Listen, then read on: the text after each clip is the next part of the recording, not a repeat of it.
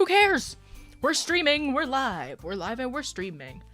I need to get my compooper very quick. Ooh, I don't know where my compooper is. Oh, crap. I think it's in the porch. So, hi. Okay, let me open up my chat over here, because... okay, start chatting, everybody. Wow, we're live on 4 platforms at once. Holy guacamole. Hello, everybody. I'm about to start getting ready to play Doki Doki Literature Club.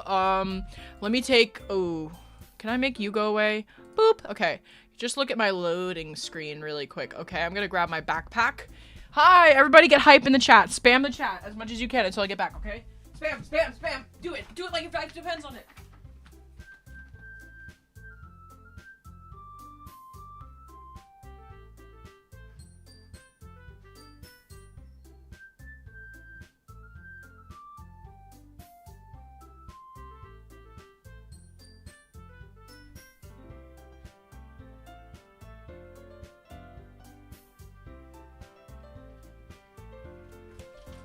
Guys, spam, spam, spam, spam, spam. Spam the chat. Spam the chat. Spam the chat. And scene. Stop spamming the chat and start talking to me. What did y'all do today? Are you excited to play Doki Doki Literature Club? I have the game pulled up, which is a first for me, because usually I'm a lot less ready. So, yeah. I'm live on TikTok playing a video game right now, so you can actually go check me out on there if you wanted to. Thank you for saying that you love me. That's very nice of you to say. I went to Five Below and I got a ton of really cool things to unbox with you guys tomorrow. So please check out my channel tomorrow if you want to see me open these littlest pets. I got these littlest pets. I've got 2 South Park boxes. I got an Invader Zim box. Oh my god. 2 South Park. How many littlest pet shops? I got fucking, sorry, 4 littlest pet shops. Ah, this is crazy. Okay. Well, double tap, we're having a good time. Thank you, Daniel Wolf. And I got some stickers too. Eee! But anyway, that was a really exciting trip that I had. Oh, I got a Powerpuff Girls bobblehead too. Yay! And some Toki Doki stuff. Oh, sorry. Did I just hit the mic? Look, I got vocal. Oh, sorry. I'm literally not even on camera. That's so disappointing. Sorry. This is my stickers that I just got. These are my new stickers. Ah! Look at them. Look at it! Look at it! I'm done. Look at bruh. Doki Doki, yes, you better be excited. It's open right now. Do you hear the music? Is it very loud? The music, please tell me if it's tolerable. I think it might be loud as fuck. Hold on, let me open up Doki Doki.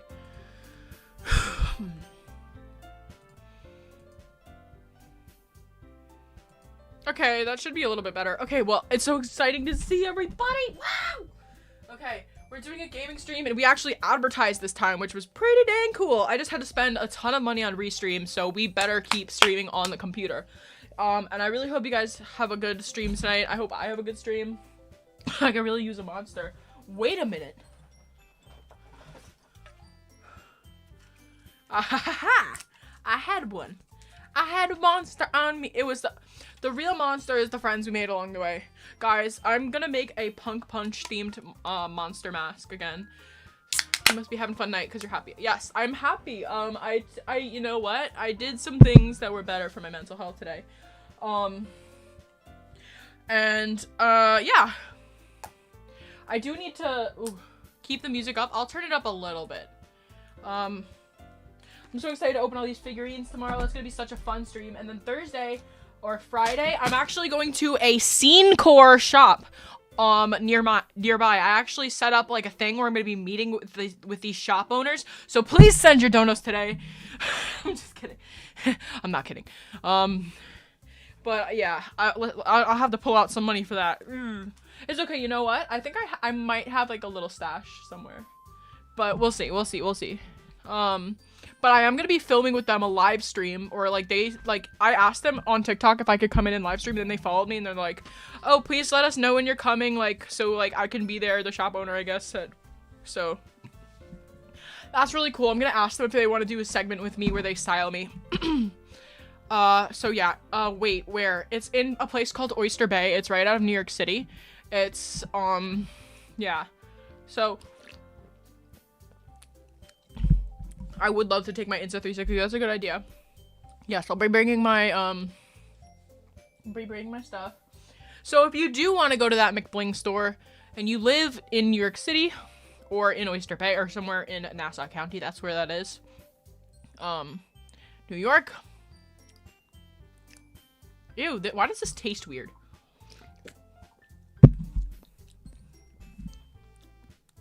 It's one of those monsters with a weird aftertaste. Ugh. You know, like it might have rat piss in it. You don't know. But anyway. Yeah, let's get started with Doki Doki, okay? I'm so excited to be here with you. Yay! We're together. I hope the music isn't gonna get us copyrighted. Let me just go ahead and check my live streaming monitors. I might need to get a second screen, and that's scary. Hi!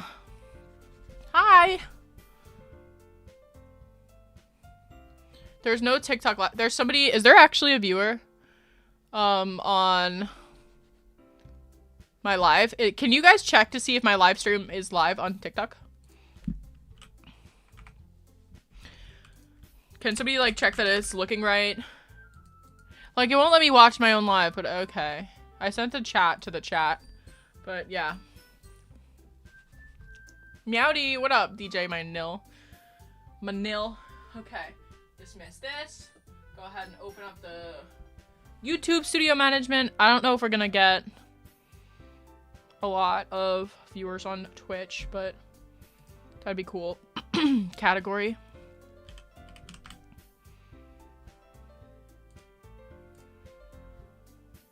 Oops. All my streams went offline for like a second. Did you see that? Well, let's get started. Let's get started. Now I can see my screen. Oh, it says stream finished. Please, Lord. Don't be finished. Oh, it's not. Okay, good. It was just loading. Stream's current bitrate is blah, blah, blah. Okay, okay.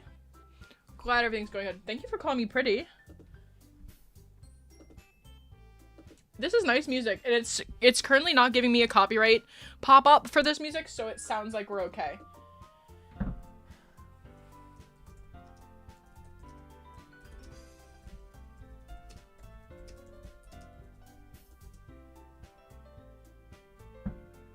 Alright guys, we got our stream goal up. I think we're ready to go. Make sure you guys keep chatting while I'm playing, guys, if you don't mind.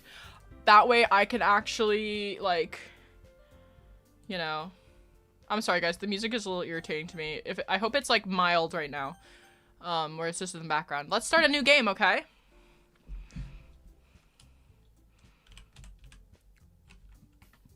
What should my name be? Guys, give me an idea for a name. You see your TikTok? Thank you, guys. Thank you for looking. Feel free to chat in there, maybe to, like, get up some, you know, help me get some viewership on TikTok. Get the ball rolling. Please enter my name. What should I name my character? Come on.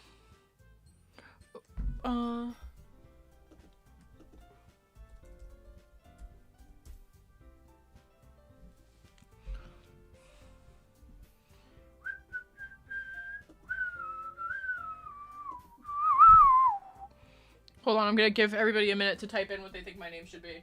Come up with something funny, please. We're gonna have to deal with this the whole game. And I need something to lighten the mood because, yeah.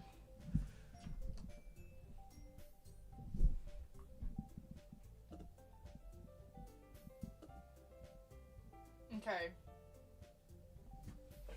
Damn it, wait, hold on. I just realized are not centered on screen. Can these ungroup for a sec? How do I wait.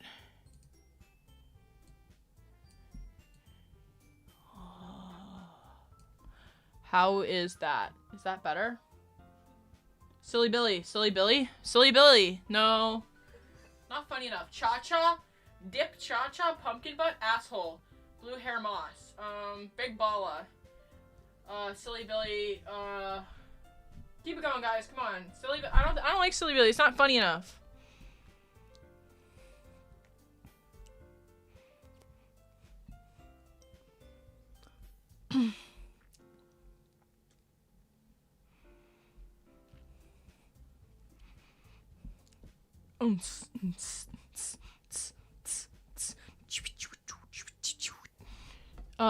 Gay city, bruh.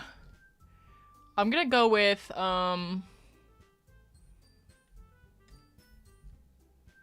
Furry McBungus. Taco Fever.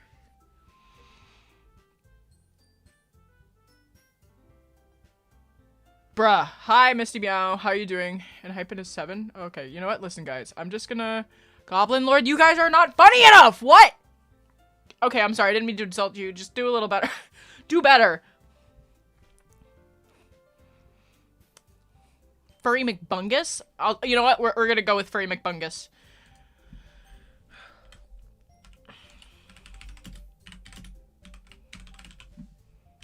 Are you fucking kidding me? God dang it.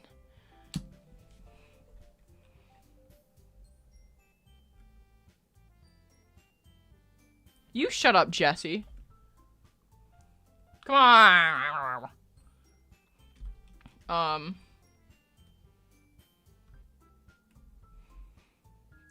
Okay, wait. I'm thinking.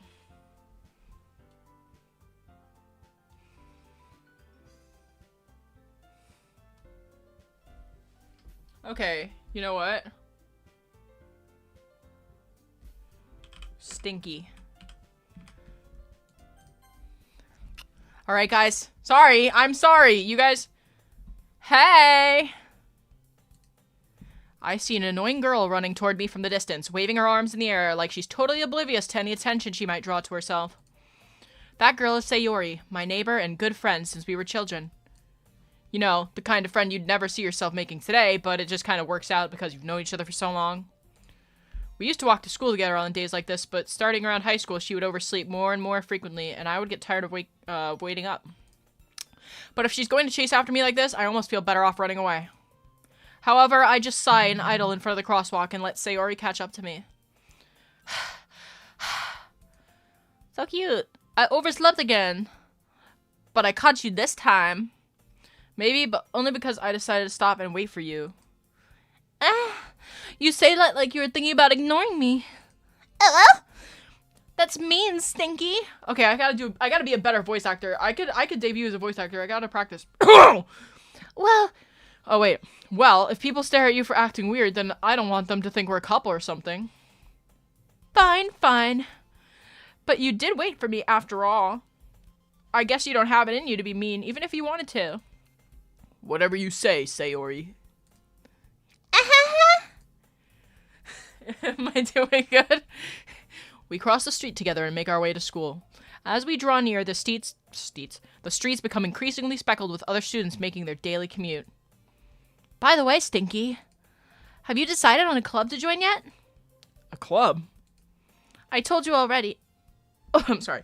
I told you already. I'm not interested in joining any clubs. I haven't been looking either. That's not true. You told me you would join a club this year. Did I? I'm sure it's possible that I did in one of our many conversations where I dismissively go along with whatever she's talking about. Sayori likes to worry a little bit too much about me when I'm perfectly content just getting by on the average while spending my free time on games and anime. Same. Thank you for watching my streams every day. You guys make my entire world go round. Thank you for coming tonight to support my streaming. I was talking about how I'm worried that you won't learn how to socialize or have any skills before college. Okay, that's actually a good friend. Your happiness is very important to me, you know. She's such a good person. And I know you're happy now, but I die to thought of you becoming a NEET in a few years because you're not used to the real world. Oh my god. You trust me, right? Don't make me keep worrying about you. Hello? Alright. I'll look at a few clubs if it makes you happy. No promises though. Oh, no promises though. Guys, I'm a really bad voice actor. Fuck. Okay. Will you at least promise me you'll try a little? Yeah, I guess I'll promise you that. Yay! Why do I let myself get lectured by such a carefree girl? More than that, I'm surprised I even let myself relent to her. I guess seeing her worry so much about me makes me want to ease her mind at least a little bit, even if she does exaggerate everything inside of her head. The school day is as ordinary as over, and it's over before I know it. After I pack up my things, I stare blankly at the wall looking for an ounce of motivation. Clubs. Sayori wants me to check out some clubs. I guess I have no choice but to start with the anime club. Hello? Sayori? Sayori must have come into the classroom. Thank you, Gym Brat. Must have come into the classroom while I was spacing out. I look around and realize that I'm the only one left in the classroom. I thought I'd catch you coming out of the classroom, but I saw you just sitting here and spacing out, so I came in. Honestly, you're even worse than me sometimes. I'm impressed. You don't need to wait up for me if it's going to make you late to your own club. I'm really bad at this, guys. Could you fucking...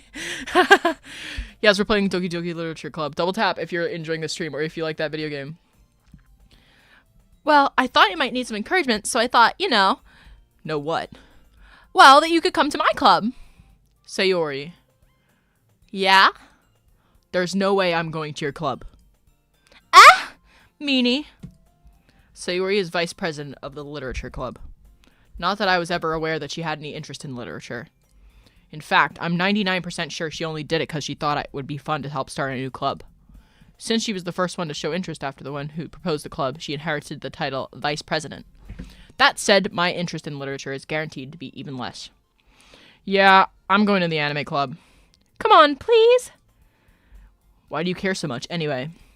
Well, I kind of told the club yesterday I would bring in a new member. And Natsuki made cupcakes and everything. Don't make promises you can't keep. I can't tell if Sayori is really that much of an airhead or if she's so cunning to have planned all this out. This is peak, guys. If you think this is peak, please double tap, please. And send comments. Fine, I'll stop by for a cupcake, okay? Yes, let's go!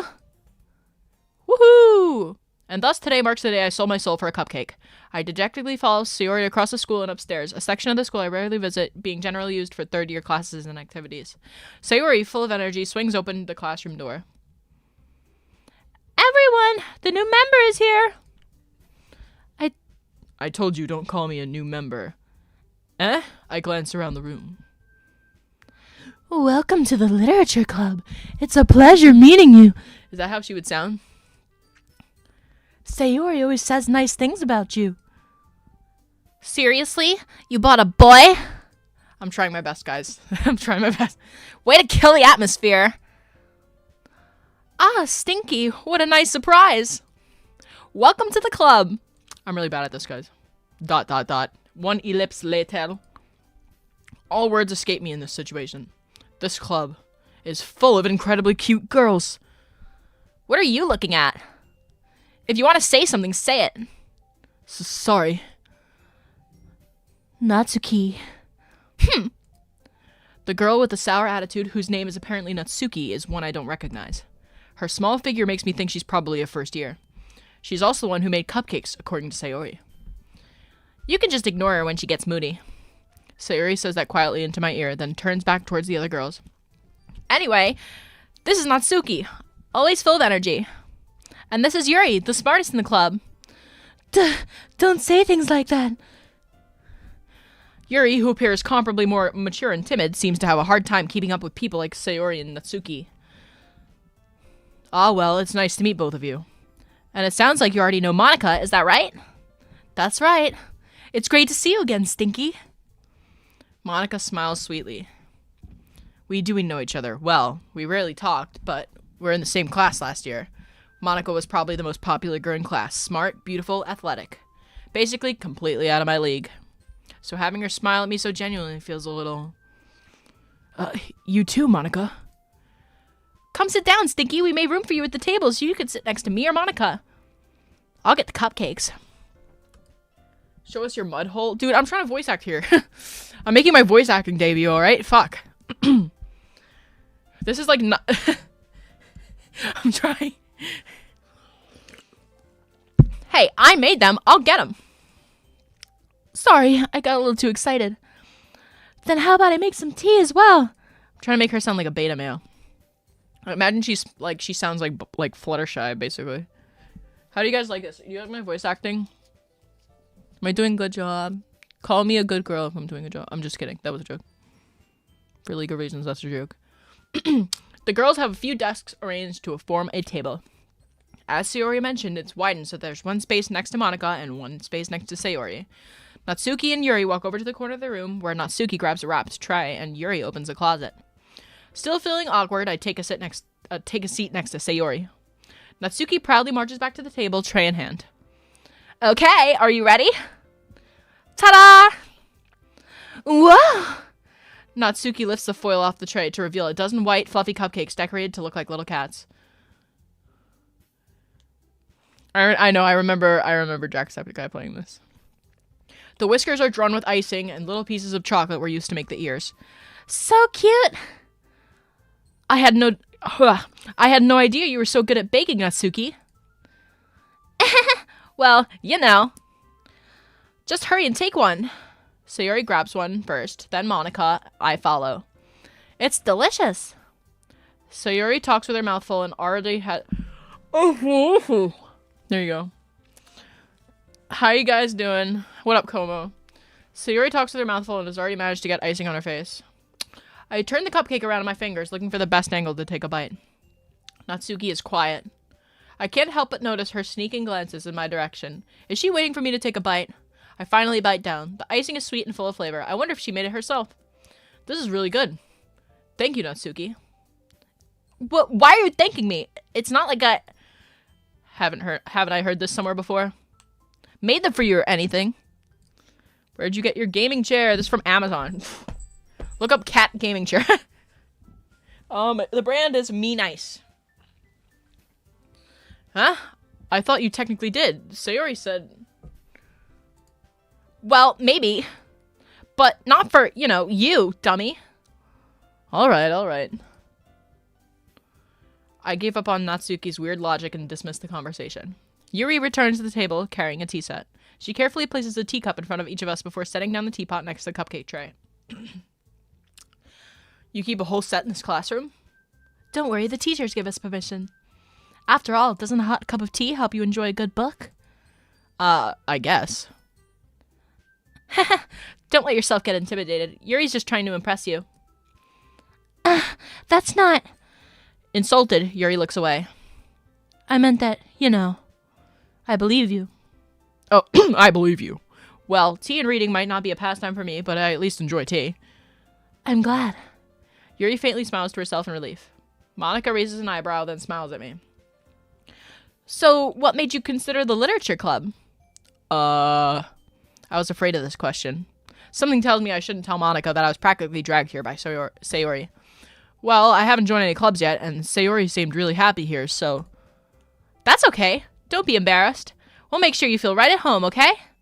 As president of the literature club, it's my duty to make the club fun and exciting for everyone. Monika, I'm surprised. How come you decided to start your own club? You could probably be a board member for any of the major clubs. Weren't you a leader of the debate club last year? Well, To be honest, I can't stand all the politics around the major clubs. It feels like nothing but arguing about the budget and publicity and how to prepare for events. I'd much rather take something I personally enjoy and make something special out of it. And if it encourages others to get into literature, then I'm fulfilling that dream. Monika really is a great leader. Yuri also nods in agreement. But I'm surprised there aren't more people here in the club yet. It must be hard to start a new club. The music a little... Bruh. No. I need to be able to hear myself talk. Maybe I'll start up a little louder. Are you happy? You could have put it that way. You could put it that way. Sorry. Not many people are very interested in putting out all the effort to start something brand new. Especially when it's something that doesn't grab your attention, like literature. You have to work hard to convince people that you're both fun and worthwhile. But it makes school events, like the festival, that much more important. I'm confident that we can all really grow this club before we graduate. Right, everyone? Yeah! We'll do our best. You know it. You have a great box face. Your mom has a great box. Such different girls, all interested in the same goal. Monika must have worked really hard just to find these three. Maybe that's why they were all so delighted by the idea of a new member joining. Though I still don't really know if I can keep up with their level of enthusiasm about literature. So, Stinky, what kind of things do you like to read? Well, considering how little I've read these past few years, I don't really have a good way of answering that. Manga? I quietly mutter to myself, half joking. Natsuki's head suddenly perks up. It looks like she wants to say something, but she keeps quiet. Having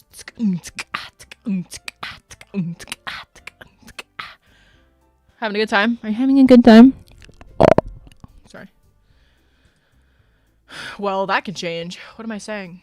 I spoke without thinking after seeing Yuri's sad smile. Anyway, what about you, Yuri? Well, let's see. Yuri traces the rim of her teacup with her finger. My favorites are usually novels that build deep and complex fantasy worlds. That level of creativity and craftsmanship behind them is amazing to me. Autism! And telling a good story in such a foreign world is equally impressive. Yuri goes on, clearly passionate about her reading. She seems so reserved and timid since the moment I walked in, but it's obvious by the way her eyes light up that she finds her comfort in the world of books, not people. But you know, I like a lot of things. What up, Pebble? Stories with deep psychological elements usually immerse me as well. Isn't it amazing how a writer can so deliberately take advantage of your own lack of imagination to completely throw you for a loop? Anyway, I've been reading a lot of horror lately. I read a horror book once. I desperately grasp something I can relate to at a minimal level. At this rate, Yuri might as well be having a conversation with a rock. Really? I wouldn't have expected that, Yuri. For someone as gentle as you. I guess you could say that. Damn, bitch. You feel bad for me. Why? Thank you for the cookie. If you guys are having a good time, please double tap. Otherwise, I'll stop playing video games. I'm doing good. How about y'all? But if a story makes me think or takes me to another world, then I can't really put it down. Surreal horror is often very successful at changing the way you look at the world, if only for a brief moment. Ugh, I hate horror. Oh, why is that? Well, Natsuki's eyes dart over to me for a split second. Never mind. That's right. You usually like to write about cute things, don't you, Natsuki? What? What gives you that idea? You left a piece of scrap paper behind last club meeting. It looked like you were working on a poem called... Don't say it out loud. And give that back. Fine, fine. Well, stick around then, Pink's Place, because I'm getting into DDLC too. Aha!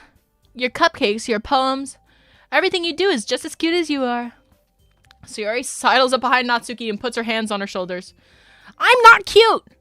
Natsuki, you write your own poems? Oh, you write your own poems? Well, I guess sometimes. Why do you care? I think that's impressive. Why don't you share them sometime? No. Natsuki averts her eyes. You wouldn't like them. Not a very confident writer yet?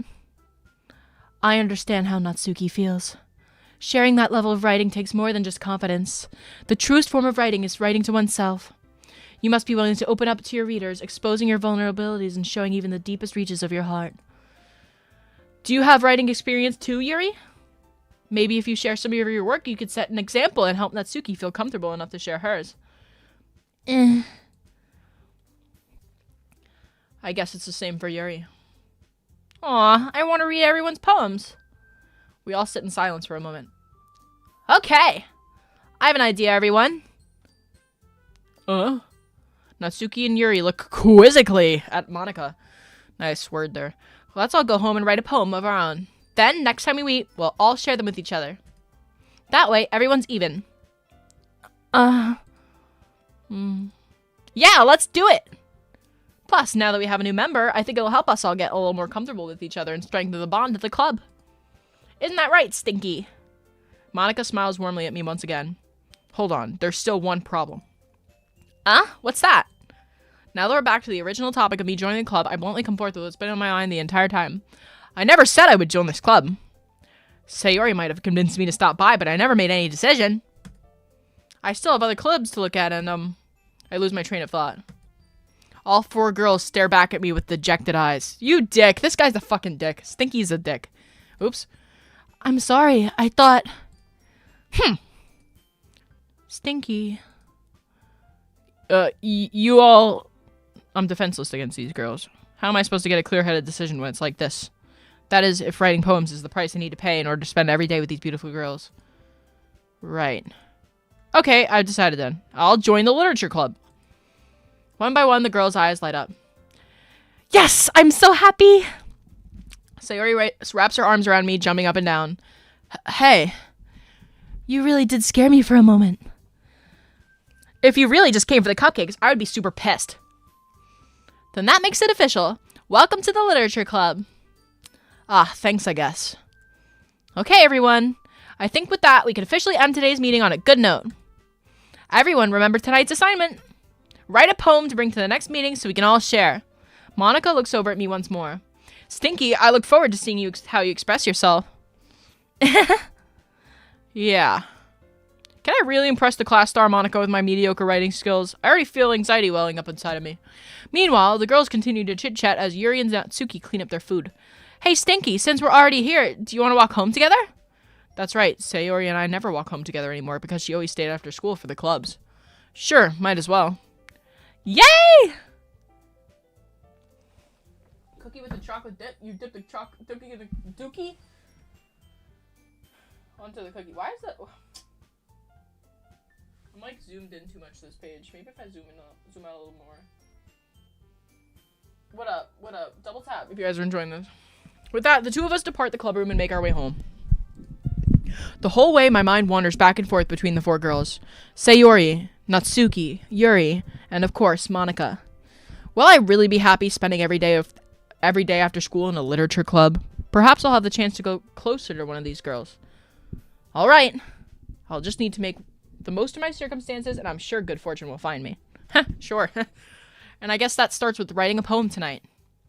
Let's go! What do I have to search up? Huh?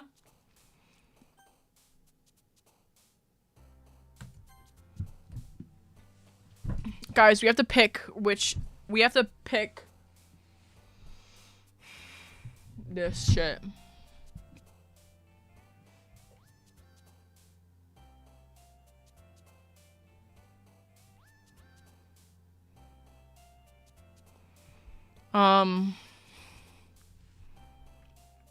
I'm gonna pick Cheeks, of course.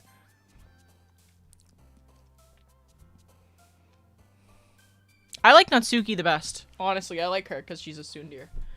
To the chair, look up Meenice on Amazon.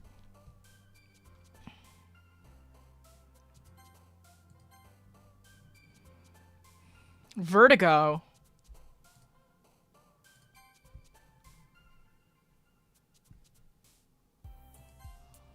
Poof.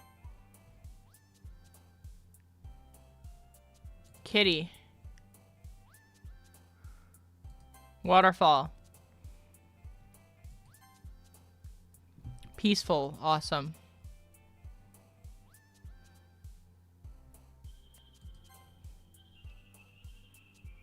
Swimsuit. Contamination. Sweet. Passion. Vivacious. Let's do laugh. She wants porn. This woman wants porn, clearly. Look it. She jumps when I click it, so. She liked that one. Strawberry. Unrestrained. Dance. Okay. This is gonna be the most fucked up fucking poem ever. Hi again, Stinky. Glad to see you didn't run away on us. Haha. Nah, don't worry. This might be a little strange for me, but at least I keep my word. Well, I'm back at the literature club. I was the last to come in, so everyone else is already hanging out. Thanks for keeping your promise, Stinky. I hope this isn't too overwhelming of a commitment for you. Holy crap, my back hurts. Ugh. Hold on, I gotta put the pillow up. Ugh. Whew, I need to get myself some wireless headphones that I can use as a microphone as well.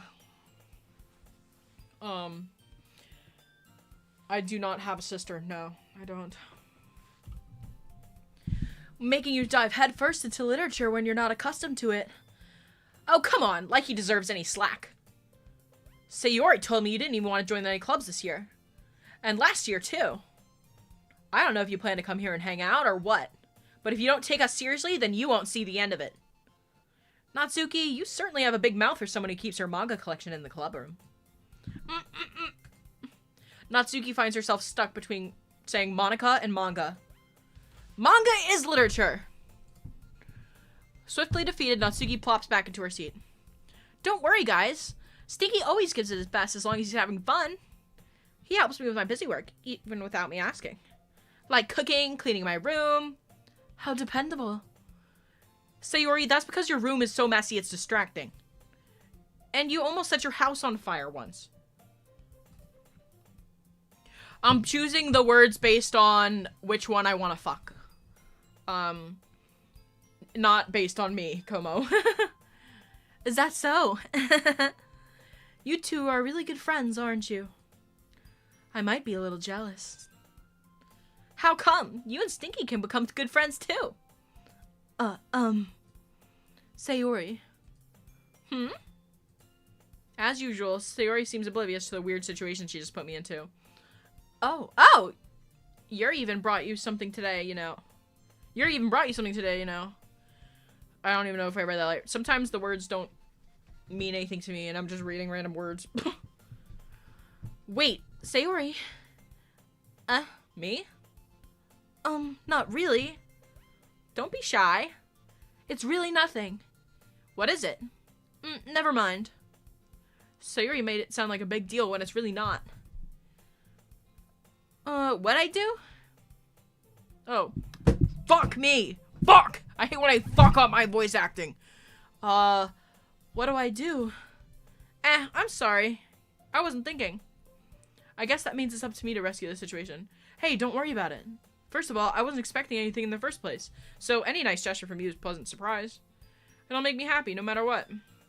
Is that so? Yeah, I won't make it a big deal if you don't want it to be. Alright. Well, here. Yuri reaches into her bag and pulls out a book. I didn't want you to feel left out, so I picked out a book that I thought you might enjoy. It's a short read, so it should keep your attention even if you don't usually read. And we could, you know, discuss it if you wanted. How was this girl accidentally being so cute? She even picked out a book she thinks I'll like, despite me not reading much. Yuri, thank you. I'll definitely read this. I enthusiastically take the book. Woo! Well, you can read it at your own pace. Yes, I am Winter the Ice Wing. Do you like it? Double tap. Double tap if you like it. That way more people that like Doki Doki Literature Club will come. I look forward to hearing what you think.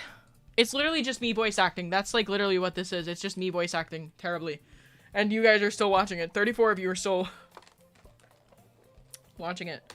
Now that everyone's settled in, I expected Monika to kick up some schedule activities for the club. But that doesn't seem to be the case. Sorry, I'm opening this.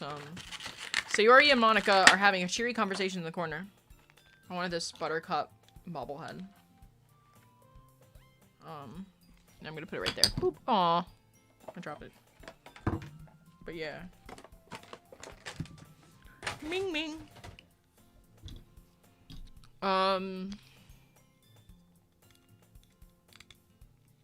This is, here it is. Ooh, it's like kinda, oh my god. I broke it already, guys.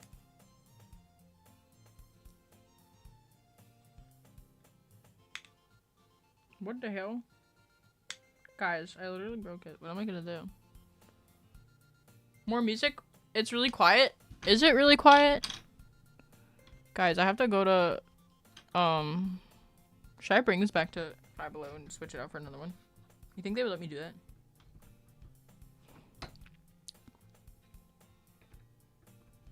Maybe I should use, like, engineering and technology to make it a new stand. It's fun? Okay. Sayori and Monika are having a cheery conversation in the corner. Yuri's face is already buried in a book. I can't help but notice her intense expression, like she was waiting for this chance. Meanwhile, Natsuki is rummaging around in the closet. Ugh. I hear Natsuki utter an exasperated sigh from within the closet. She seems- oh wait, you know what I can do? I can literally hot glue this onto this. Do you know that? Okay, I approach her in case she needs a hand. You looking for something in there? Freaking Monika! She never puts my stuff back in the right spot. What's the point of you keeping your collection organized if somebody else is just gonna mess it up? Natsuki slides a bunch of stacked books and boxes across the shelf. Manga. You read manga, right? Sometimes.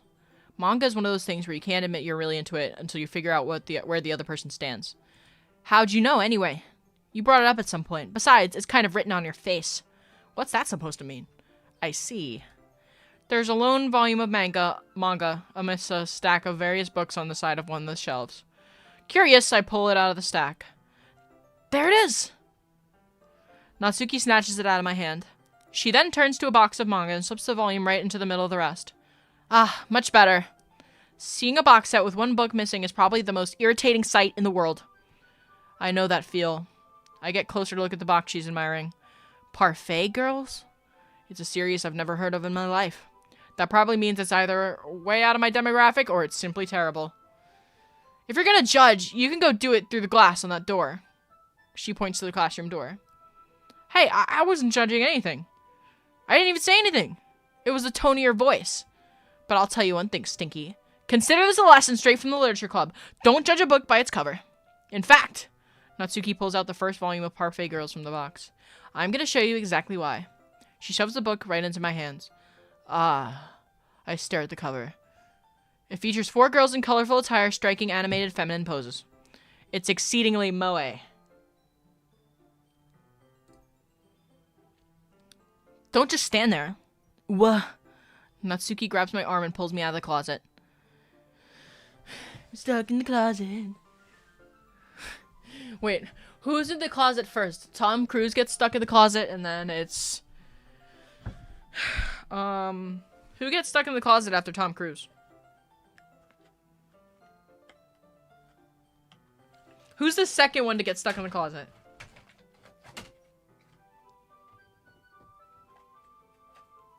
Nobody? Nobody? Okay. And then she takes a seat against the wall behind the windowsills. She pats on the ground next to her, signaling for me to sit there. Wouldn't chairs be more comfortable? I take my seat. Chairs wouldn't work. We can't read at the same time like that. Why's that? Well, I guess it's easier to be close together like this. Don't just say that. You'll make me feel weird about it. Natsuki crosses her arms and scooches an inch away from me. Sorry. I didn't exactly expect to be sitting this close to her either. Not that I could say it's a particularly bad thing. I open the book.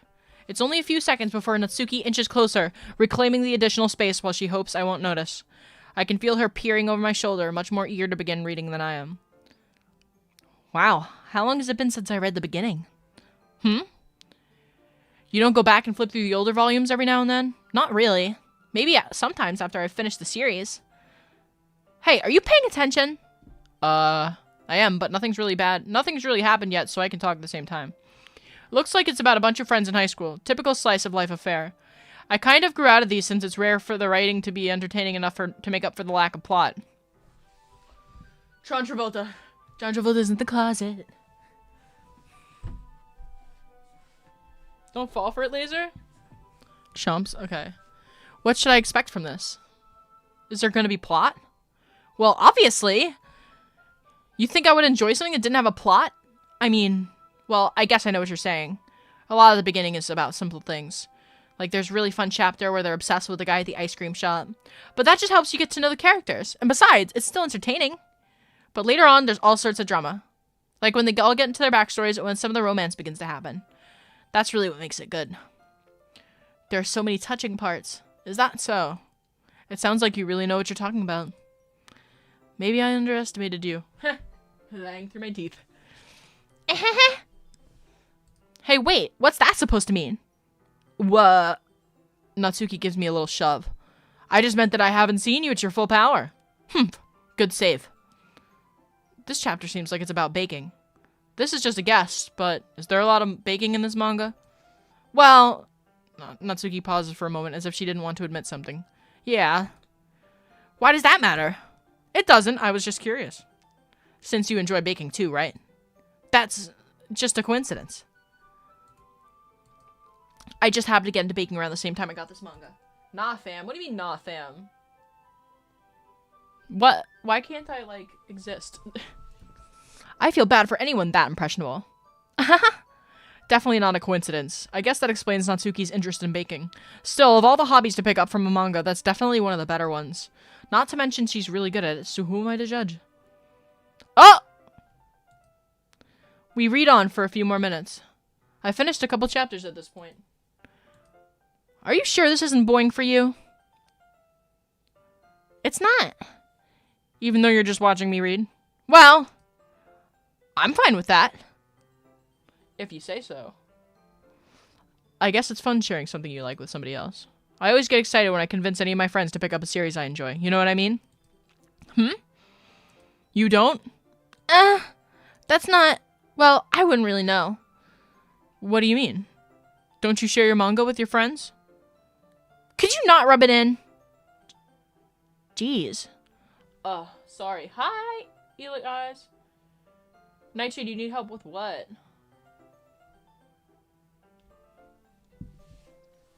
Hi. Oh, wait, it's literally Natsuki. Hi, Natsuki. Hi. Double tap if you enjoy this stream.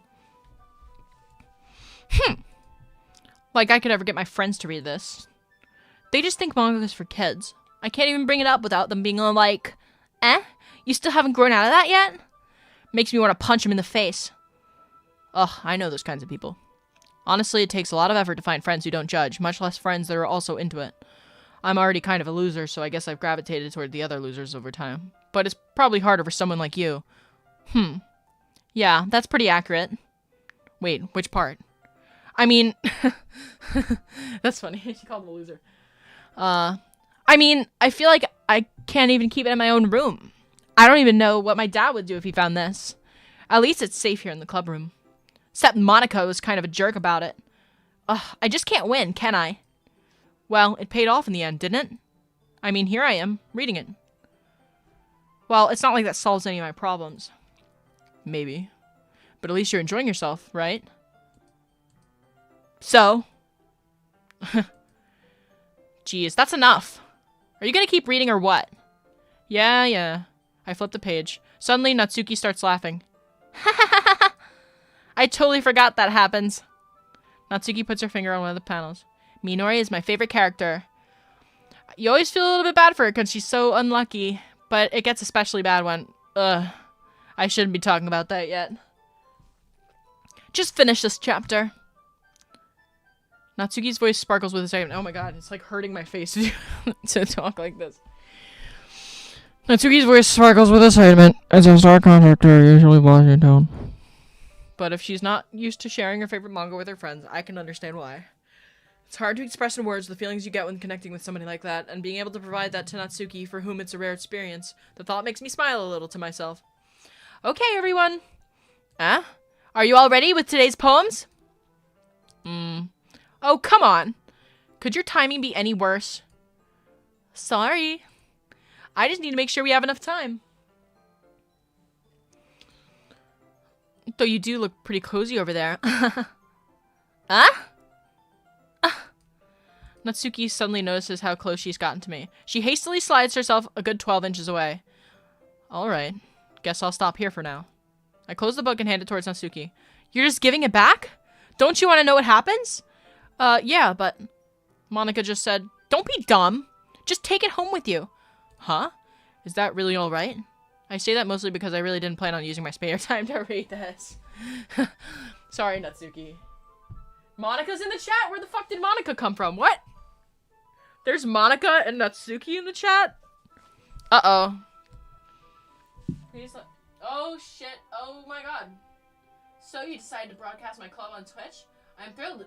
It pleases me that you decided to show it to everyone. If you need advice or an opinion, I'm here to help you. Welcome, welcome. Wow, beautiful. Thank you, Monika. Oh. Ooh. Okay. Well, of course. It would take forever to finish if you didn't take it home. Just finish that one before tomorrow so we can start the next one. And if it gets bent, I'll kill you. By tomorrow? I only got partway through the volume so far. I might fall behind on some shows if I try to get through this. Oh my god. But I suppose that's a necessary sacrifice in exchange for seeing Natsuki's enthusiastic face. Hold on, I gotta turn on my chat. Again. Oh, it's not loading. Come here. Where's Monika? Natsuji. Monika's on Twitch right now. Sorry, you can't see her. Monika is on Twitch. I forgot. You guys can't see, the text boxes from the other apps right now. I need to figure out some kind of a way to do that.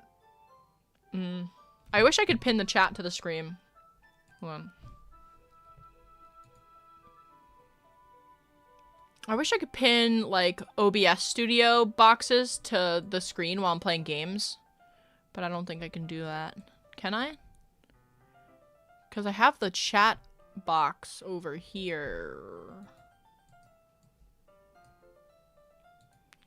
Yeah, I never realized that you can't actually do that. Or am I more scared of what will happen if I don't finish it? Alright then, I stand up.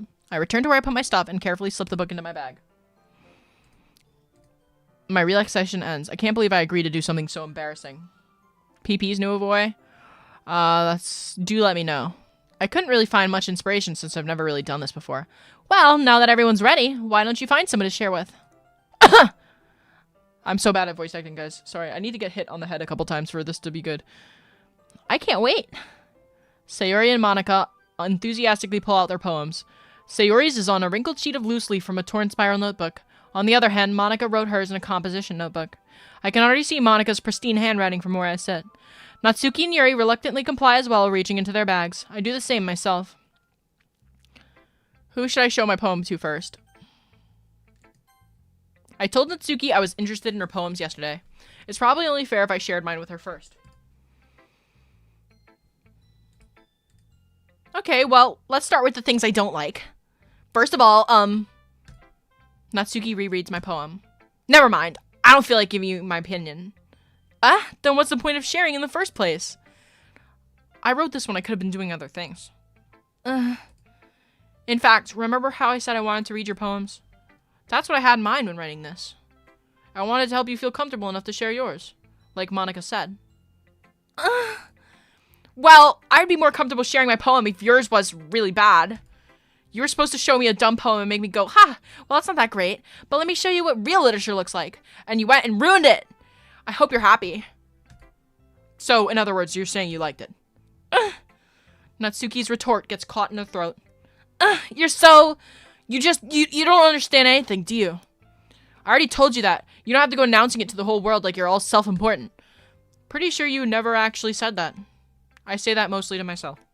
Natsuki must really hate me or something. I can't figure out if it's a win or a loss that she liked my poem. In any case, you still need to show me yours, right? Fine, I guess. Show it to Monika. I'm sorry I didn't show it to Monika. Don't get upset. Monika's the leader. Monika doesn't need to go first.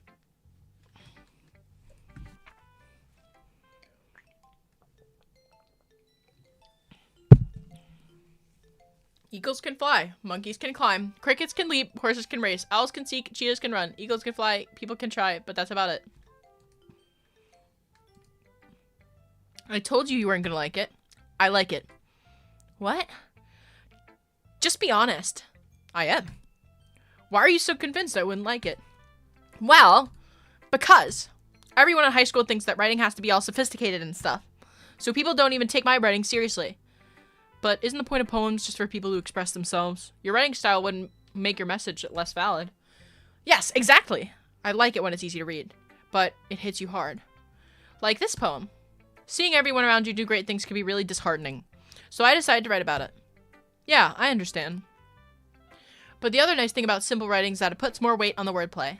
Like, I set up for a rhyme at the end, but then it made it flat on purpose. It helps bring out the feeling in the last line. So you did. I guess more went into it than I realized. That's what it means to be a pro. I'm glad you learned something. Didn't expect that from the youngest one here, did you? Yeah, guess not. I decided to humor her with that last comment. I don't really care how old everyone is, but if Natsuki's feeling proud, then I won't take that away from her. We'll do Monika next. Hi, Stinky. Having a good time so far? Yeah. Good, glad to hear it. By the way, since you're new and everything, if you ever have any suggestions for the club, like new activities or things we could do better, I'm always listening. Don't be afraid to bring new things up, okay? Alright, I'll keep that in mind. Of course I'll be afraid to bring things up. I'm much better off just going with the flow until I'm more settled in. Anyway, want to share your poem with me? It's kind of embarrassing, but I guess I have to. Don't worry, Stinky. We're all a little embarrassed today, you know. But it's that sort of barrier that we all learn to get past soon. Yeah, that's true. I hand Monika my poem. Mm-hmm. I like it, Stinky. Really? It's a lot cuter than I expected. Oh, geez. No. It kind of makes me think of something Natsuki would write. And she's a good writer, too. So take that as a compliment. Ahaha. If you say so. Yep. By any chance, have you ever read anything by Shel Silverstein? The fuck? Maybe a long time ago. He's famous for telling us all sorts of stories in just a few simple words. His poems can be funny, endearing, or even sad. And sometimes they're only a few lines long. They might even feel like they're written for kids, but if you think about them, they can express views of the world that would apply to anybody. I see. So you're saying that Natsuki is kind of like that? Sort of. Maybe she's not an expert, but you probably won't find much filler in her poems. They might be easy to write, but they're super challenging to get the meaning through. So I can see why it would be your kind of poem to explore. I'm sure I'll end up trying different things a lot. It could take a while before I feel comfortable doing this. That's okay. I'd love to see you try new things. That's the best way to find the kind of style that suits you. Everyone else might be a little bit biased towards their own kind of styles, but I'll always help you find what suits you the most. So don't force yourself to write the way everyone else wants you to write. It's not like you have to worry about impressing them or anything. Haha. Anyway, do you want to read my poem now? How do you set up this type of stream with the game viable? I am using OBS Studio. That's what keeps everything together. I'm using a Instalink 360.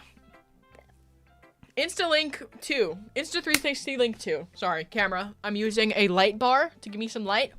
I got a computer. It has a GeForce thingy in it. It has RAM. It has these little tubes, I think, that cool it, and also fans that I think also cool it. Yeah. I'm sorry about Isaac. It's fucked up. You sound pretty confident for someone who claims to not be very good. Well, that's because I have to sound confident. But that doesn't mean I always feel that way, you know? I see. Well, let's read it then. Hole in wall. It couldn't have been me. See the direction the spackle protrudes. A noisy neighbor, an angry boyfriend. I'll never know. I wasn't home. I peer inside for a clue. No, I can't see. I reel blind like a film left out in the sun. But it's too late. My retina's already scorched with a permanent copy of the meaningless image. It's just a little hole. It wasn't too bright. It was too deep, stretching forever into everything. A hole of infinite choices. I realize now that I wasn't looking in. I was looking out. And he, on the other side, was looking in. Okay, that's a little, this is a little intense. So, what do you think? It's very freeform, if that's what you call it. Sorry, I'm not really the right person to ask for feedback. Haha, it's okay. Yeah, that kind of style has gotten pretty popular nowadays. That is, a lot of poems have been putting emphasis on the timing between words and lines. When performed out loud, it can be really powerful. What was the inspiration behind this one? Well, I'm not sure if I know how to put it. I guess you could say that I had some kind of epiphany recently. It's been influencing my poems a bit. An epiphany? Yeah, something like that. I'm kind of nervous to talk about deep stuff like that because it's kind of coming on strongly. Maybe after everyone's better friends with each other. Anyway, that's, that sounds a little foreshadowy. Here's Monika's writing tip of the day. Sometimes when you're writing a poem or a story, your brain gets too fixated on a specific point. If you try too hard to make it perfect, then you'll never make any progress. Just force yourself to get something down on the paper and tidy it up later. Another way to think about it is this. If you keep your pen in the same spot for too long, you'll just get a big dark puddle of ink. So just move your hand and go with the flow. That's my advice for today. Thanks for listening. Sayori! Thank you, YouTube videos commentator. Is the game about reading it? Yeah. This is a good poem, Stinky. Are you sure it's your first time? Of course. It's not that good. Am I the kind of guy who would be writing poems in his spare time? I guess you're right. But that's why it impressed me. Well, to be honest, I was afraid that you wouldn't do it seriously, or that you wouldn't write one at all. I'm really happy that you just wrote one. It just reminds me of how you're really a part of the club now. Not to mention the fact I'm standing in front of you in the club room. Well, of course. I'm not really into it yet, but that doesn't mean I'll break my promise. See? It's like I said before, Stinky. Deep down, you're not selfish at all, you know? Trying new things like this for other people, that's something that only really good people do. Thanks, Sayori. I'm not sure if Sayori sees the full picture of my motive here. Then again, I can't deny that she's part of the reason I joined. Knowing how much this means to her and all. Yeah, and I'm gonna make sure you have lots of fun here, okay? That'll be my way of thanking you. Alright, I'm gonna hold you to that then. Yay! Now, you'll read my poem too, right? Don't worry, I'm really bad at this. We'll see about that. Dear sunshine, the way you glow through my blinds in the morning, it makes me feel like you missed me, kissing my forehead to help me out of bed, making me rub the sleepy from my eyes. Are you asking me to come out and play? Are you trusting me to wish away a rainy day? I look above. The sky is blue. It's a secret, but I trust you too. If it wasn't for you, I could sleep forever, but I'm not mad. I want breakfast. Sayori. This is just a guess, but did you wait until this morning to write this? No. Just a little bit. You can't answer just a little bit to a yes or no question. I forgot to do it last night. Well, at least that makes me feel a little bit better about myself. Don't be mean. I still tried my best. Yeah, I didn't mean to say it was a bad poem. It came out nice, or how should I put it? It sounds just like you. Really? Yeah, especially that last line. I made eggs and toast. Even though you were late to school? It's bad to skip breakfast. I get all cranky. Well, I guess there's no point in arguing. Anyway, thanks for showing me. This was so much fun. Monika's the best. Yeah.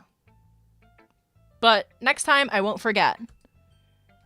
And I'm gonna write the best poem ever. That was weird.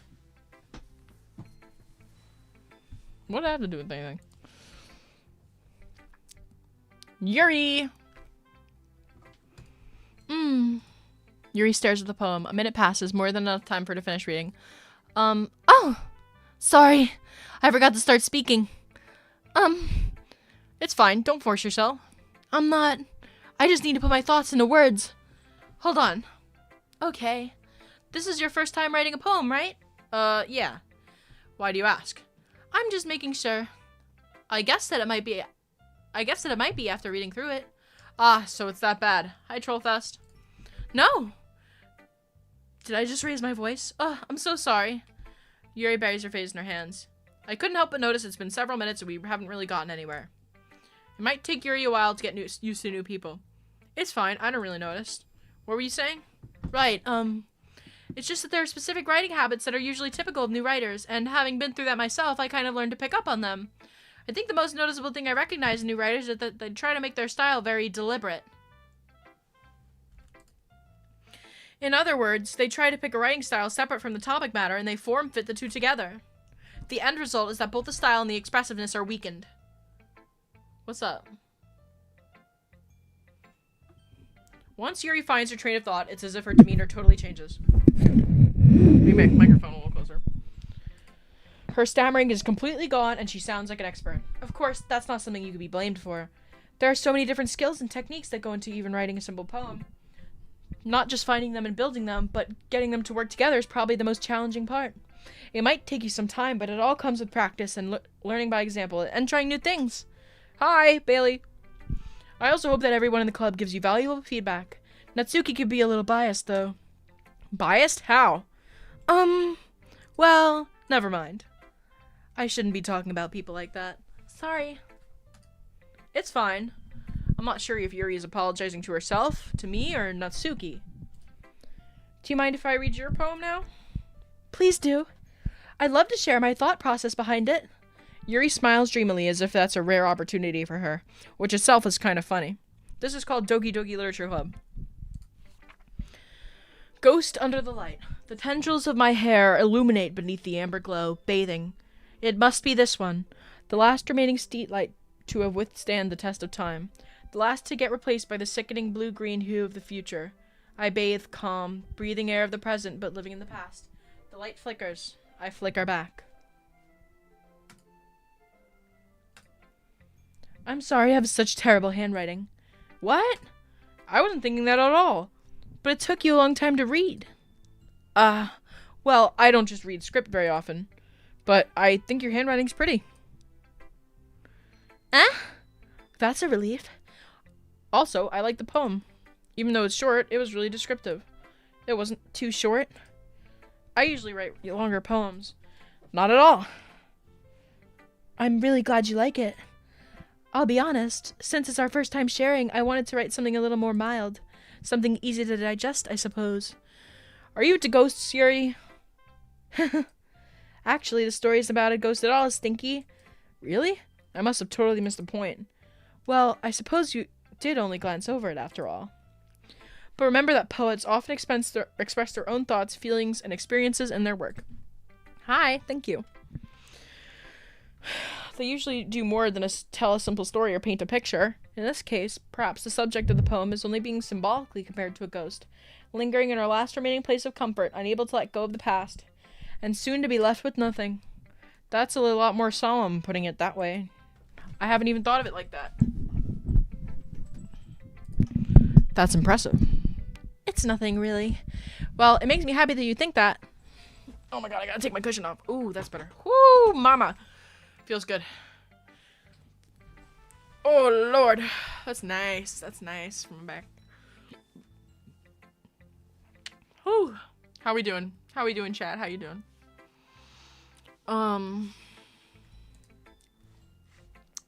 Just remember that it won't be long before you pick up on these things, too. Yeah, maybe you're right. I guess I'll have to keep trying. I'm counting on you. Gay, gay, gay, gay, gay, gay. Whew. I guess that's everyone. I glanced around the room. That was a little more stressful than I anticipated. Any fave character? Natsuki. It is my first play. It's as if everyone's judging me for my mediocre writing abilities. Even if they're just being nice, there's no way my poems can stand up to theirs. This is a literature club, after all. I sigh. I guess that's what I ended up getting myself into. Across the room, Sayori and Monika are happily chatting. My eyes land on Yuri and Natsuki. They gingerly exchange sheets of paper, sharing their respective poems. As they read in tandem, I watch each of their expressions change.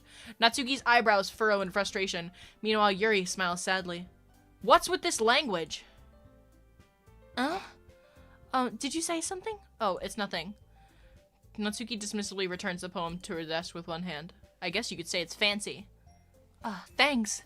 Yours is cute. Cute? Did you completely miss the symbolism or something? It's clearly about the feeling of giving up. How can that be cute? I know that. I just meant the language, I guess. I was trying to say something nice. You mean you have to try that hard to come up with something nice to say? Thanks, but it really didn't come out nice at all. Well, I do have a couple of suggestions. If I was looking for suggestions, I would have asked somebody who actually liked it. Which people did, by the way. Sayori liked it, and Stinky did too. So based on that, I'll gladly give you some suggestions of my own. First of all, excuse me. I appreciate the offer, but I've spent a long time establishing my writing style.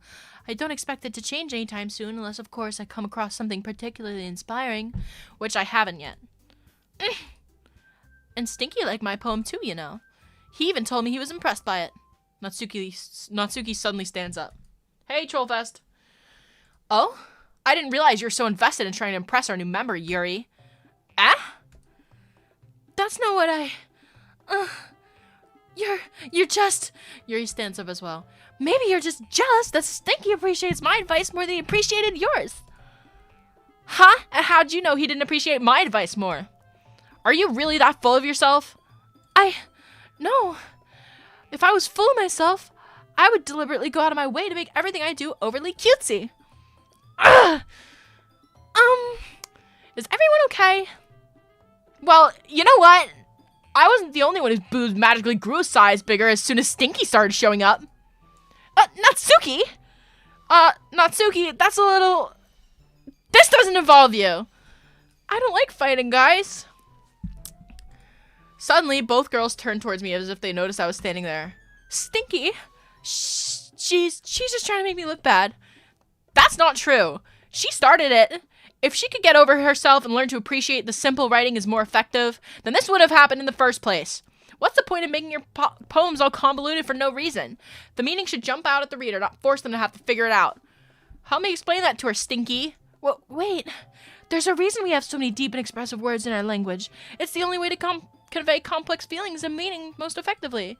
Avoiding them is not only unnecessarily limiting yourself, it's also a waste. You understand that, right, Stinky? Well? How'd I get dragged into this?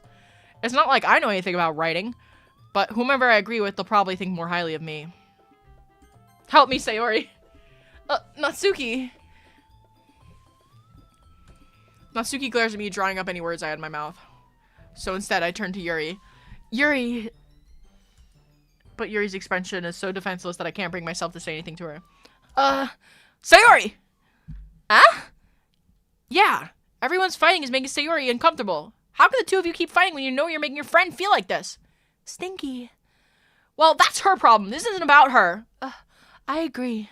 It's unfair for others to interject their own feelings into our conflict. Yeah, unless Sayori wants to tell Yuri what a stuck-up jerk she's being. She would never. It's your immaturity that made her upset in the first place. Excuse me? Are you listening to yourself? This is exactly why nobody likes... Stop! Natsuki! Yuri! You guys are my friends. I just want everyone to get along and be happy. My friends are wonderful people, and I love them because of their differences. Natsuki's poems, they're amazing because they give you so many feelings with just a few words. And Yuri's poems are amazing because they paint beautiful pictures in your head. Everyone's so talented, so why are we fighting? Because... Well... Also... Natsuki's cute and nothing's wrong with that. And Yuri's boobs are the same as they always were. Big and beautiful. Sayori stands triumphantly. Monika stands behind her with a bewildered expression. I'll make some tea. Yuri rushes off. Natsuki sits down with a blank expression on her face, staring at nothing. So, this is why Sayori is vice president, I whisper to Monika. She nods in return. To be honest, I might come off as a good leader, and I can organize things, but I'm not very good with people.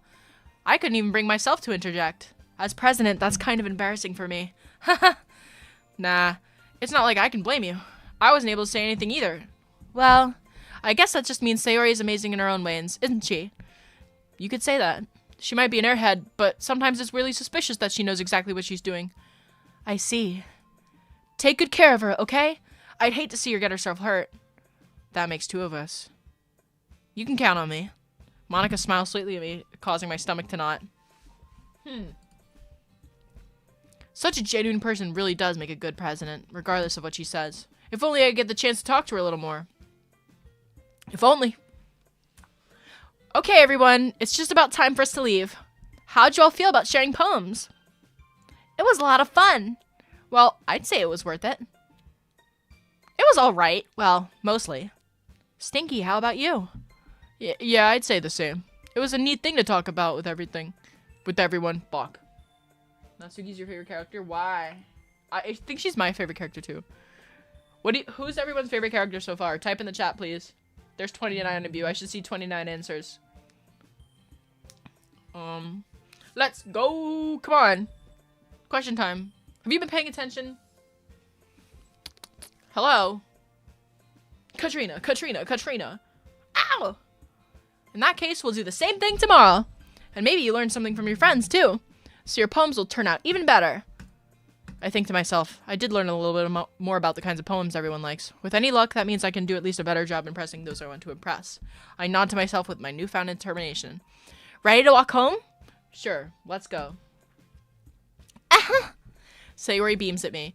It truly has been a while since Sayori and I have spent this much time together. I can't really say I'm not enjoying it either. I know, but Sayori, like, realistically, we should be falling for Sayori because Sayori, like, actually gives a fuck about him and is not just gonna be, like, a fucking tsundere the whole time. Tsundere. I don't know how to say it. Sayori is your favorite? That's a go to pick. Monika is Nightwisker's favorite. Yuri, says Meadow Jellyfish. Okay, that's cute. I like Yuri, too. When I first watched this, I was rooting for Yuri, but she's, like, a little bit pretentious, I find. Natsuki is good because she's very blatantly a narcissist.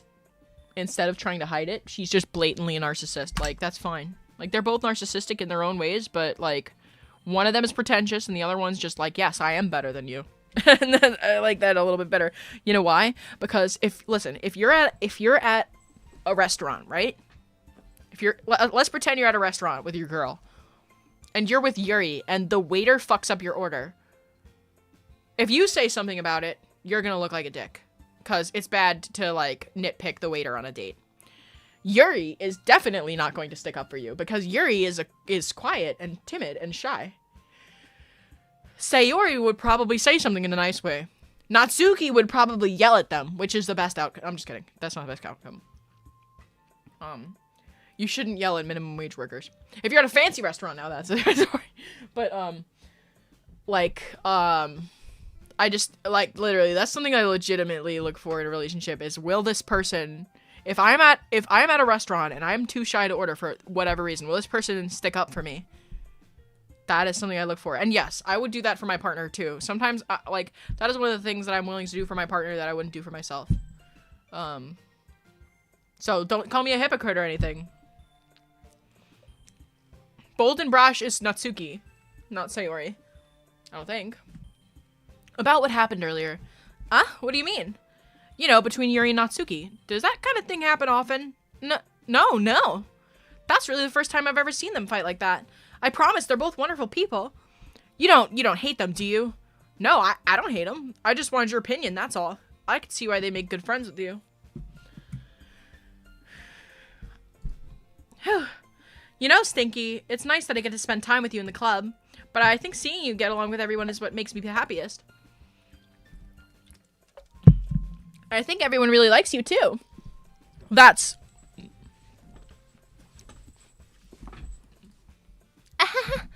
Every day is gonna be so much fun. Ugh. It looks like Sayori still hasn't caught on to the kind of situation I'm in. Sure, being friends with everyone's nice, but does it really need to stop there? We'll just have to see what the future holds, Sayori.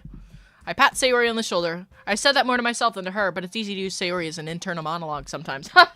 What a dick. BRB, alright. I said that more to myself than to her, blah, blah, blah, blah, blah. Okay. Yeah, let's do this.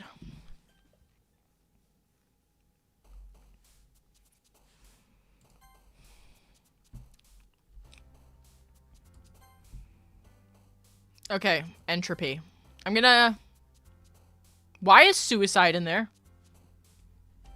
Hey guys, why is, oh, by the way, trigger warning, guys. From here on, this is going to get very 14+, and very bad for people with severe mental health issues. If you have severe mental issues, please do not watch this. Especially if you have depression, bipolar depression, or anything like that that causes depressive symptoms, or has a high risk of you-know-what.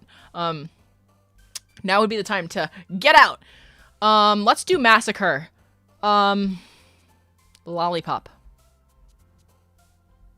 Fluffy. Awesome. I'm just gonna misery. Kawaii. Poof. Family. Swimsuit. Effulgent. Eternity. Marshmallow. Determination. Horror. Beauty. Pink. Heartbeat. Let's see who it... Listen, I picked random answers to see who it would pick. How are we doing, guys? Are you enjoying this? Are you bored? Let's get some feedback. Feedback in the chat. Feedback in the chat. I call upon thee. Hi, Stinky. Yo, Sayori. Looks like you're in a good mood today. I'm still not used to you being in the club, that's all. I see. Oh, sorry. My tone of voice is weird. I'm, like, not that good at, like, voice acting yet. But, you know, I'm getting there. I feel like I'm learning something, guys. Maybe I'll become a good voice actor after doing all these, like, story mode games, you know? Like, what if I get to make it out the parents' house? Thank you. Are you late? Well, I mean, you're not early. We still have a good, like, hour or so of gameplay left, so... What up, Snuff the Rooster? Oh my god, I've never seen your profile picture before. Are you in the Discord server? Guys, if you are at all capable, please join the Discord server. We're working really hard to grow it. It's very active. We're going to be having more regular events, including a movie night. By the way, guys, we should probably pick a movie night for this week. I don't know what day is going to be best. I think we're shooting for Friday. Hopefully, I'm not doing anything Friday night. But yeah. Well, maybe we should do a movie night in the middle of the day on the weekend. That would be also a good idea, because, like, I want to make it so that people that are overseas in, like, Europe can watch, too. But anyway, you're in the... Wait, Snuff the Rooster, what's your Discord username. DM me on Discord so I know who you are.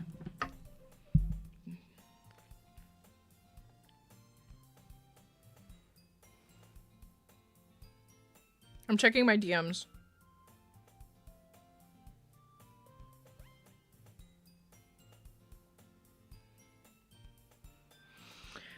Whew, sorry, I'm just taking a little mental break. You added on all socials? What's your username on Discord? But I guess it's always the simple things with you anyway. Speaking of which, I'm kind of hungry. Will you come with me to buy a snack? No thanks. Eh? That's not like you at all. I have my reasons. Why don't we take a look at your purse, Sayori? Eh? Why that all of a sudden? No reason, really. I just wanted to look at it. Sayori nervously retrieves her coin purse. She fumbles with the latch and gets it open. Then she turns it upside down and lets the contents spill on the desk. Only 2 small coins fall out. I knew it. I could see right through you, Sayori. That's not fair. How'd you even know? It's simple. If you had enough money in the first place, you would have bought a snack before coming to the clubroom. So either you're not hungry and want an excuse to take a walk, or you plan to conveniently forget that you spent all your money so that I would lend you some. But there's one more thing. You're always hungry.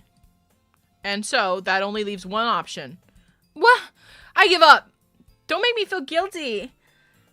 If you feel guilty, that means you deserve to feel guilty. Yuri suddenly giggles. Eh? I didn't notice she was listening in. Her face is in her book as always. I wasn't listening or anything. It was just something in my book. Yuri, tell Stinky to let me borrow some money. Don't get me involved like that, Sayori. Besides, you should only buy what you can responsibly afford. And frankly, after pulling a mischievous little stunt like that, your suffering is fair enough for retribution. I didn't mean that. I got too absorbed in my book. I really like when you speak your mind, Yuri. It doesn't happen much, but it's a fun side of you. There's no way you could think that. You're right, though. I did something bad, and now I have to accept the retribution. That. Still, coming from you, Sayori, I guess there's a little devil inside of all of us, isn't there? Don't let her fool you. Sayori knows exactly what she's doing. After all, she told you guys she was bringing me to the club before she even told me. But you wouldn't have come if it weren't for the cupcakes, so I had to trick Natsuki into making them. Come on, give me more credit than that, Sayori. Pwap! Whoa! Kya! Out of nowhere, something smacks Kaori in the face. Kaori. And tumbles onto the desk. Ow! What was... A cookie? Sure enough, it's a giant cookie wrapped in plastic. Sayori glances around. Is this a miracle? It's because I paid my restitution. Retribution. Actually, that one almost worked. I was just gonna give it to you, but then I heard you blab about the cupcakes. It was totally worth seeing your reaction, though. Natsuki? That's so nice of you. I'm so happy. Sayori hugs the cookie. Jeez, just eat it. Sayori rapidly tears open the wrapper and takes a big bite. So good. Sayori suddenly clasped her hands over her mouth. I bet my tongue. You're going through a lot over just one cookie. Natsuki takes a bite of her own cookie. Yours looks really good too, Natsuki. Can I try it? Jeez. Beggars can't be choosers. But yours is chocolate. Yeah, why do you think I gave you that one? Fine. Still, I'm really happy that you shared this one with me. Sayori gets out of her seat and goes behind Natsuki, then wraps her arms around her. You know, no, bruh. What up, star butterfly? Ooh, ooh, ooh, ooh, ooh. Oh, Lord. Jeez. I get it. Cookie still in hand, Natsuki reaches up to nudge Sayori off of her. Sayori suddenly leans down and takes a bite out of Natsuki's cookie. Hey! Do you seriously just do that? Mouth full, Sayori trots away to safety. Yuri and I laugh as well. Jeez, you're just a kid sometimes. Monika, can you tell Sayori? Natsuki glances around. Monika isn't in the clubroom. Where's Monika anyway? Good question. Have any of you heard anything about her being late today? Not me. Yeah, I haven't either. That's a bit unusual. I hope she's okay. Of course she's okay. She probably had something to do today. She's pretty popular after all. You don't think she has a... I wouldn't be surprised. She's probably more desirable than all of us combined. That's true. Excuse me? Suddenly the door swings open.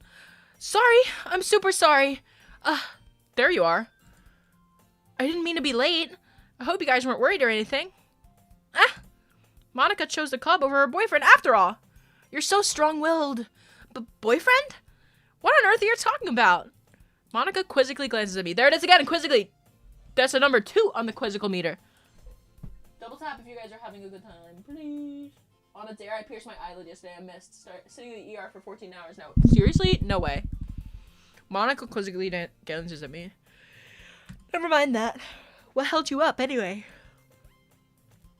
Well, my last period today was study hall. To be honest, I just kind of lost track of time. That makes no sense, though. You would have heard the bell ring at least. I must not have heard it since I was practicing piano. Piano? I wasn't aware you played music as well, Monika. I don't really. I just kind of started recently. I've always wanted to learn piano. I think she's lying. That's so cool. You should play something for us, Monika. Monika looks at me. Maybe once I get a little bit better, I will. That sounds cool. I'd also look forward to it. Is that so? In that case, I won't let you down, Stinky. Monika smiles sweetly. I didn't mean any pressure or anything like that. Don't worry. I've been practicing a whole lot, but recently, I really love the chance to share once I'm ready. I'm not really good at reading, guys. I see. In that case, best of luck. Thanks! So, I didn't miss anything, did I? No, not really. I chose to leave Sayori's mischievous escapade. I literally mispronounced mischievous. I just did it again. Fuck. I'm sure Natsuki will end up complaining to her anyway. It looks like everyone is settled down. Sayori somehow already finished her entire cookie. Yuri is back to her book, and Natsuki disappeared into the closet. Tom Cruise is in the closet. Natsuki's in the closet, too. Hello? Chat? Where'd the chat go? Can you guys type to me? Do you still love me? Guys, am I a good noodle? What is this? Don't tell me. It is Doki Doki Literature Club. Guys, what's my alignment? What's my character alignment? Does anybody know what that is? It looks like nobody wants to be bothered today. I slumped down into the nearest desk. How am I supposed to occupy myself with something literature related by myself like this? I guess I could always read some of the book Yuri gave me, but I'm feeling a little too tired to read. I could probably fall asleep right now. I closed my eyes and ended up listening in on Sayori's conversation with Monika. We're probably going to seem really lame compared to all the other clubs, though. Well, we can't give up. This festival is our chance to show everyone what literature is all about. The problem is that the idea of literature club sounds too dense and intellectual. But it's not like that at all, you know? We just need a way of showing that to everyone. Something that speaks to their creative minds. That doesn't solve the problem, though. What do you mean? Even if we come up with the most fun thing ever, nobody will come in the first place if it's a literature event. So it's more important to figure out how to get people to show up in the first place, you know? After they come, we could do the thing to speak their creative minds. What's this? Sayori is taking this really seriously. It's rare to hear her deliberating like this. That's a good point. In that case, do you think food will do the trick? What kind? Well, I guess we could. Cupcakes! Good thinking. Natsuki would love to do that. You're right. Natsuki makes the best cupcakes. The best cupcakes! Ooh.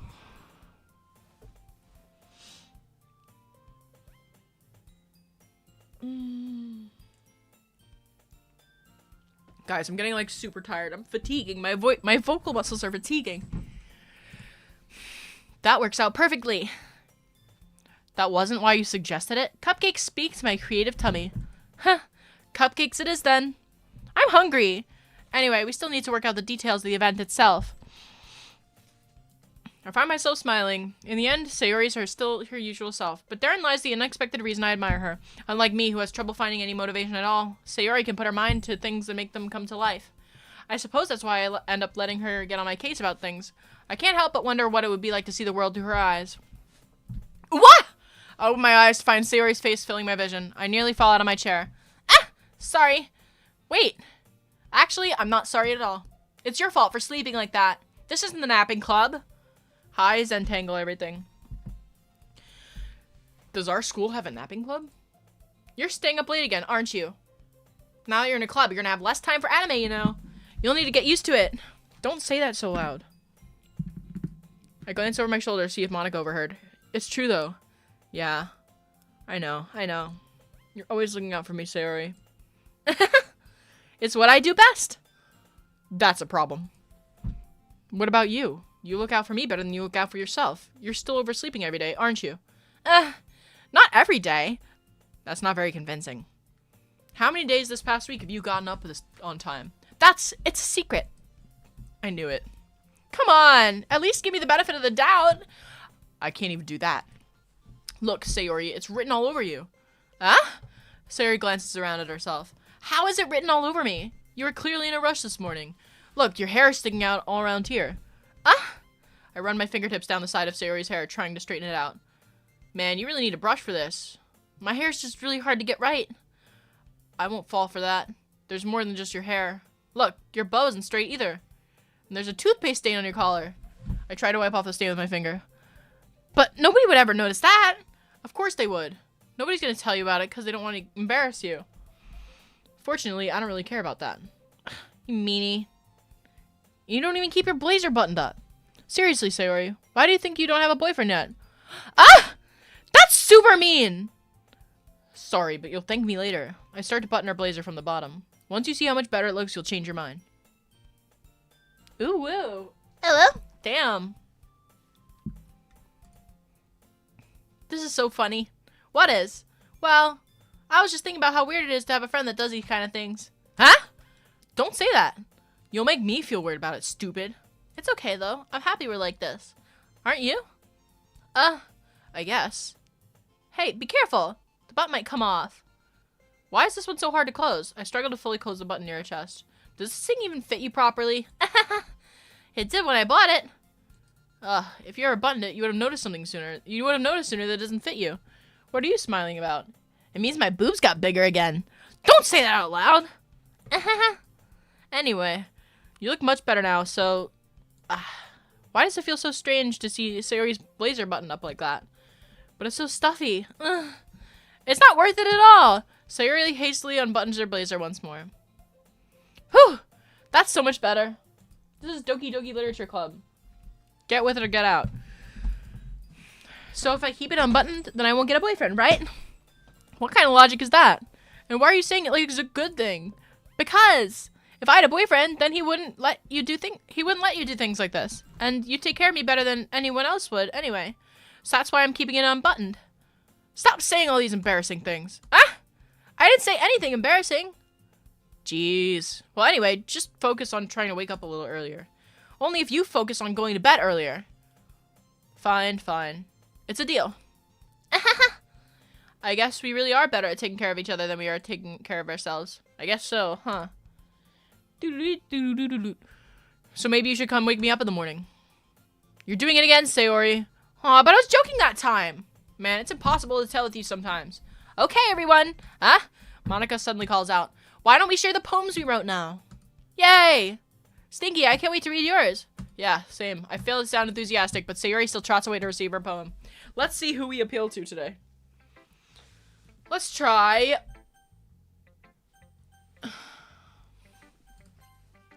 Let's appease Monika. Hi again, Stinky. How's the writing going? Alright, I guess. I'll take that. As long as it's not going bad. I'm happy to hear that you're applying yourself. Maybe soon you'll come up with a masterpiece. I wouldn't count on that. You never know. Want to share what you wrote for today?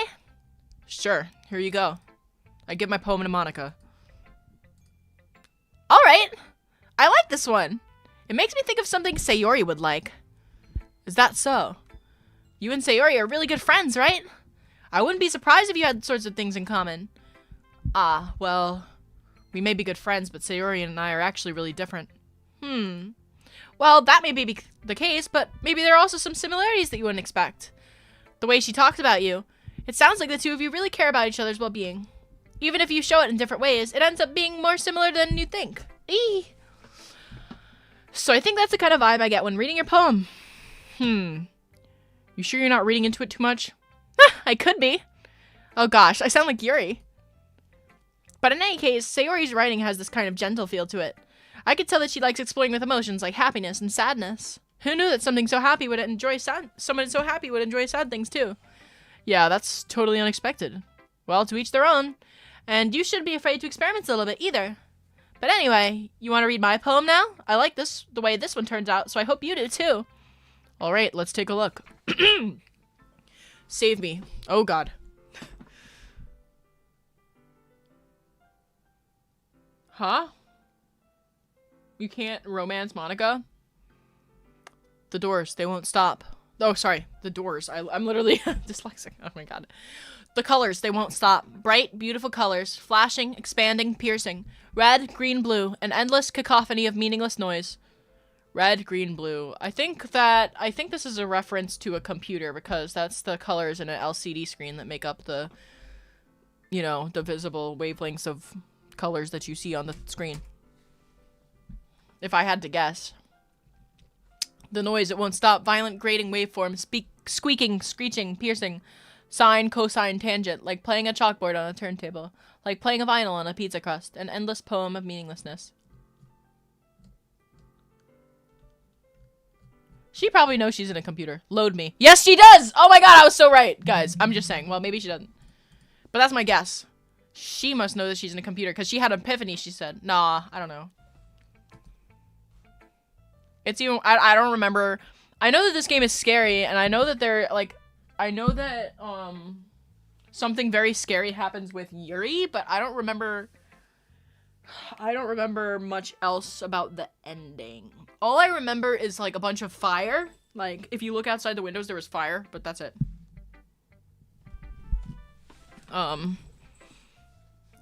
But I don't know if that's, like, hell, or if that's... I like to think they're in hell. It's been so long. It's been like 10 years since I've interacted with this game. Isn't that crazy? I mean, I loved it. I watched Markiplier play it. I watched Jacksepticeye play it, and I think I watched PewDiePie play it too. Hi. I don't remember fire though. I don't know. Maybe it was a fever dream. But I'm having a good time. I hope that you guys like this game. Oh my god, my butt is itchy. But yeah, please join the Discord server, especially if you're a girl. Guys, if you have any lady friends, bring them to the Discord. I promise I'm not going to prey upon them. I just want more ladies in there so it feels like a safer space for women. Does that sound counterintuitive? The thing is, we want female moderators that can better moderate for me. You know, sometimes I have juicy tea that I can't spill to the boys. And Mel can't be awake all day, so... Ladies, if you are a big fan of my community, please join the Discord server and apply for mod. The big three, you say? Do you guys remember Sky Does Minecraft? Oops, I got a little too close there. Where's my pop filter? I'm trans femme. Yeah.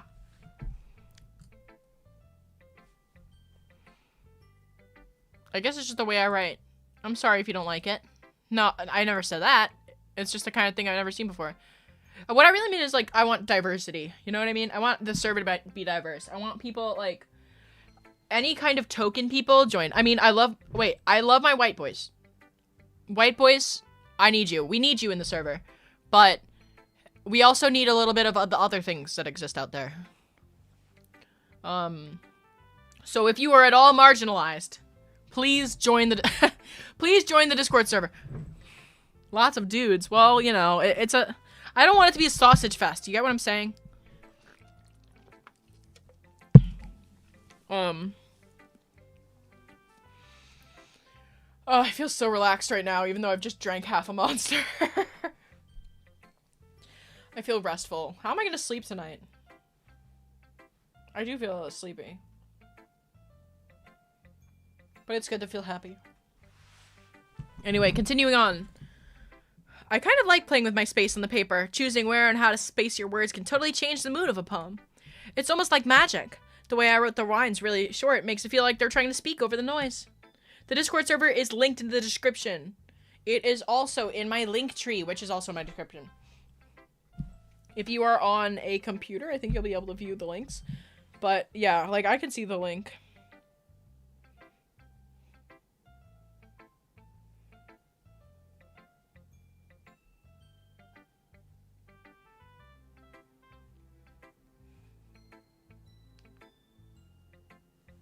Oh my god, somebody took a sexy picture of me at Anthrocon and they just sent it to me. Do you guys want to see?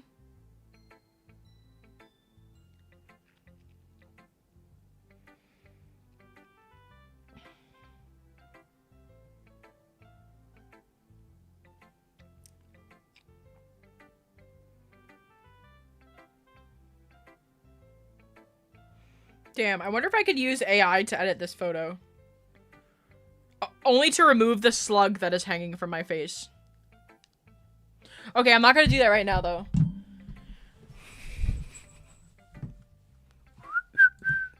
It's still hard for me to tell what this is about, though. Sometimes asking what a poem about isn't the right question. A poem can be as abstract as a physical expression of a feeling, or a conversation with the reader. So putting it that way, not every poem is about something. Anyway, here's Monika's writing tip of the day. Sometimes you'll find yourself facing a difficult decision. When that happens, don't forget to save your game. You'll never know and you might change your mind.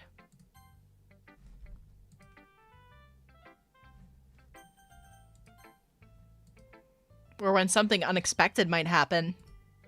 Wait, is this tip even about writing? Yep, she just skipped. Yes, it's Doki Doki Literature Club. Skittles Pause with Will. Also, welcome to my live stream. 5 months. 5 months what? Acuna. That's this guy's last name. Acuna. And he spelled John wrong. What am I even talking about? That's my advice for today. Thanks for listening. She just broke the fourth wall. Let's see, Natsuki, my bitch. Well, it's not terrible, but it's pretty disappointing after your last one. Then again, if this one is as good as your last one, I'd be completely pissed. Well, I guess I wanted to try something a little different this time. Fair enough, you're still new to this, so I wouldn't expect you to find your style right away.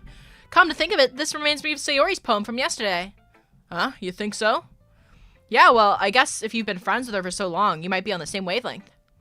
But you never really struck me as her type. Sayori has a type all of a sudden? Well, I don't know, but honestly, how could somebody so fluffy spend so much time with somebody like you? It's like she's dragging around dead weight. Ugh, that was a little unnecessary. But think of it this way. If it weren't for me, she would probably just fly away, like letting go of a balloon. You could say we take care of each other a little bit in our own way. It was expired? Oh, fuck. Is that why people aren't joining the Discord server? Guys, can we take 5 for a minute? Just give me like 2 minutes. Let's go to our Discord.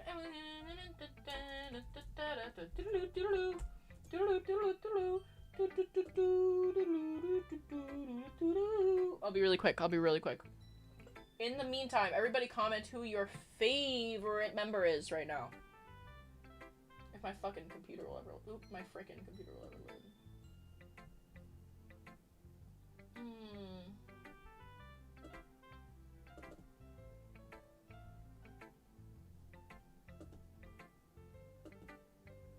Maybe we're friends, maybe we're not.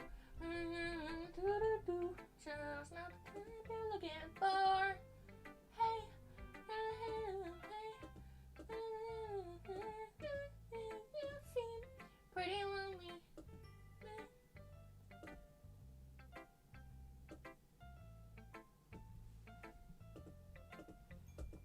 I think we have a custom invite link. Hold on, guys. I'm sorry. Just everybody hang tight for a sec.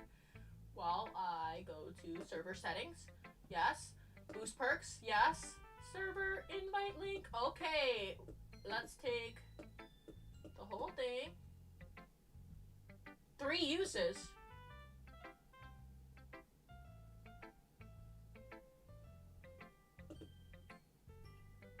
Okay, girl. 1 sec.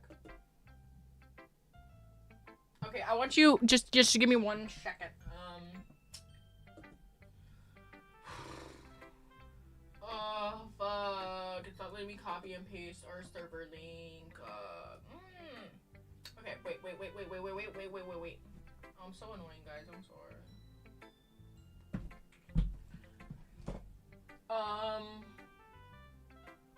I forgot what I was doing. I'm sorry. I'm sorry. Wait. I remember. I forgot. Fuck.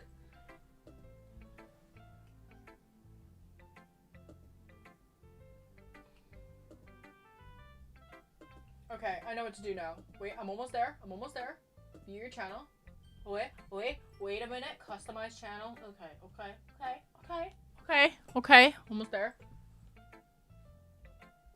Wait a minute. Ooh.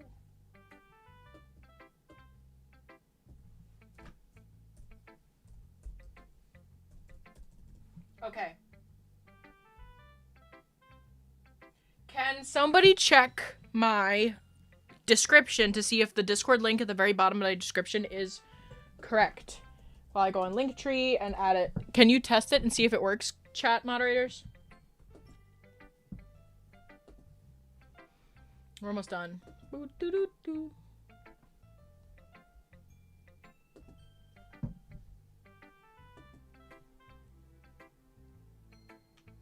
Sweet.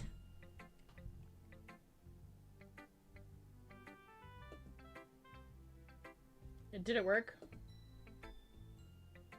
Damn, my computer won't load.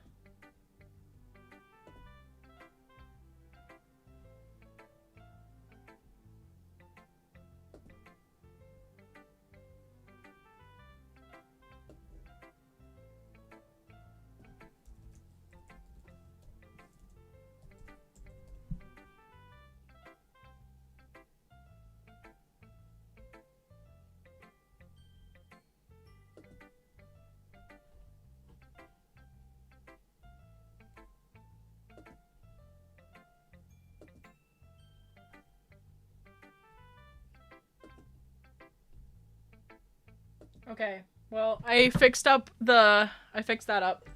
So you should be able to see it on my Linktree. I put up a new link that should last forever. It's our custom invite link. So could we get a mod to just check it really quick? Did anybody answer about that? It works? Okay, sweet. Okay. Back to the game, guys. Back to the game. Oh, yeah. I guess I'm supposed to show you my poem.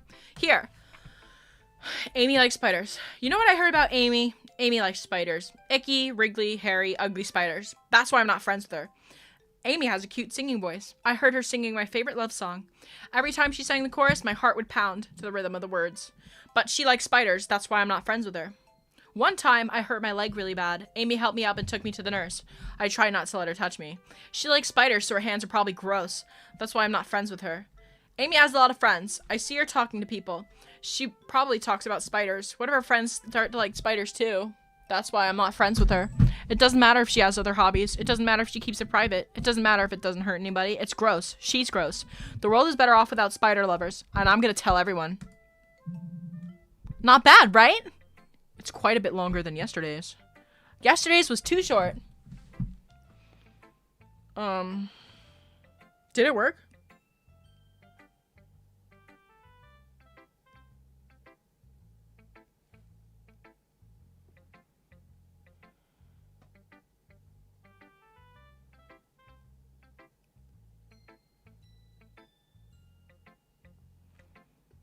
What do you mean, what the fuck? Oh my god! What did you just send me? PP, that's crazy. That's the craziest. Oh. Hi. Oh, that's you. I was like, who is that? Hello, can't snuff the rooster.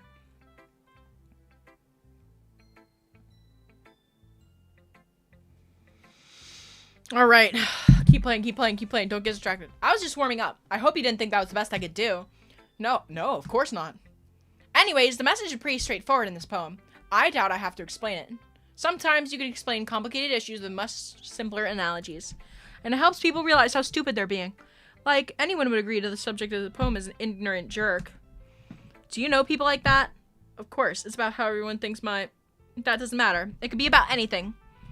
I wrote it to be easy to relate to. Everyone has some kind of weird hobby or guilty pleasure.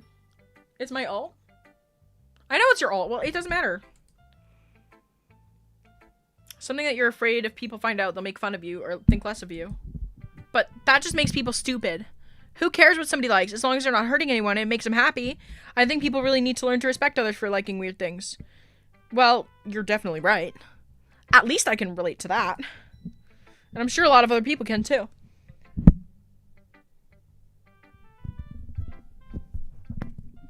Oh, girl. I don't like writing unless it's a good message to take away from it. Like, conveying emotions is important, but I don't want to make people think. I want to make people think, not just feel. Remember that. I'm gonna write a good one for tomorrow, so look forward to it. Oh my god, guys, I'm so tired. Are we going shopping? If you said, dude, I just spent $300 shopping today, so I'm gonna have to wait till somebody sends me some money. I like these Hatsune Miku stickers.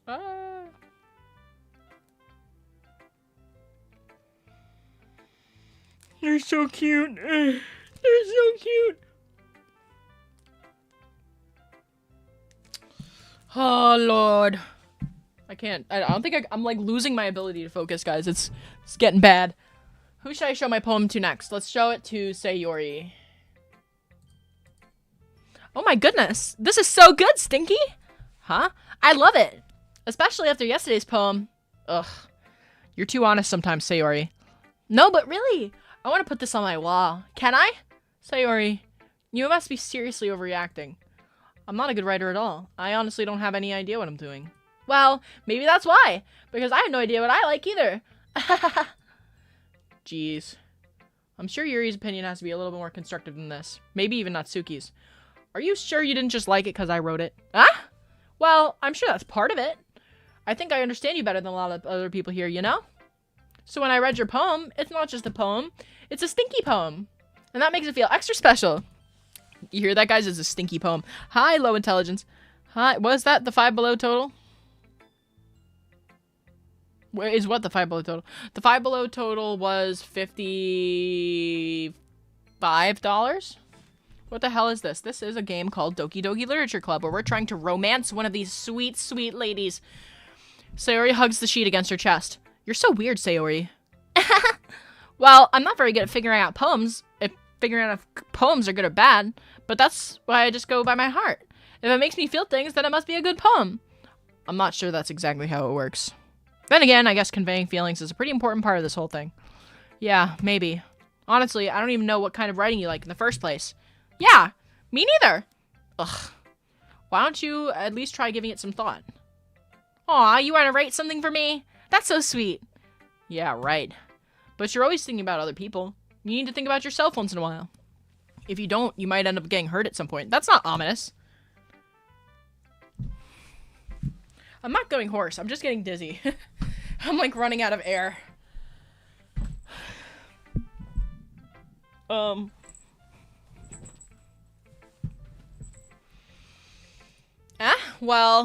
I don't really know what you mean, but I'll try to keep it in mind. Whatever. Anyway, let's see. I guess I like happy poems. Wait, sometimes I like sad poems too. Sometimes a little bit of both. There's a word for that, right? What's the word I'm looking for? Bittersweet. So because we picked happy and sad words, it pleased Sayori. Interesting. She's in betweener. She's literally a girl next door type. I like things that are happy and things that are sad. Happy and sad? I can't see you liking something sad, Sayori. Well, I like happy the most, but sometimes when you have a little rain cloud in your head, a sad poem can help give the rain cloud a little hug and make a nice happy rainbow. Wow. Sayori, that's unexpectedly poetic. Ah, it is? Maybe I'm getting better expressing my feelings after all. Thanks, Stinky.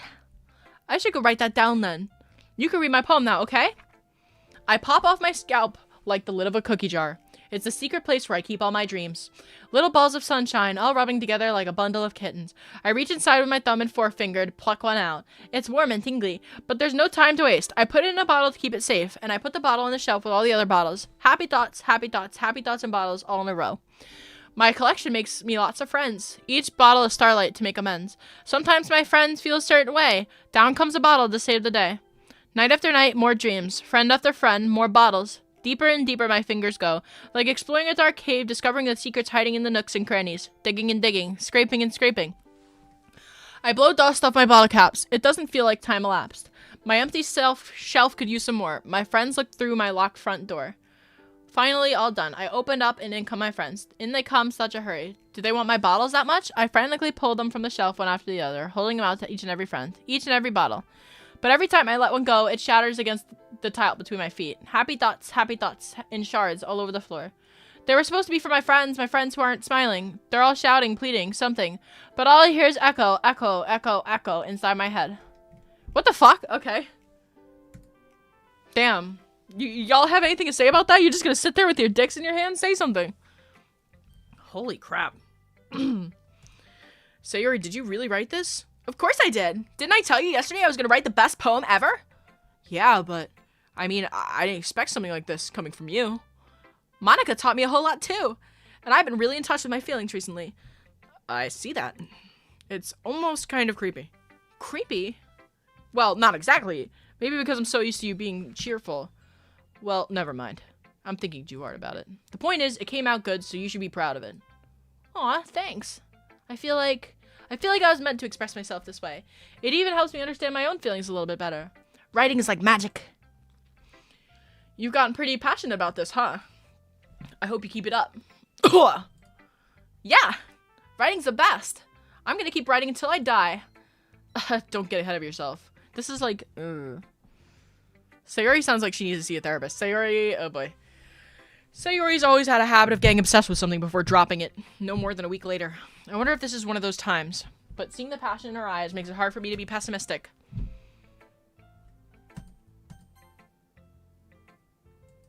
Let's see what you've written for today. Guys, I have to pee really bad. Hold on. Stay right there. Don't move. Literally, don't move. Ah! Ah!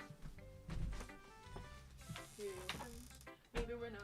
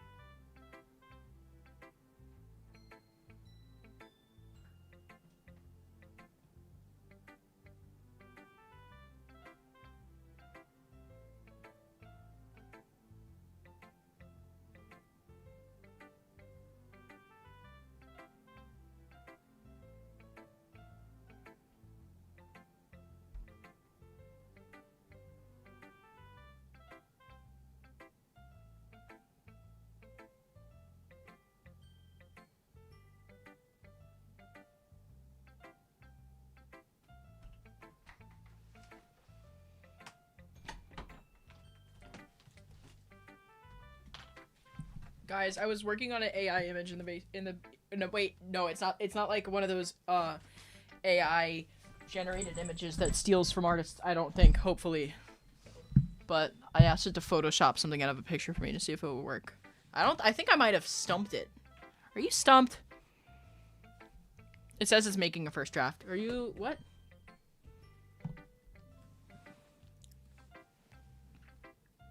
You think Sayori's gonna burn it down? Alright. Well done, Stinky. Your skills are already improving. Really? Thanks, Yuri. Coming from you, that means a lot. It's nothing. I'm just happy to help inspire fellow writers. I know you're new to this, so don't worry so much if it seems like you can't get your poem to feel perfect. Wow, this is a great... Holy fuck.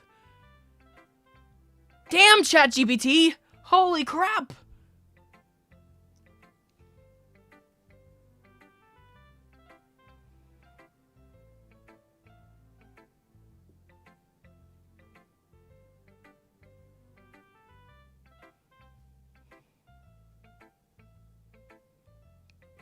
Guys, I'm gonna post this in selfies because literally in the Discord server, there's a selfies channel.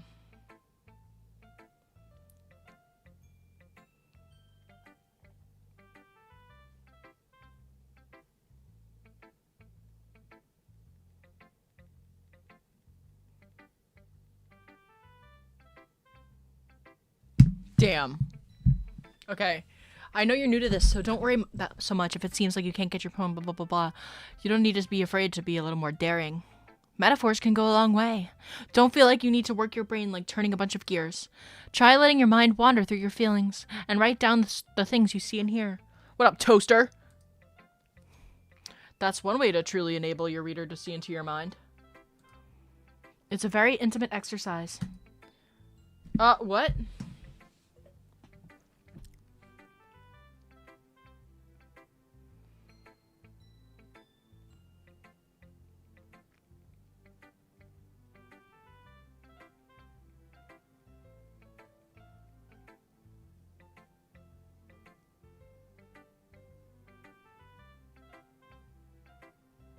Damn.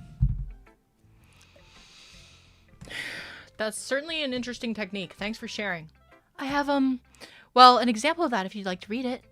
Is this the poem you wrote for today? Yuri nods and timidly hands me her thingy. It happened in the dead of night while I was slicing bread for a guilty snack. My attention was caught by the scuttering of a raccoon outside my window. That was, I believe, the first time I noticed my strange tendencies as an unordinary human. I gave the raccoon a piece of bread, my subconscious well aware of the consequences, well aware that the raccoon that is fed will always come back for more.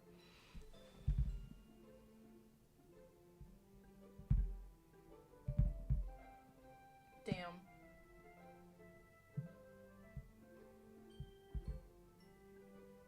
Yeah, I know, right? The enticing beauty of my cutting knife was the symptom. The bread, my hungry curiosity, the unicorn on an urge. The unicorn, sorry, raccoon, an urge. Rough stream? You having a rough stream taking back 2007? Oh my god. Hi, nice to meet you, officially. How are you?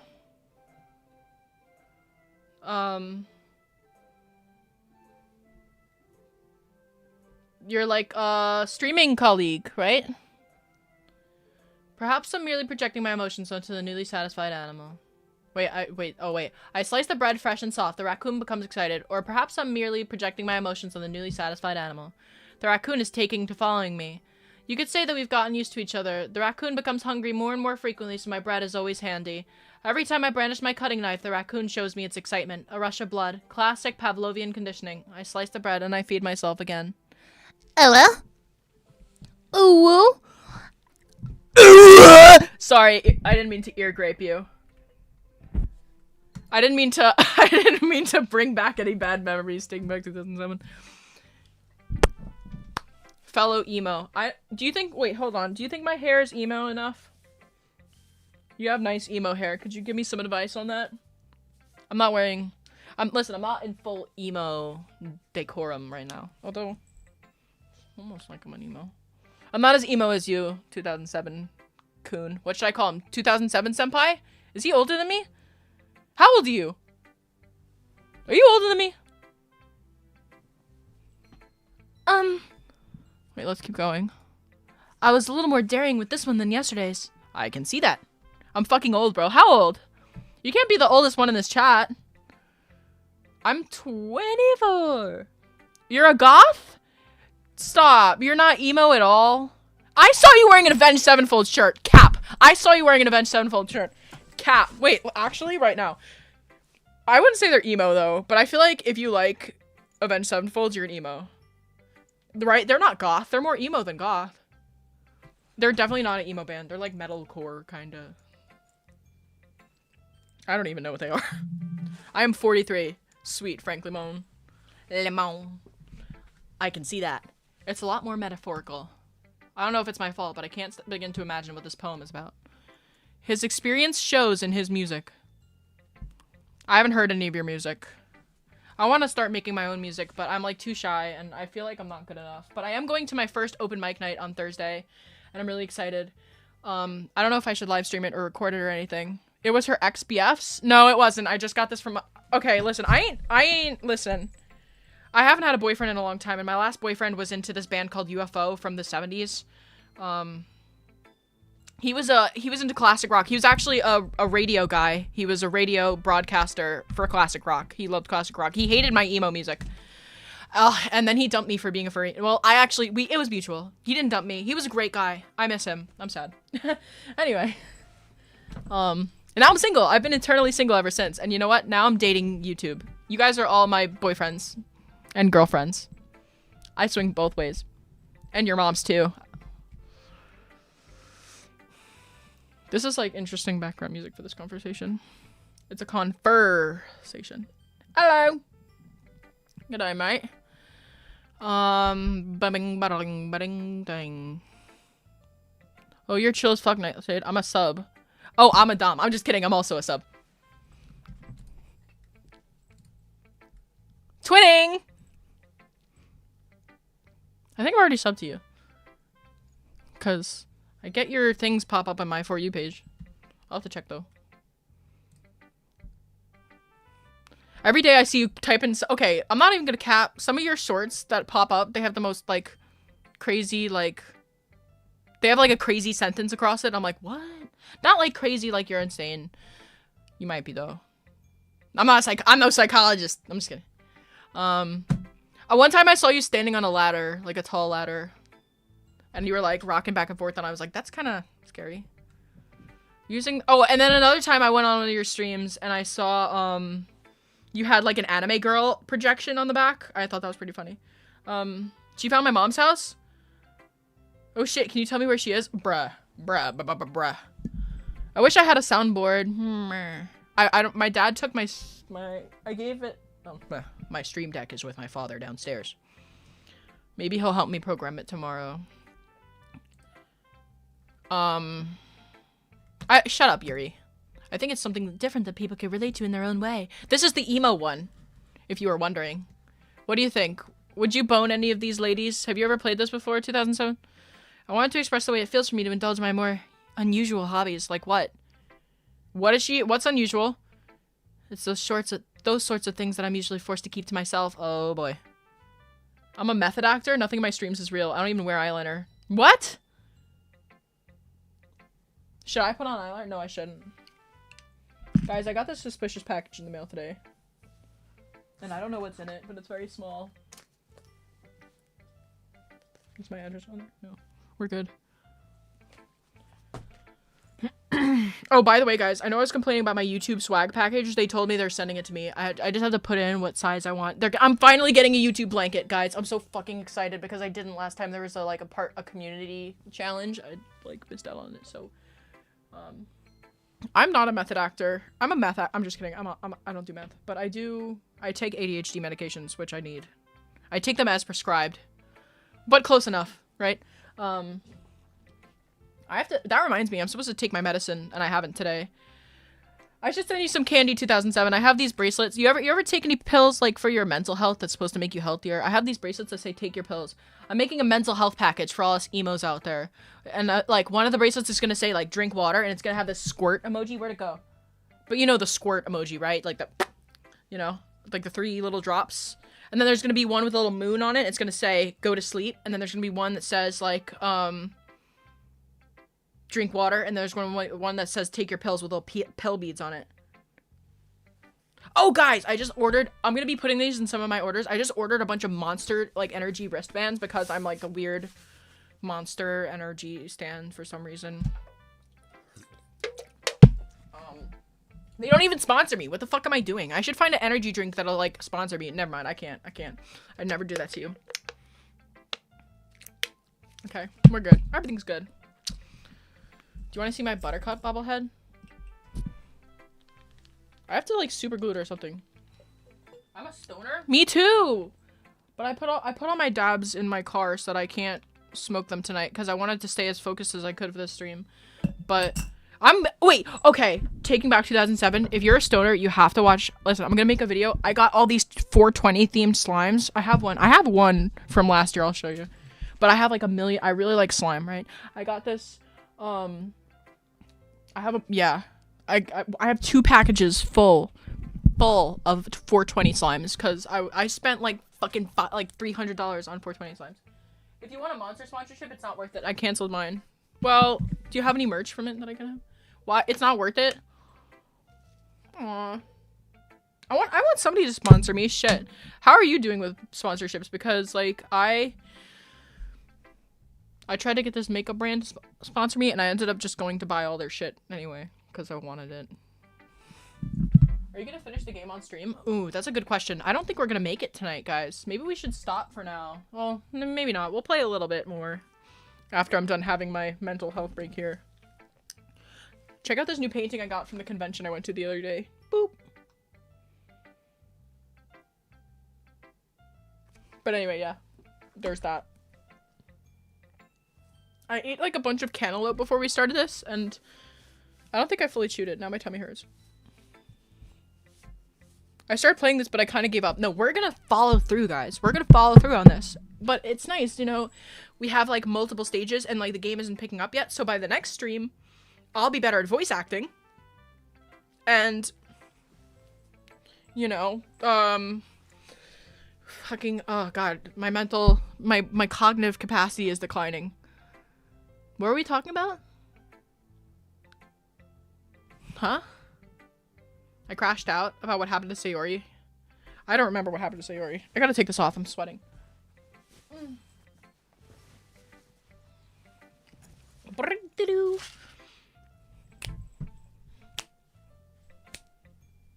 I was gone for a while. Did anything crazy happen yet? Oh no, we made a new friend. His name is 2007. And he is a method actor. Okay. So okay. Back to my voice acting. So, I sometimes enjoy writing about them. Huh, that's funny. Didn't Natsuki also write something about that? About somebody being ridiculed for a strange interest? Ah? She did? Pragmata? I'll have to look into that. Yeah. She was talking about how it doesn't matter what you're into as long as you're not hurting anybody. She's right. I mean, does she really feel that way? Yeah. Sounds like you two have that in common. That's interesting. To me, she seemed like the kind of person who would make fun of my hobbies. What are her hobbies, though? I know, you little freak, Yuri. But I suppose that's my fault for judging, isn't it? Please don't tell her I said that. Don't worry. I have no reason to. Okay. Well, thank you for sharing it with me. After all, if I hadn't learned to embrace my own weirdness, I would have probably hated myself. I have to get back into the... Nice. It felt good. After all, if I hadn't learned to embrace my own weirdness, I would have probably hated myself. I might be ranting a little now. But I'm glad you're a good listener. Okay, everyone. We're all done reading each other's poems, right? I have something extra planned today, so if everyone could come sit at the front of the room. Is this about the festival? Well, sort of. Ugh, do we really have to do something for the festival? It's not like we could put together anything good in just a few days. We'll just end up embarrassing ourselves instead of getting any new members. That's a concern of mine as well. I don't really do well with last-minute preparations. Don't worry so much. We're gonna keep it simple, okay? We won't need much more than a few decorations. Sayori's been working on posters, and I've designed some pamphlets we can give out during the event. Okay, that's great and all, but that doesn't tell us what we're actually gonna be doing for the event. Sorry. I thought you heard about it already. We're gonna be performing. Performing? Monika. Hello? Yeah, we're gonna be having a poetry performance. Each of us are gonna choose a poem to recite during the event. But the cool part is we're also gonna let anyone else come out and recite poems too. Sayori's putting it on all the posters in case anyone wants to prepare ahead of time. Sayori, who's been coloring a poster, holds it up for us to see. Are you kidding me, Monika? You didn't already start putting those posters up, did you? Well, I did. Do you really think it's that bad of an idea? Well, no, it's not a bad idea, but I didn't sign up for this, you know. There's no way I'm gonna be performing in front of a group of people like that. I agree with Natsuki. I could never, in my life, do something like that. Imagining it, Yuri shakes her head in fear. Guys, No, Sayori, I understand where they're coming from. Remember that Natsuki and Yuri have never shared their poems with anyone up until a couple of days ago. It's a lot to ask for them to recite their poems out loud to a whole room full of people. I guess I overlooked that. I'm so sorry. But I still think we should give it our best. We're the only ones responsible for the fate of this club. If we start the event and each put on a good performance, then it will inspire others to do the same. And the more people who perform, the better we'll be able to show everyone what literature's all about. What do you mean, Muigoku? Yeah, it's about expressing your feelings.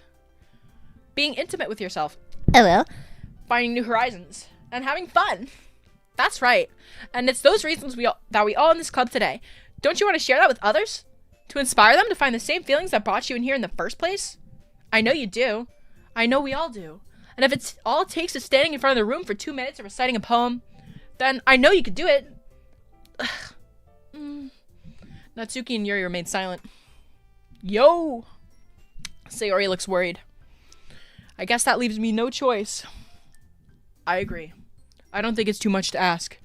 I think Sayori and Monika have been trying really hard to get some new members. The least we could do is help them out a little bit. Well, maybe, but it looks like Natsuki doesn't have any arguments left. Okay, fine. I guess I'll just have to get it over with. All right. Whew. Thanks, Natsuki. What about you, Yuri? Yuri dejectedly glances around at everyone else's expectant faces. I guess I don't really have a choice. That's everyone. You're the best, Yuri. This club is seriously going to be the death of me. Oh gosh. You'll be fine, Yuri. But anyway, let's move on to the main event. I want each of you to choose a poem of yours. We're going to I'm literally foaming at the mouth. We're going to be practicing reciting... We're going to practice reciting them in front of each other. Fuck. No way! Monika, this is too sudden. Well, if you can't recite your poem in front of the club, how do you expect to do it in front of strangers? Oh no. Don't worry. I'll start off to help everyone feel a little more comfortable. Can I go next? Of course. Now let's see. Monika flips through a notebook to the specific poem she has in mind for herself. Then she stands behind the poem. The title of this poem is The Way They Fly. Monika starts reciting her poem. Her clear, confident voice fills the room. More than that, her inflection is pristine. She knows exactly how to apply emotion behind each line she recites, bringing the words to life. Is this something she's done before, or is she simply a natural? I glance around me. Everyone has their eyes on Monika. Sayori looks amazed. Yuri has an intense expression on her face that I don't understand. And finally, Monika finishes the recitation. The four of us applaud. Monika takes a breath and smiles. That was so good, Monika! Thank you very much. I was just hoping to set a good example. Are you ready to go next, Sayori? I'll go next. What? Yuri's fired up all of a sudden. Yuri clutches a sheet of paper between her hands and stands up. Keeping her head down, she walks quietly over to the podium. This poem is called... Yuri anxiously glances at each of us. You can do it, Yuri. It's called After Image of a Crimson Eye. There we go. Yuri's voice shakes as she starts reading the poem. Just a moment ago, she practically refused to do this. Why is she suddenly putting in so much effort? As Yuri gets past the first couple of lines, her voice changes. It's almost like what happens when Yuri gets absorbed into her books. Her quivering words transform into the sharp syllables of a fierce and confident woman. Strong, independent, moe woman. This poem is full of twists and turns in its structure that she enunciates with perfect timing. This must be a rare glimpse into the whirling fire Yuri keeps concealed inside her head. Suddenly, she's finished. Everyone is stunned. Yuri snaps back into reality and glances around her as if she's bewildered even herself. It's up to me to save the situation.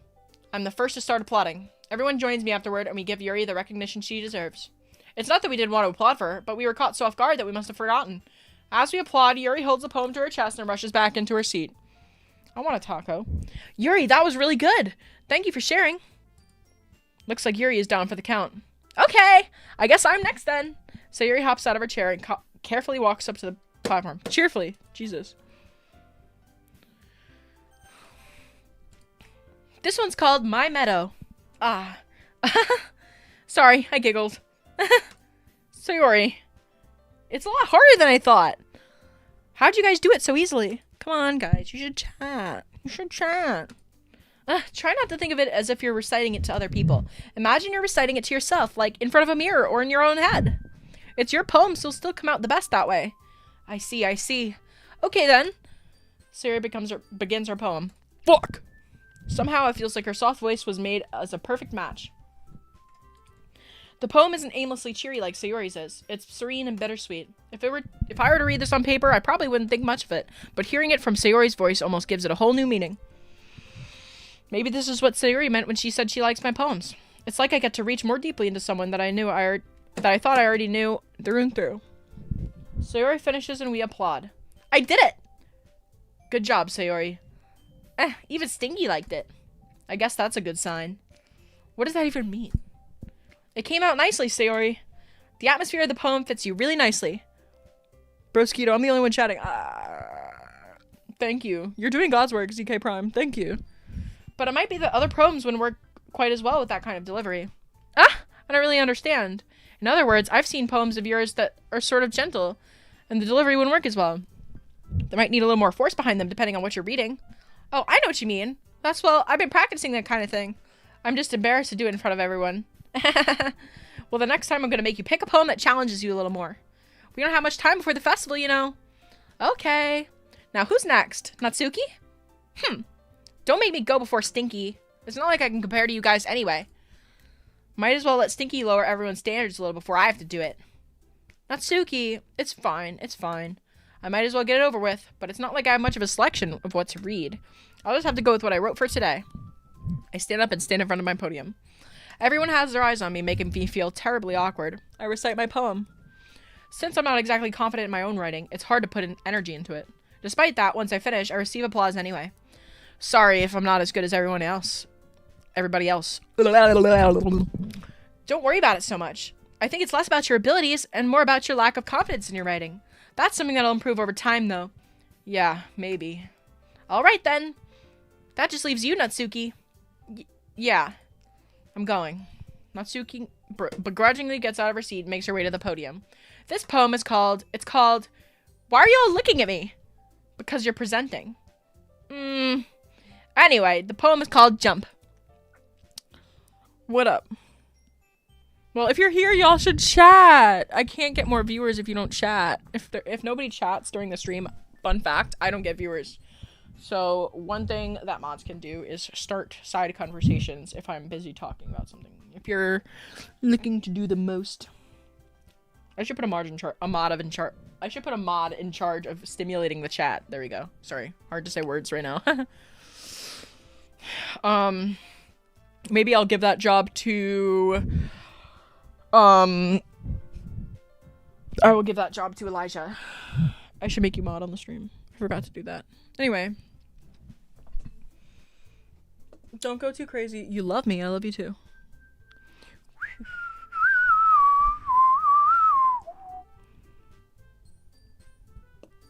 Sorry, my thing won't work. Yes. Now you know. If you guys stop chatting, then I lose my potential to get more viewers. Well, you have enough to do, PP. This will be...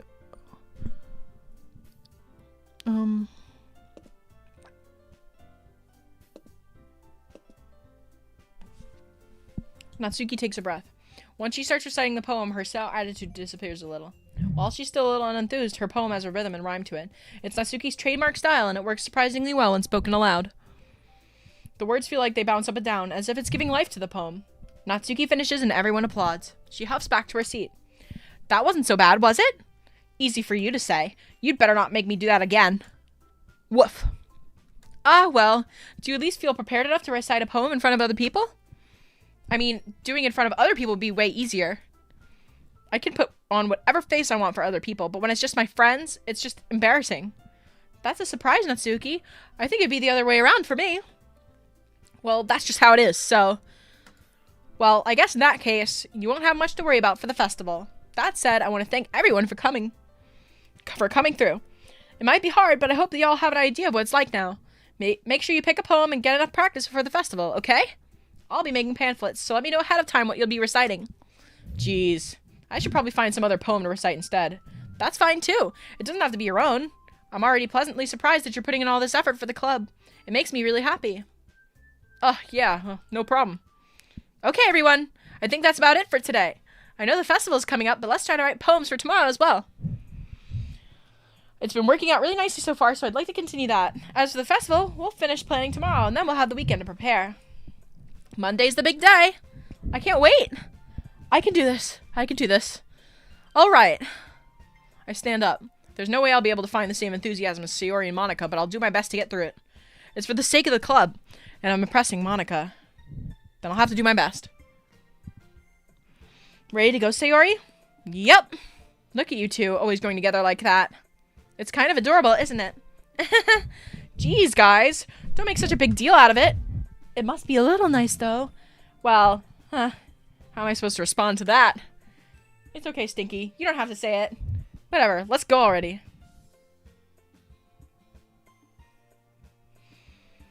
I walk home with Sayori once more. Even though it's only been a few days, a lot of things have already changed, but today, Sayori's a little quieter than usual on the way home. Hey, Sayori. Sorry, I was spacing out. No wonder. I was thinking about something from earlier. I like how we get to... Sayori fumbles with her words. So let's just say that one day, Yuri asked to go walk home with you. What would you do? What kind of question is that? You're putting me on the spot here.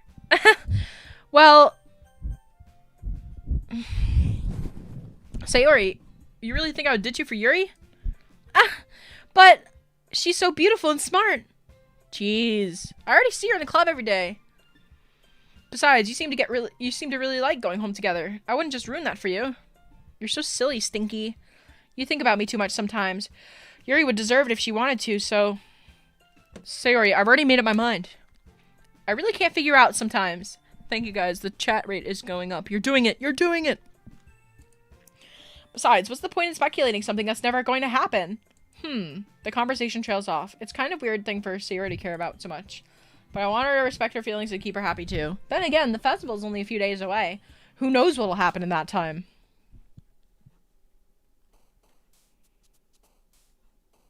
Let's do boop. Inferno. Essence. Socks. Hope. Lust. Passion. Play. Chocolate. Nightgown. Nibble. Pout. Fester. Romance. Lipstick. Poof. Hair. Giggle. Depression. These have some weird questions in here. Grief? Like, what is this?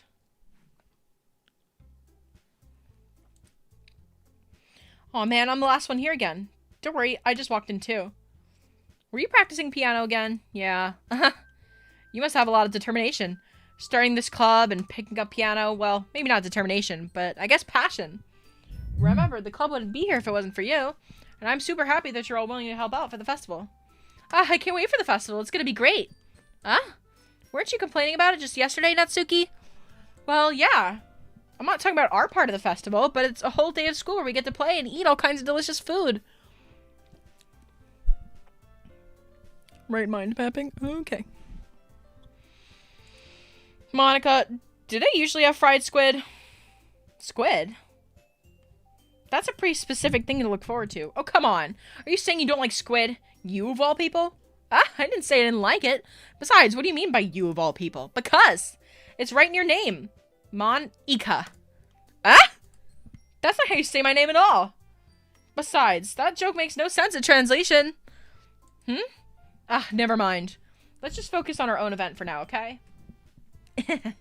Fine, fine. Your reactions aren't as fun as Sayori's. Yuri's or Sayori's anyway. Excuse me. Where is Sayori anyway? Oh, there you are. Sayori's sitting at the desk at the corner of the room. Hey, Sayori! I wave my hand in front of her face. You're spacing out again. Sorry. Don't mind me. You can go talk to everybody else. Is everything alright? Of course! Why wouldn't it be? It just feels like you're a little off. Sorry for assuming things. Jeez, you worry too much about me. Uh-oh. So, this does not sound good. I'm fine, see? Sayori shows me a big smile. Don't let me distract you from having fun with everybody. Well, alright, if you say so. I worriedly glance at Sayori before turning back towards everyone else. But the conversation has already dispersed, with everyone back at their usual activities. Maybe I should ask Monika if she's noticed anything about Sayori recently. Since they've been preparing for the festival, they must be spending a lot of time together. I timidly approach Monika, who's shuffling some papers at her desk. Stinky, what's up?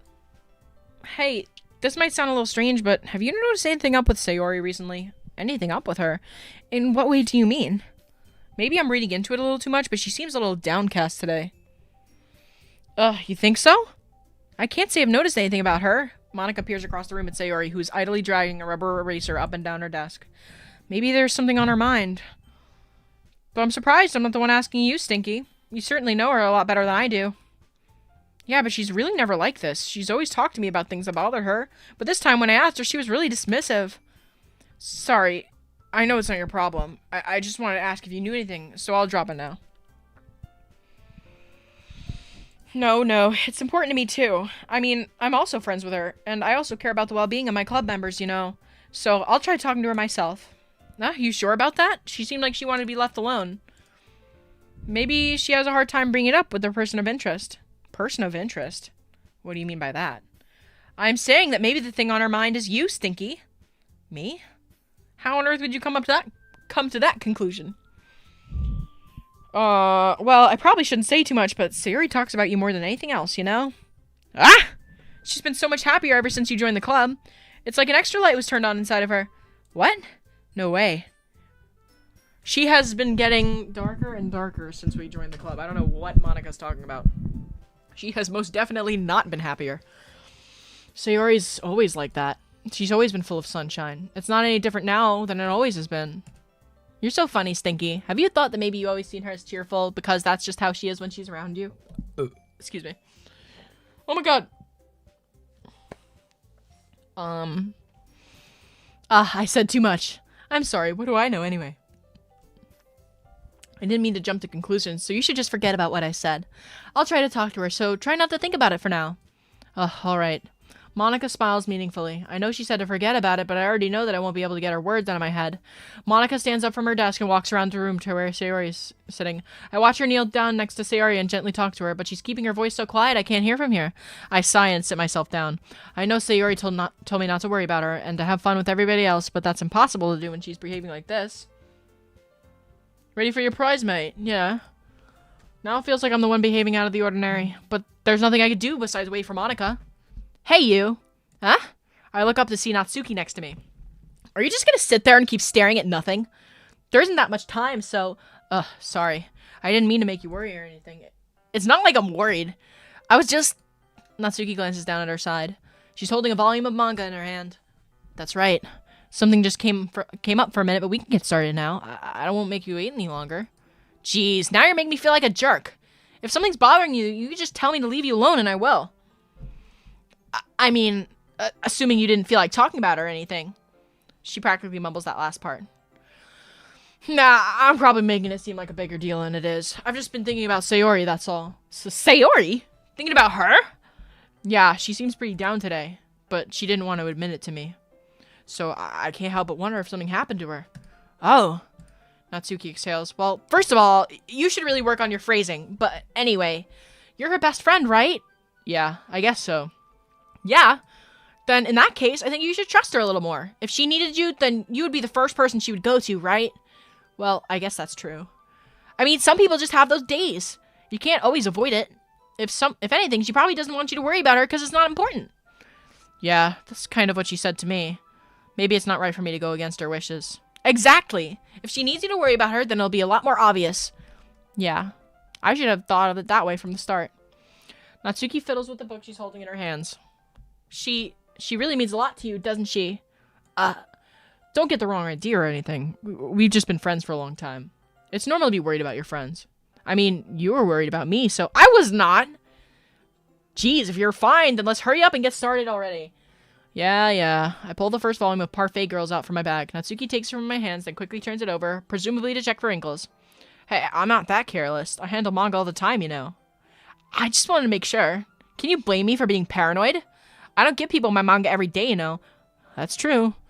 I don't blame you. Well, anyway, let me put this one back. I'm gonna get the next one, okay? Natsuki makes her way to the closet. I follow. Natsuki's in the closet. Now Stinky's in the closet, too. So you're gonna tell me everything you thought, right? Where did this volume leave off again? I forget. The chapter ended when Minori and Alice found... Monika? Natsuki's voice resonates from outside the closet. I peer inside. All of Natsuki's books are lined up on the top shelf. Did you move my manga again?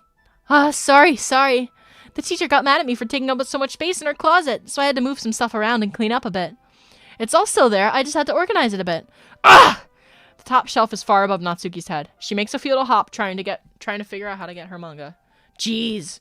This is so inconvenient. I'm moving these all back down. There's plenty of room on these shelves, and besides, they're really pretty to look at when they're all lined up. Why would you waste that on the top shelf? Natsuki, there's a stool on the wall there. In the closet, there's a collapsible stool that's hanging on the wall. If you want, I could reach up there and hand them to you. I can get them myself. Natsuki grabs a stool from the wall and unfolds it. You think I'm too short or something? I mean, I knew it! Well, you know what? Just watch me. Natsuki hops onto the stool, which ends up being a little wobbly because of its collapsible design. Careful. I know what I'm doing. Standing up on the stool, Natsuki's fingertips touch the top shelf. The stool would be enough for me to easily grab the books, but Natsuki's being stubborn as usual. Natsuki uses her fingers to scoot one of the smaller boxes to the edge of the shelf. See? Yeah! The box suddenly tips. Natsuki barely catches it before it falls to the floor. The stool wobbles. Wah! Losing balance, Natsuki hops off the stool. Thankfully, she was able to stay on her feet. She holds the box triumphantly.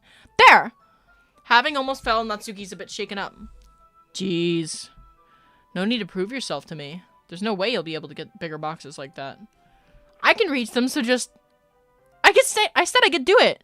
I don't want your help, okay? I'm gonna get a chair, so just hang on. Natsuki forces her way past me out of the closet. Let's see.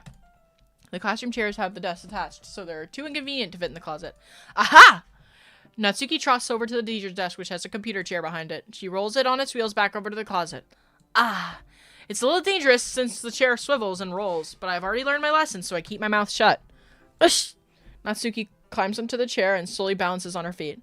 Since she refuses my help, I take a seat with my back against the doorway. Oh, upskirt. There we go. See, I can easily do it now. Natsuki grabs a stack of manga and bends down. Wah! The chair swivels. Natsuki catches herself on the shelf. What are you doing? Can you at least hold the chair steady instead of sitting and doing nothing? This girl.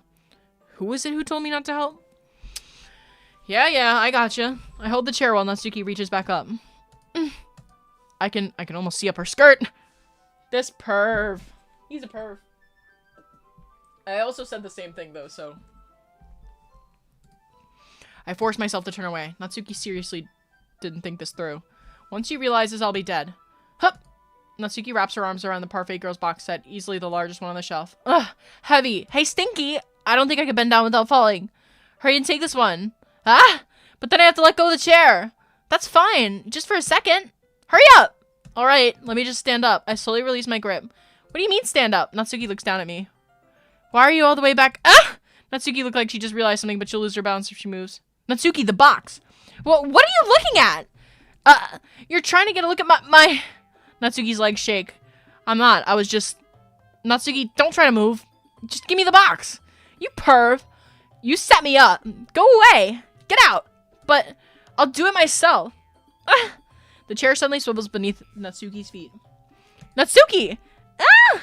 The scene turns into chaos in a split second. The chair flies out from under Natsuki's feet. Frantically, I try to catch her. The box topbles out of her hands, and the books go flying. I got you. The full force of Natsuki's body against me throws me to the ground. A whole bunch of books pelt me in the face. Natsuki tries to shield herself with her own arms as her face lands straight into my chest. My right arm and my back seriously felt the impact. Slowly, Natsuki comes to her senses. She presses her arm straight into me to prop herself up. Natsuki seems to realize that it's not the floor that's beneath her. Gross! Gross! A fist pounds onto my chest. Natsuki then hoists herself to her feet. What were you thinking? You sicko. Everything okay over here? I heard a loud noise. Monika suddenly peers in. Monika?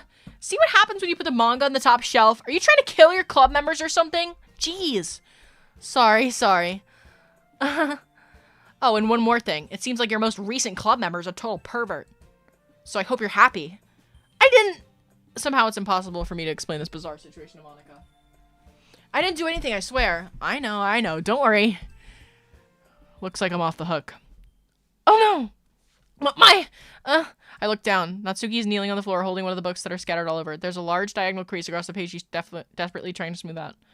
Must have landed on the page. Natsuki tries a bit more to fix the crease, but she can't get it out. She gives up and slams the book shut, then throws it to the floor. Instead of continuing to yell, she just lowers her head. Sob. Natsuki, are you? No. Natsuki's voice squeaks. I see tears on her face. I'll help get the crease out, okay? It's partially my fault, so... Natsuki shakes her head, still looking down. No, I don't even care that much. I'm just having a really bad day today. Natsuki sobs again. I didn't mean to take it out on you. I really didn't mean to. I said it's fine. Is there anything you want to talk about? Natsuki shakes her head. Just every day. It's so hard. I just want to come to the club and... Natsuki falls silent again. I can't press her, so I do what I only know how to do. Well, I'll help clean this up, and I'll move the rest of your manga for you. I pick up volume 2 of the Parfait Girls. We'll set this one aside. This will help cheer you up a bit, right? We can get started on it once I'm done here. Natsuki looks up with her big glossy eyes. Her lips quivers. You're really nice to me. Hello. Oh my god, the Thunder Path. They went across the Thunder Path. Guys. This is so hard to read. That sounds really strange coming from Natsuki. I didn't expect it at all. Also, this is most definitely not for kids, and I don't think it's really meant for teens. You'll see why, but it's definitely, like, not for kids or teens. I mean, teens can play it, but it would probably... It's not good for the mental health of teens. So... I would not say that that is the prime audience, and I definitely don't think that a teen wrote this because of what you'll see.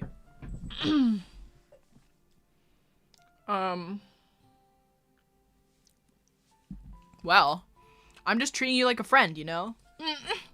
Natsuki lowers her head and stifles another sob. I'm not sure what happened to her today, but being nice is the best I could do. The next couple of minutes are silent between us as I begin organizing the scattered books. I make sure to slip them into the box in their correct order. After a little bit, Natsuki starts helping. It isn't long before we're done, and I hoist the box onto the shelf where Natsuki wanted to put it. Then I get on the stool and quickly finish moving the rest of our books from the top shelf. Alright, that should do it. I hop off the stool. Natsuki averts her gaze. Her gaze. I have not played this before, never. It's nothing. Natsuki's holding a volume set aside in her hands. Alright, I'm ready. Good. Even if you weren't, I'd make you anyway. You're taking responsibility for what you did. The thing about cheering me up. If you insist. We sit in the same spot as last time and I open the second volume. Natsuki's mood quickly improves, laughing and pointing out things out to me. She's surprisingly sharp, making note of a lot of the subtle, repeated jokes and background elements. In the end, I'm pretty impressed by how everything ties together in this manga. I guess Natsuki has good taste after all. After some time, Monika gets our attention as usual and it's time to share poems again. I guess I'll be holding on to this for now. Yep, even you sound more enthusiastic this time. Well, I'm starting to get into it, you know? I told you. Yeah.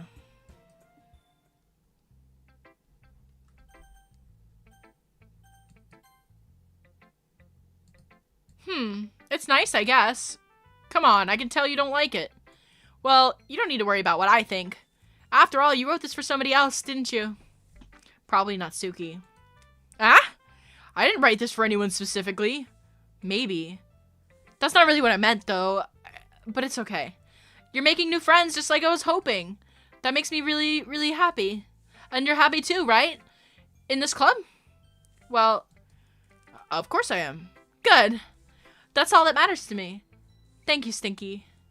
Sayori, is there something wrong? Huh? No, nothing. I'm just a little tired today. Alright. Just tell me if you need anything. I will. Don't worry about me, okay? You can go play with everybody else now. If you insist. Yay! I'm gonna go home a little bit early today. Sayori. Tell Monika I wasn't feeling well, okay? I'll see you tomorrow. Before I could say anything else, Sayori cheerfully walks out of the classroom, humming to herself.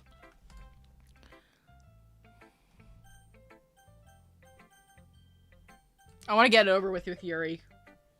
That's not good. Double tap if you're enjoying the stream, guys. I could really use the help. And make sure you chat lots. Well done, Stinky. You've definitely improved your writing over the course of these days. Has my advice been helpful to you? Yeah, definitely. I'm glad. Sharing a writing like this, it's a lot more fun and rewarding than I anticipated. I need to remember to thank Monika. I think we all felt a little awkward at first, but now it seems like everybody's enjoying sharing their writing and seeing what others think. Oops. I guess I can't really disagree.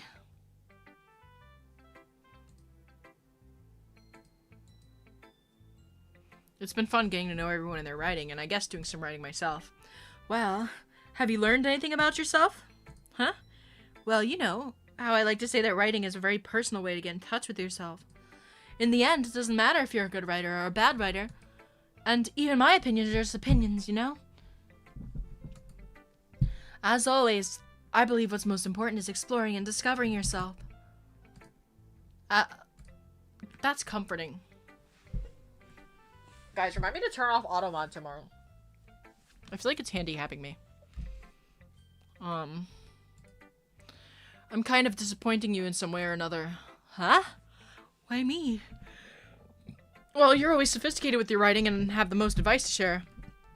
Is that so? Yuri thinks for a good minute. That must be terrible. Huh? For me to have become someone whose opinion is fearsome. How unlikable of me. Yuri, it's not as bad as you're making it sound in your head. I just meant that I respect your opinion. I see. I'm sorry that I always overthink and come to these sorts of conclusions. I'm a little too used to it. What, overthinking? Being disliked. Yuri. Well, what am I saying? I'm sorry, I didn't mean to bring that up. Let's move on. Alright. Do you want to share your poem now? Okay. Here. Beach. Marvel millions of years in the making, where the womb of Earth chastically meets the surface under a clear blue sky and exposure of bliss. But beneath gray rolling clouds and endless enigma, the easiest world to get lost in is one where everything can be found. One can only build a sandcastle where the sand is at, but where the sand is wet, the tide comes. Will it gently lick at your foundations until you give in? Or will a sudden wave send you crashing down in the blink of an eye? Either way, the outcome is the same, yet we still build sandcastles. I stand where the foam wraps around my ankles, where my toes squish into the sand. The salty air is therapeutic. The breeze is gentle yet powerful, and I sink my toes to the ultimate boundary line, tempted by foamy tendrils. Turn back, and I abandon my peace to erode at the shore, sorry. Drift forward, and I return to Earth forevermore. I'm aware that the beach is kind of an inane thing to write about, but I did my best to take a metaphorical approach to it. You say that like you didn't even want to write about it. Oh, you haven't heard? After yesterday, Natsuki and I, well, it was amusing that we wrote about something similar in such different ways. So Natsuki wanted us to write about the same topic as each other again. Yes, it's a PlayStation flag. Oops. Double tap if you're having a good time. When chat is in stream.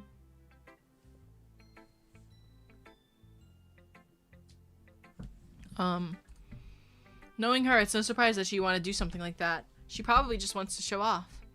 It's not like I have a particular interest in her writing style, I just went with her request, but, well, I suppose it's not so bad to write about something simple on occasion, and it can be refreshing, you know? It's good for me to calm my thoughts once in a while. Yeah, I think I agree. Thanks for sharing.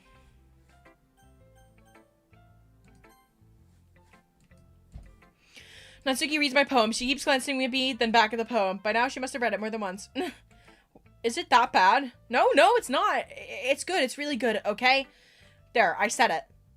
Ugh, this wasn't supposed to happen at all. Why can't you just be bad at this? My poems are supposed to impress you, not the other way around. You're trying to impress me? Obviously, you'd think I'd let you enjoy Yuri's writing more than mine? Give me a break. Well, in that case, what's the problem with me trying to impress you? I'll tell you. Natsuki's face freezes like she's realized something. You trying to impress me? Natsuki vigorously scans her eyes over my poem one more time. Then the poem slips out of her hands and flutters to the floor. I have to use the bathroom! Red-faced, Natsuki quickly walks out of the room. Hey, Stinky. Did you do something to Natsuki? I just saw her rush out like that. You didn't do anything terrible, did you? No! I just told her that... My voice gets caught in my throat. There's no way I could tell Monika that I'm going to impress Natsuki. Monika sees the poem laying on the floor and swiftly picks it up. She reads through it, her smile not fading from her face. I see. You wrote this for Natsuki, didn't you? I mean, not really. In fact, didn't she like your poem the other day too? I'm surprised you know her taste so well already. Are you sure you're not cheating, Stinky? Cheating? What do you mean by that? Never mind. I'm just kidding. I didn't understand Monika's joke at all. Anyway, how do you think Natsuki feels about you? You don't need to answer that. It was just something for you to think about. Hey! Natsuki comes and snatches the poem out of Monika's hands. Neither of us knows her re-enter the classroom. Did you read this, Monika? Of course. I liked it. Ugh, you should really stop reading things that aren't for you, you know. You have a bad habit of doing that. Huh?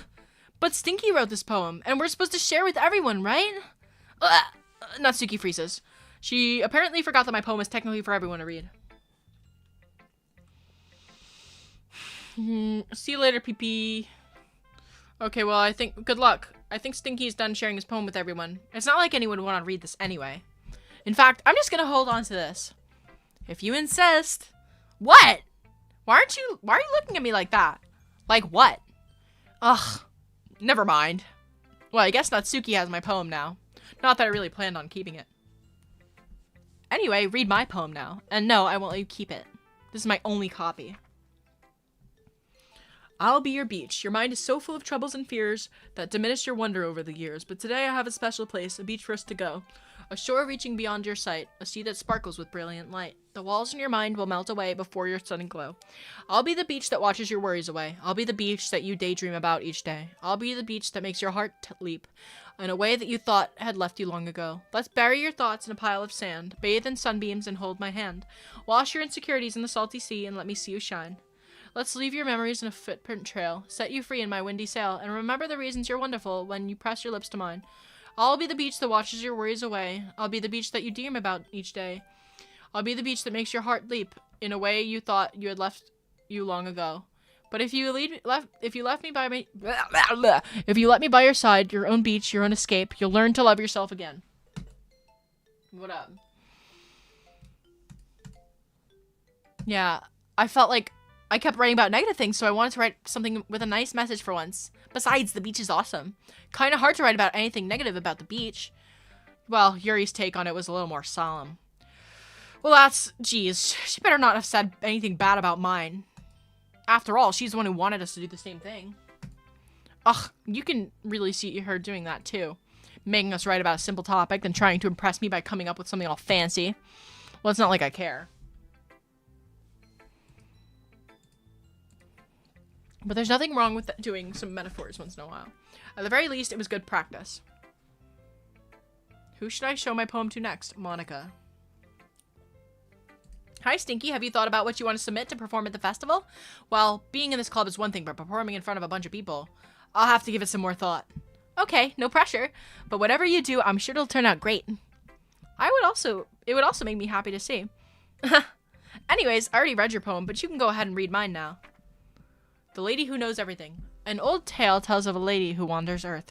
The lady who knows everything. A beautiful lady who has found every answer, all meaning, all purpose, and all that was ever sought. And here I am, a feather. Lost adrift in the sky, the victim of currents of the wind.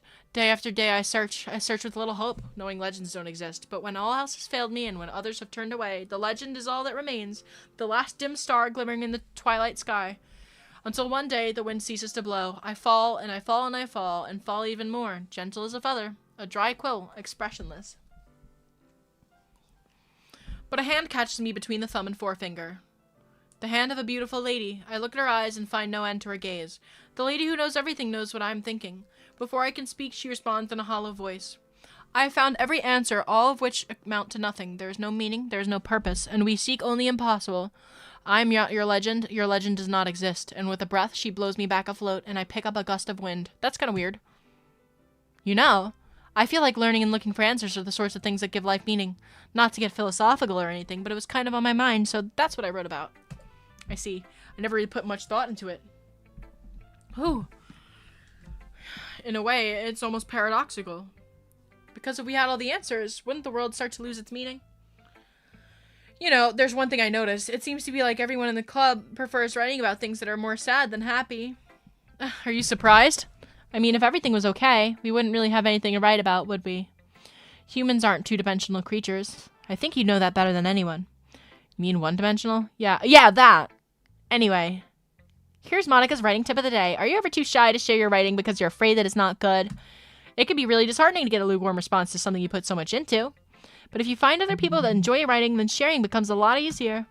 Because instead of just telling you that your writing is good or bad, they'll want to focus more on everything that went into it and the things you can work on. It's much more encouraging that way, and it'll make you want to continue improving. It's almost like having your own little literature club, don't you think? That's my advice for today. Thanks for listening.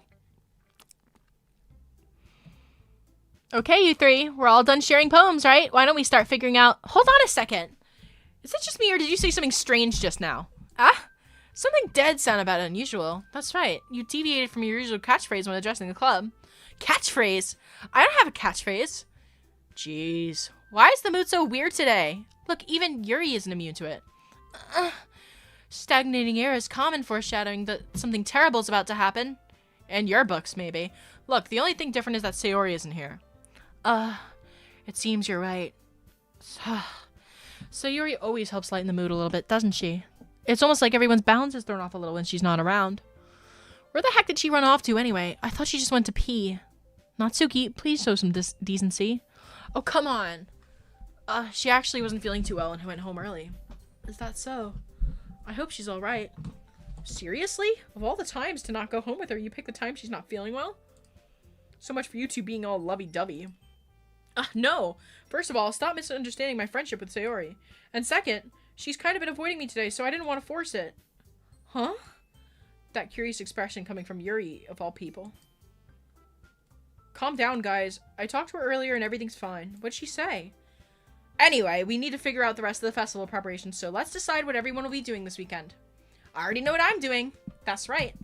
Natsuki will be making cupcakes, but we might need a lot of them and different flavors. Can you handle that all by yourself, Natsuki? Challenge accepted. And as for myself, I'm going to be printing and assembling all the poetry pamphlets. Sayori will be helping me design them. And as for Yuri, you can, guys, can you help me come up with something for Yuri? I'm useless. No, that's not it at all. You're just the most talented person here, you know. Now Natsuki's pouting too. Geez, even I can tell now. I can tell things are even harder on you when she's not around. That might be the case, but I also can't be a leader on my own. If I can't be a leader on my own, then I won't grow as a person. So Yuri, you have beautiful handwriting, you know. You should make some banners and decorations to help set the atmosphere. Atmosphere? About that, I love atmosphere. Yuri's expression suddenly changes as she stares at her desk with focus and starts nodding to herself. Your mind is already racing, I see. That's great! You'll be a wonderful help, Yuri. But anyway, that just leaves you, Stinky, the one who's truly useless. Don't say that! In fact, both Natsuki and Yuri both have some heavy tasks to handle. It'd probably go a long way to give one of them a hand. You could always help me out as well. I'd be really appreciative of that. Is Monika suggesting I spend the weekend with one of my club members? How on earth are they going to respond to a suggestion like that? I suppose I wouldn't mind a bit of help. Well, even if you don't know how to bake, there's always some dirty work I could give you. If I recall, Natsuki, you mentioned you would like to handle the baking on your own. Stinky may not like to be around you if you only make him out to be a nuisance. So therefore, he may be more suited to assisting me with the decorations. Hold on, I never said that! How hard could it be to make a few decorations anyway? Sounds more like you're just making excuses for Stinky to... What are you saying? It'll be extremely meticulous work. And baking isn't? Just what do you think? Guys, let's settle down for a moment. In the end, I think it's up to Stinky to decide how he'll contribute. Besides, he hasn't really gotten the chance to spend any time with me yet, you know. So I'm sure he's interested in... You literally just said... I'm surprised as well. Sorry. I was just saying, though... Jeez. Can we just settle this already? Yeah. Stinky, you're okay with this, right? In the end, it's up to you. Of course. Very well.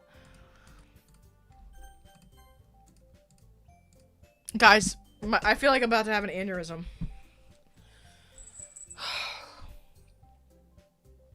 I need to take a break.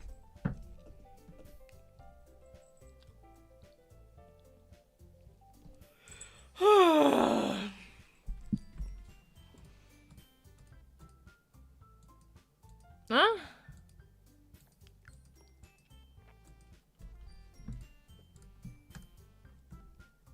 I'm gonna save here. Guys, save. I need to end the stream. It is 12 o'clock. I need to work on my going to bed earlier, and I also need to...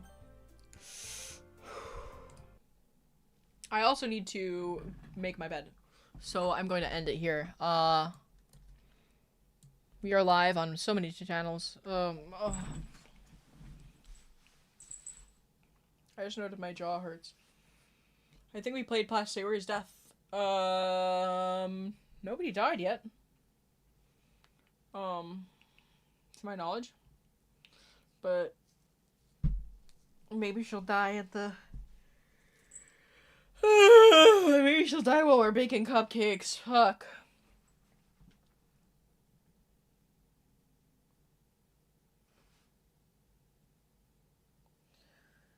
Oh, Lord. My fucking God, I'm so tired. Tomorrow, I guess Thursday, I'm gonna try to...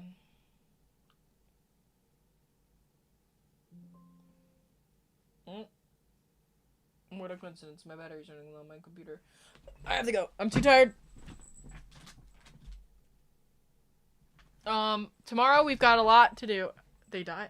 Yeah, well, it is a horror game. So, I would hope that somebody died. I mean, I don't want anybody to die, but, you know. I already know that it doesn't end well. But I think who dies first is up to the decisions you make. I'm not sure if that's true, though. So, if I had to guess who would die next, it'll probably be Dr. Depression over there. It's like 9:04 for you. Did you find Isaac? You should dye your hair blue again.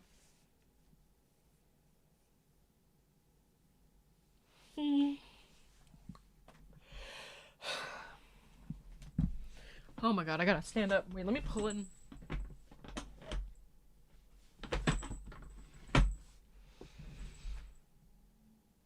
Oh, I'm sorry about that. That sucks. That's not the news I was hoping to hear. But I hope that you do find him.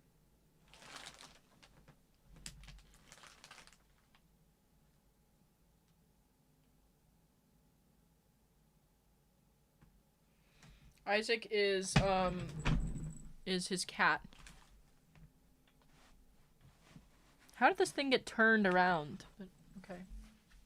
Oh man, I am actually really exhausted, guys. So that was a good game. I had a lot of fun. We didn't really get a lot of viewers though, and I tried really hard to advertise, so it was kind of disappointing. We made a new friend though, I suppose. But yeah, he literally came in here and was like, "Tough stream, huh?" So that was kind of like mean, but whatever.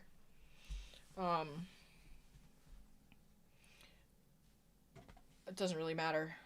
But I'm a little sad because people haven't been coming to my streams, and you know it hurts a little.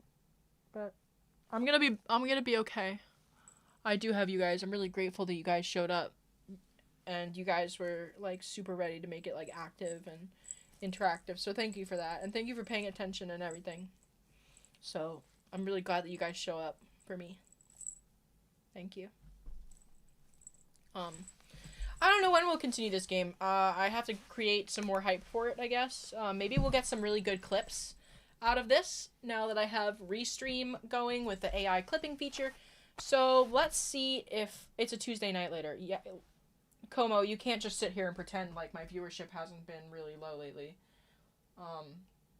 And it hasn't mattered what day of the week it is. My viewership has been low every day recently, ever since I came back from vacation, and it's like really tough to deal with. But you know, I'll get better. You know, We used to never get any views at our gaming streams, so it's good that we have some now, you know? There are times when nobody would really watch our gaming streams at all, so it's good. I won't give up, but next time maybe I'll advertise farther in advance. I've wondered what happened. I don't know what happened.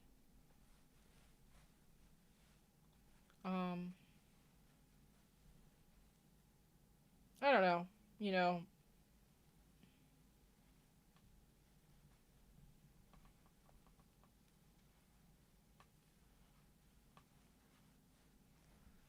What is this? I'm sorry, it's the end of my stream. I'm just talking with my viewers at this point, so I was standing up. But welcome Tony Lawson to my stream. I have thousands of fans that subscribe to me because they love your content. But when nobody shows up, it makes me feel like, you know, some of them are bots, you know? And it makes me paranoid. Because you'd think out of 120,000 people, like, more than 30 people would want to watch me play games, but...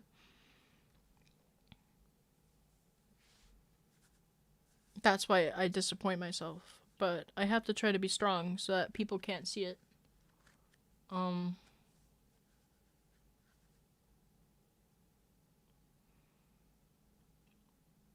I will, you know, I'll try harder next time.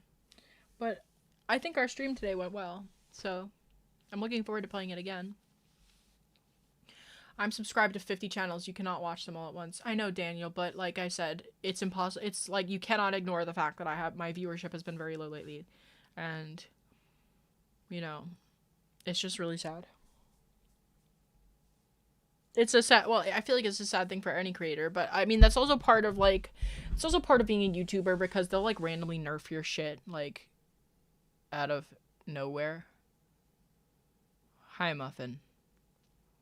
At least he's here. Fuck. I know, you guys are the people that love me most, and I don't want to seem like I'm not grateful for you. I try to be, you know, I try to talk about it while I'm, like, calm.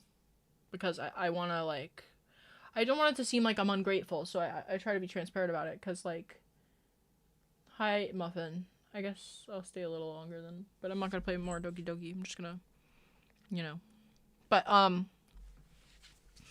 I just,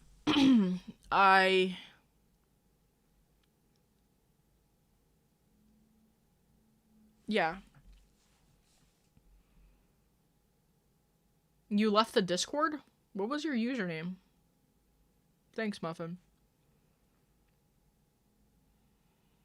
I know the algorithm changes. It's just, I can't help but feel disappointed in myself, you know? And I just can't stop looking for things that I could be doing better, and it makes me feel like I'm just really bad at it. But maybe it's like, maybe it's because I haven't been wearing eyeliner. But I still check in to make sure you haven't spiraled into a bad person. That's a weird comment for you to leave. Okay, I think you're a great person. You have a vibrant spirit. Stick with what you love doing. Thank you. Yes, Azrael, Darkblade, that's kind of how it is. I know, I'm the type of person that takes things personally. My therapist literally gave me a pamphlet that was, like, called It's Not About You. And I was like, are you fucking serious, dude? You're still my friend. Thank you, Stud Muffin. Thank you. The drive to do better is what makes you awesome. Yeah, I guess so. At least it's been helping me to put out better content.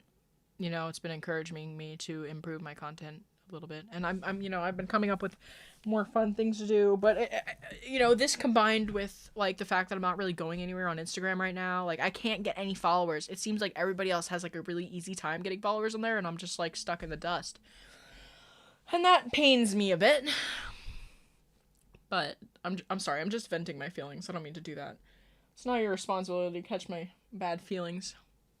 It's probably not good for the stream either, so I'm gonna can it there. But yeah, I really appreciate everyone that does show up and pays attention to my you know, my notifications and my posts and my community and everything. Hi, Mr. Meow.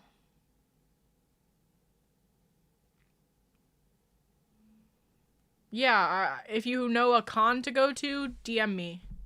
I don't know how I'll, if it's too far away, if I can travel there, but show the silver play button.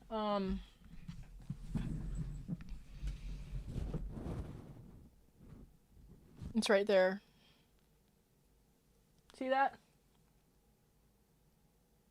Your old one got deleted? Oh, shit. When? Today? You can't take anything on YouTube personally. I know, but I take a ton of things. I had a friend who paid a guy to get her, 99,000 followers on Insta. But, fake engagement doesn't do too much for you. It just, because then those people don't like your posts, and when people that follow you don't like your posts, that fucks you. Oh, great. Now it's on track me mode. Thank you. Thanks, Muffin. I guess he's trying to cheer me up. My tooth is also sore, and it's been very much bothering me. I just feel a little broken today. No, I'm good. I feel good.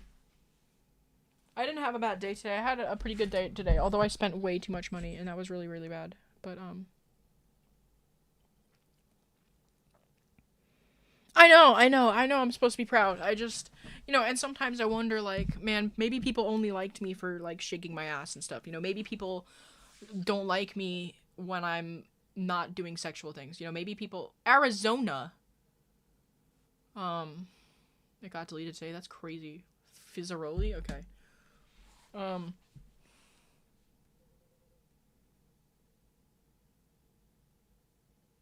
Oh my god, those people that scammed me on eBay.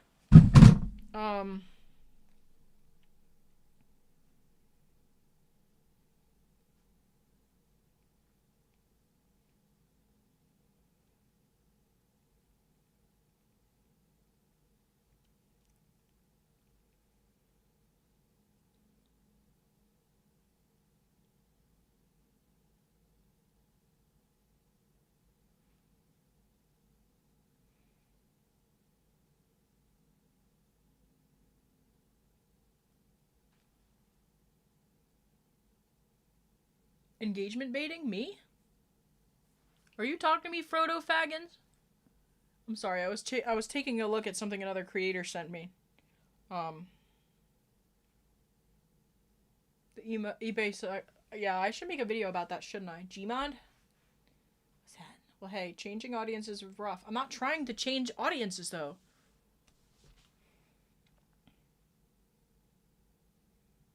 Fake cologne. Oh. I get a lot of hate, too. The hate is relentless, like Frodo over here.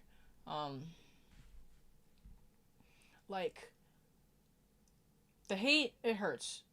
I try not to listen to it, but it hurts a little. I've been doing a good job of, ignoring it and getting rid of it lately. I just, when I'm mentally at my worst, it, evaporates my ability to just, let it flow, let it go away.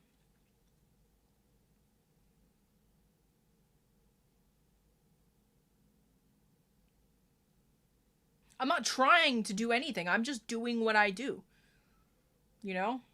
And sometimes that's not enough, and I have to go back to what I was doing before, or whatever. And such is the life of a creator.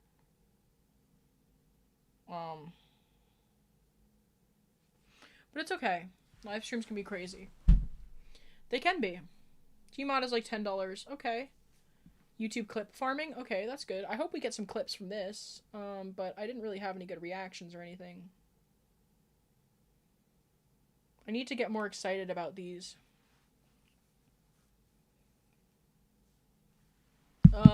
Please don't feel down. I'm not down. I'm just venting.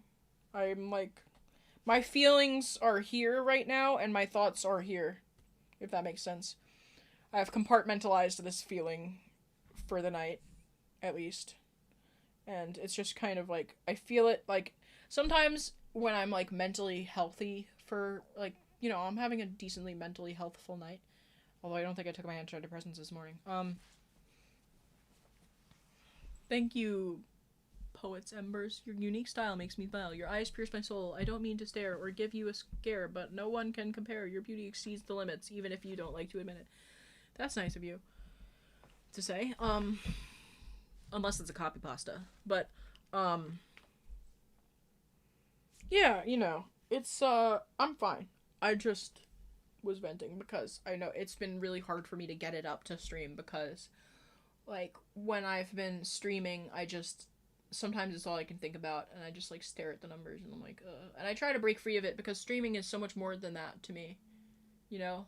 That's not what streaming is really about for me, but it's something that can, like, that if I focus on it too much, it, like, yeah. Shakespeare's not dead. It will. Nope, I write my own. Well, thank you. But, yeah, whew, I have to pee again. What the fuck? I hate having to pee. I really don't like peeing. You gotta chill, bro. Fuck all these people. Just chill. I know. I'm just venting. I'm doing okay today. I did better today than usual. So that's something to be proud of. Although I did spend way too much money on makeup today. More content, though. More makeup, more content. More makeup, more content. More money, baby. On the bright side, my YouTube shorts have been making me tons of money. My YouTube shorts now can make me up to $10 a pop within like a month of posting it. Which, you know, when you post two shorts per day, that's like getting $20 per day. Well, not really. But, you know, all of the shorts in the past are also getting a few cents that day, so it's kind of like, why do you not like peeing? I don't like the feeling of have to pee. Because, well, okay, so there is a genetic aspect of this. I was not formally diagnosed with OCD. I would like to make that very clear before I start talking about this, but my mom and, you know, I have a family history of OCD, and, this is like a weird, like, OCD symptom I have. The only reason I call it that is because when I took OCD medication, it went away. But I have, like, a very weird relationship to my, like, bladder nerves. If I get stressed out, I feel like I have to pee. And not, like, I have to pee, like when I really have to pee. Like, when my bladder feels full, like, I feel like I have to pee because I don't like the sensation of having, like, a tiny amount of urine in my bladder. Like, for instance, if I get stressed out, and I was talking about this yesterday, like, you know how, like I said, when my skin touches each other and my hands are clammy, I feel like I have to pee, because if I pee, then I'll feel like a little bit less uncomfortable because it's too overstimulating for me to have like so many sensations plus the fact that I have to pee, because that is just so much for me. When I was a little kid, and a few times in my childhood and even in my adult life, there have been times that people don't let me out to pee and I have to sit there in like immense pain, and I hate it, and it makes me not want to drive with other people. If I have to go in the car with other people for a long time, I have to pre-schedule my pee stops so that I don't get anxious. And, you know, I had problems with it all my whole life. But I don't want to make myself sad about piss. But there's a lot more to it than that, but I don't want to get into it because it'll make me sad. But I don't like the sensation of feeling my bladder full. Unless I'm fucking. I'm just kidding. But yeah. If, like, this is why I like to travel by plane and by boat and by bus, because there's a bathroom on those. Or I like to drive myself because I can get out of the car wherever I want. And I have this tool now that, like, I carry, and I can pee anywhere. That way I don't have to worry anymore. So...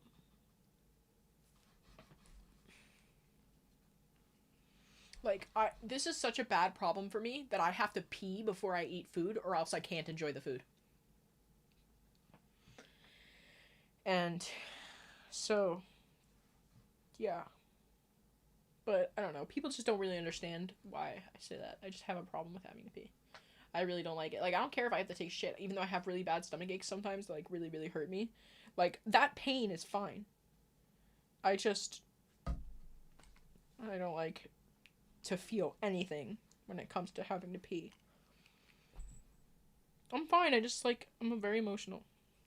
I'm emotional because, you know, I wish I didn't have so many flaws and stuff.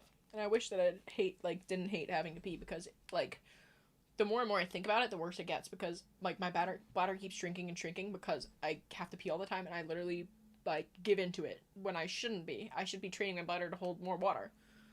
But I just hate the sensation so much. And I'm trying to explain it to people yesterday, and people didn't get it. It's just like, ugh. I feel like it's, you know, some of my issues have been getting worse lately. So, I gotta remain calm. I've been just, like, super depressed lately. Although today was good. I just woke up really, really late. And I wanted to do more today that I didn't get to do. I really wanted, like, I have so much slime that I have to film about. I just, like,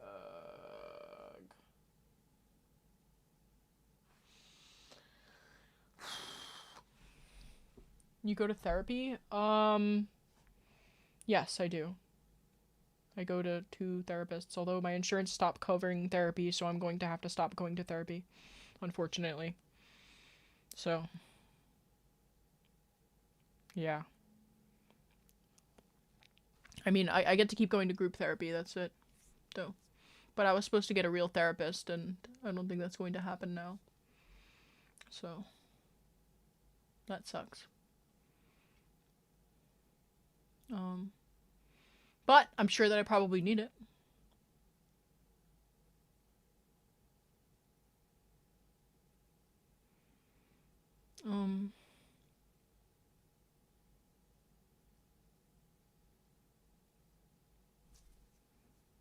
That's okay. Less therapy means more time to stream, doesn't it?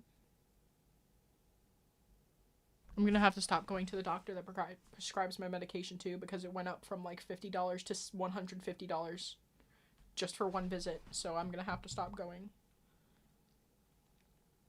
But, you know, fuck it. Whatever. If my country wants me to be insane, I'll let my country do that.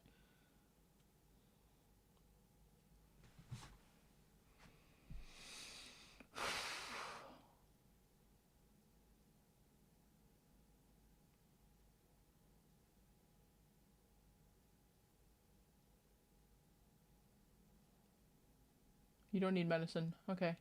Thank you, doctor. Where'd you get your medical degree, by the way? Out of curiosity?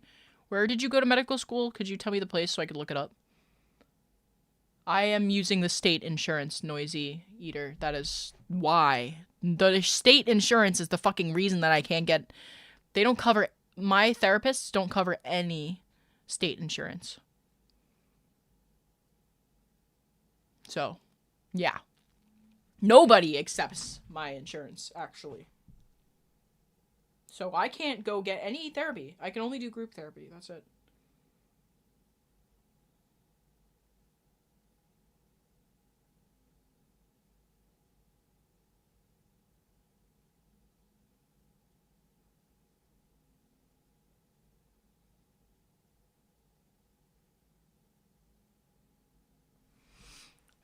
I want a Berkeley. I went to Berkeley, by the way. The college.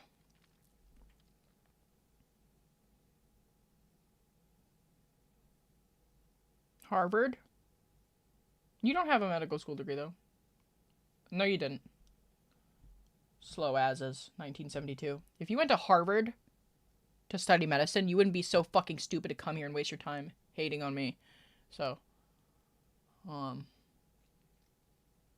there's that.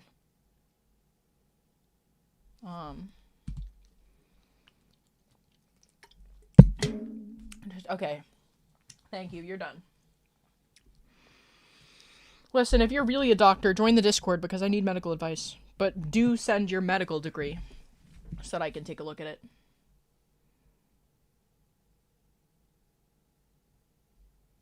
Yeah. I'm not even, like, really depressed. I don't think I'm somebody that gets really depressed. If anything, I'm probably like, fucking bipolar.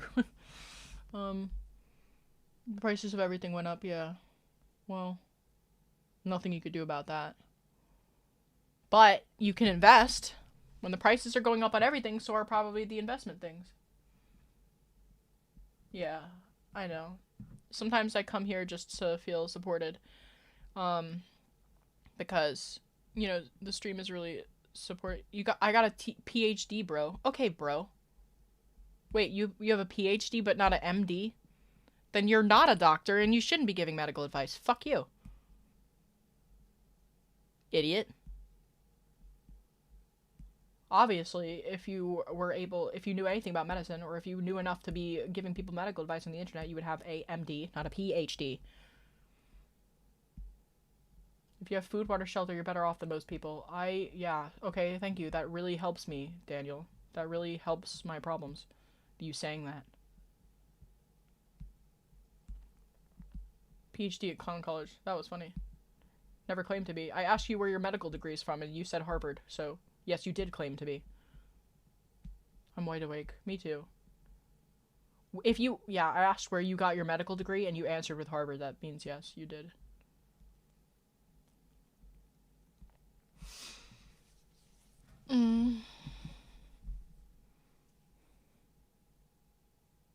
Free Mario? Well, I don't want you guys to be sad. I'll talk about something different. Yeah, I do have a master's in YouTubeology. I heard dyeing your hair blue gives you a 40% greater risk of developing mental illness. Are you willing to cite your source there, Frodo? You must really like my streams if you've been here for so long. He's becoming a fan. Why don't you drop a sub while you're at it? So you can come back and bullshit on the next stream as well.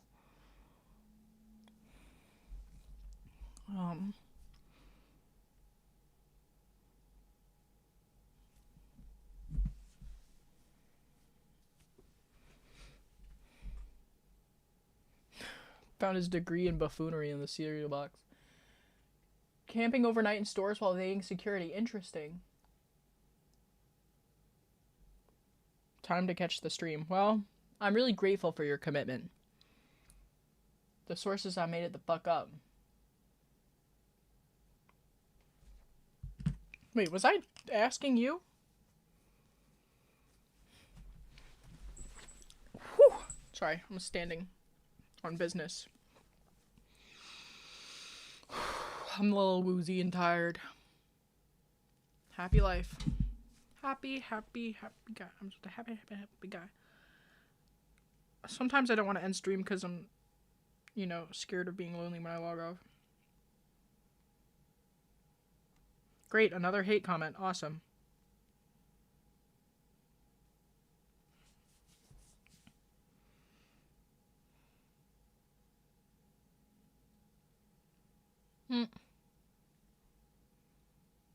I smoke crack. It's better than SSRIs. I don't take SSRIs. Cuddle time and story time. I don't have any stories to tell.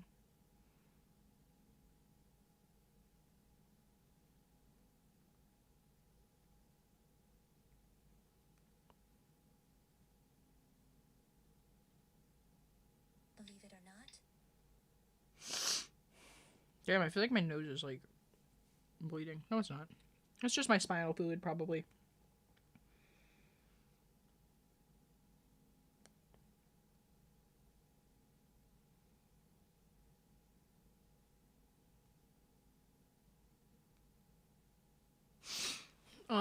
Discord and VC? Okay. Well, that's why I started reading. That's why I started streaming in the first place. I was sick of being lonely and, yeah.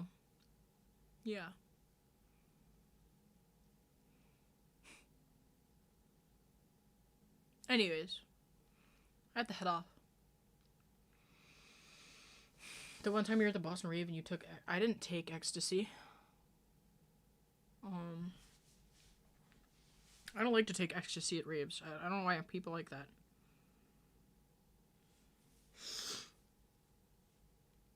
I'm gonna find a Rosalina cosplay. I'm gonna go. I have to make my bed. I could probably do that on stream, though. I could probably just... Here. One moment. I'm gonna pee and get my bed sheets.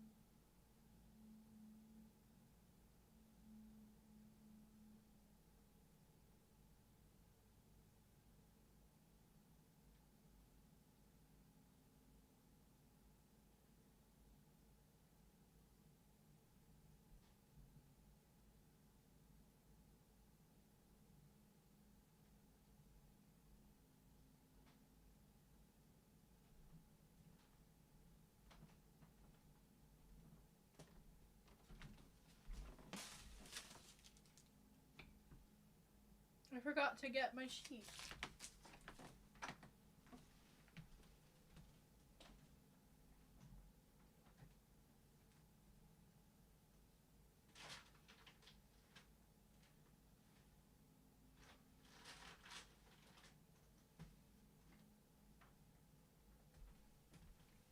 Well, I don't really feel like making my bed, so I'll just use this one for tonight.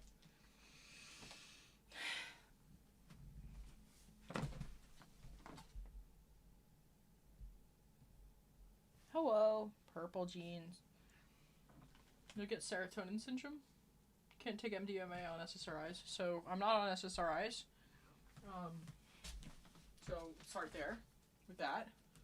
Well, I take a non-SSRI and antidepressant.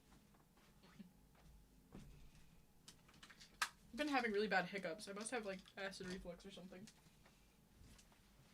One of my blankets is in the wash right now. I didn't get to finish washing it. I guess I'll have to put it in the dryer. Probably ready.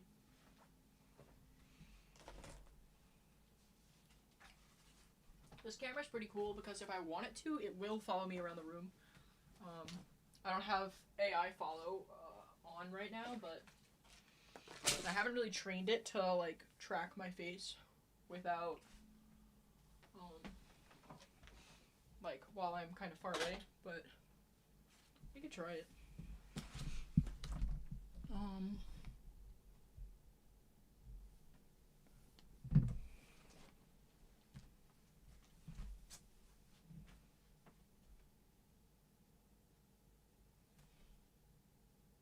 Okay, come over here. A little bit more, come on. Anyway.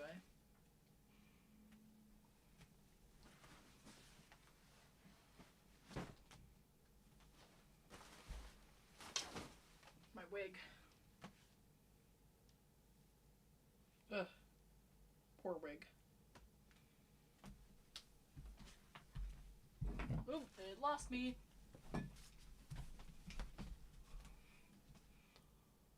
Boop. It doesn't have smart composition on, so it won't zoom in like it usually is supposed to.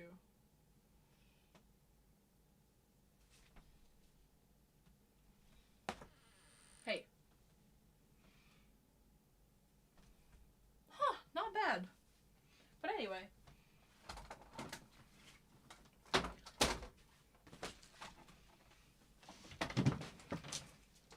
Oh, it got lost. Hello? Alright then. Bye, chat. Bye, motherfucker.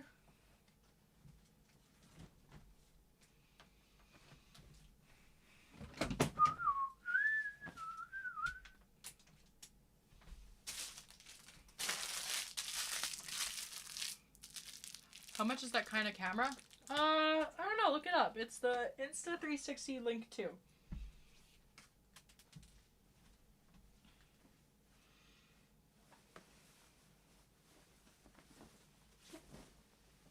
Should be better off as like a tapestry or something. I don't know if I want to do hospital corners tonight. There's also that fact. Hold on. Stay there.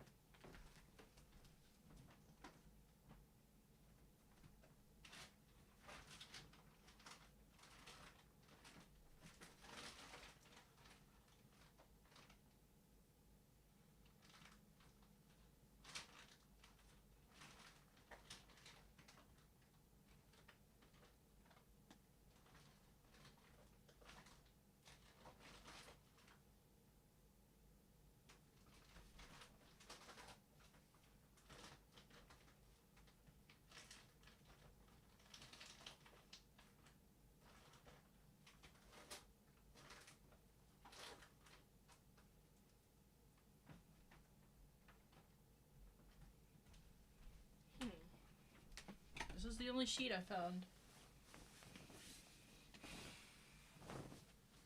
This one it is.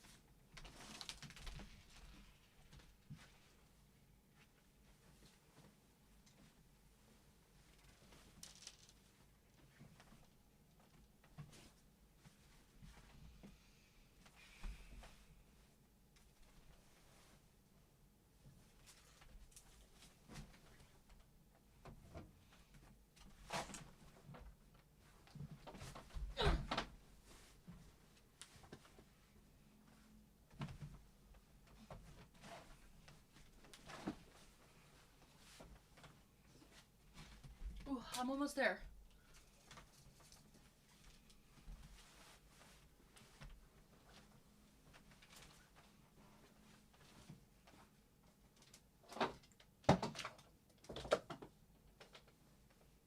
Whoops. Ugh. Heh. Ew.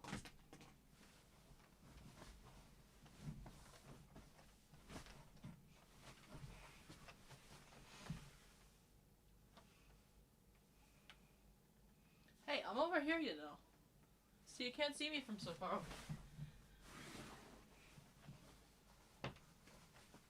Don't worry. Almost done.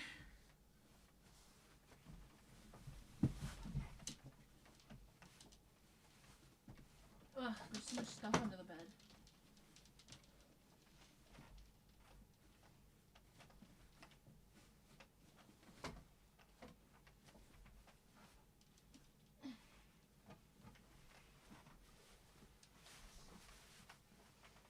Whew, we're almost there.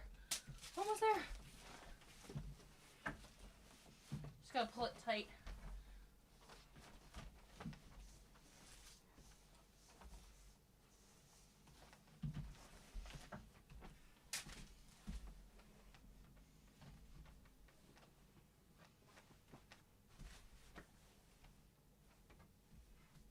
Okay.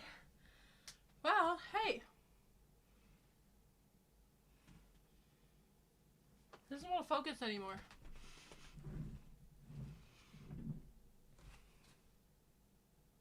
Must have turned off AI mode.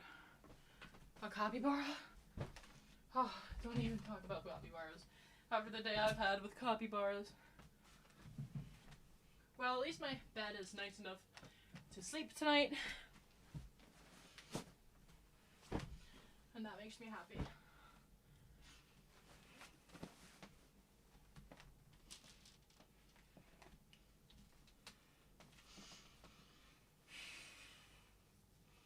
Future wife. That's a bold statement from somebody that's never sent a dono before.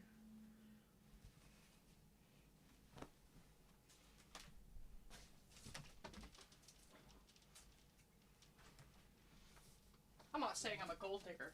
I'm just saying, you know, somebody's gonna have to put food on the table.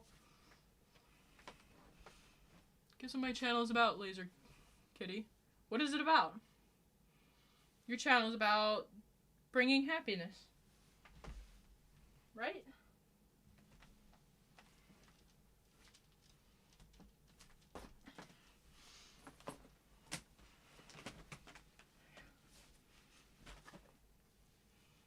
Driving race cars.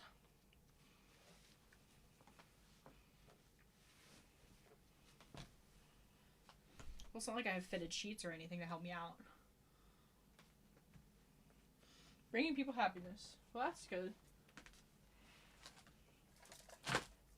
My channel is supposed to be about curing loneliness.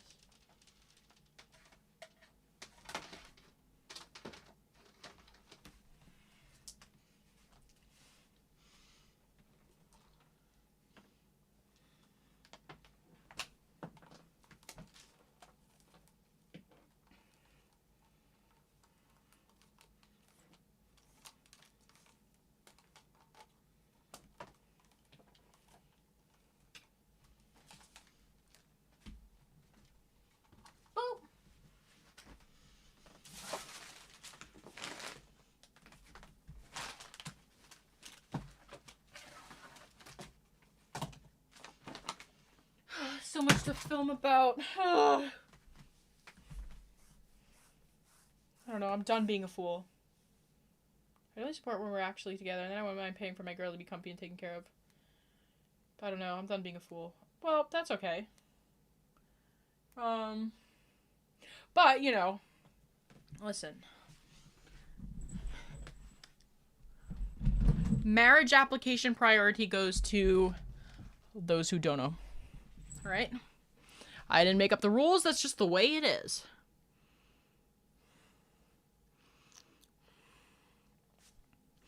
What up? Well, guys, it's nice and... my bed is made, at least. So that's good. Oh, Lord. I have to try to put on my bite guard tonight. I value myself more. I try to be a gentleman and make my girl happy. I hope they take it for granted when they end up with an asshole. That's true. For me, it's more so about, like, not following my family's footsteps of having, like, immense generational debt.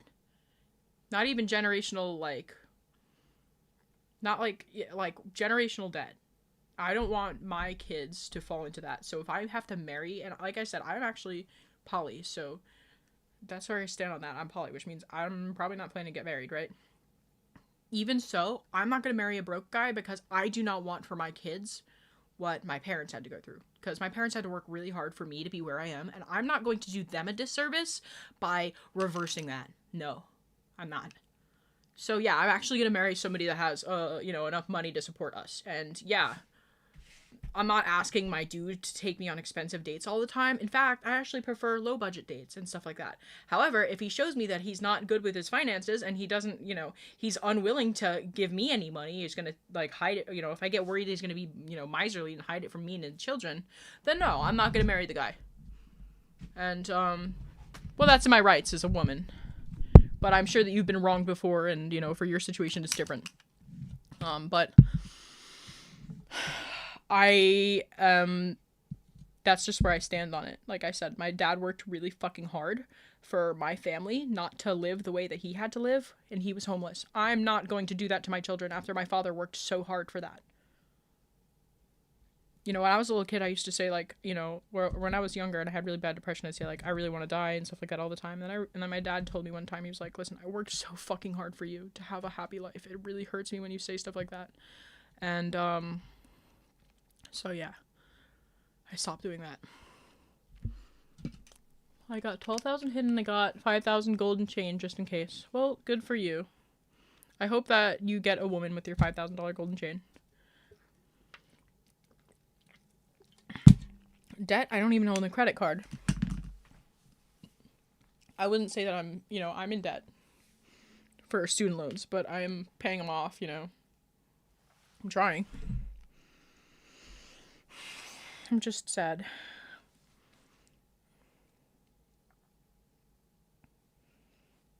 I also don't think that I'm going to be able to cognitively work with somebody that is younger than me and in a worse financial state than me, because I am looking for if I have to settle down with somebody, I'm looking for somebody that is older and is more of a mentor type lover, if you know what I'm trying to say. I'm not going to say it outright because I don't want to cause panic, but if you know, you know. I'm not really looking for somebody that's going to be, whether it be financially or success-wise, or, and this is a huge standard. I acknowledge that by having such high standards, I will probably never find a monogamous relationship that I'm comfortable in, and that is okay. I don't need to fall in love in my life. I just want that to be perfectly clear. But I don't have any plans of dating anybody younger than me, anyone that's less successful career-wise. I don't plan on dating somebody that is dumber than me, unfortunately. Somebody's gonna have to have the brain in the relationship. But I realize that person probably doesn't exist. And I acknowledge that, and I don't mean to sound pretentious. I'm not saying I even deserve that. Even if that guy did exist, I do not deserve to, actualize that. But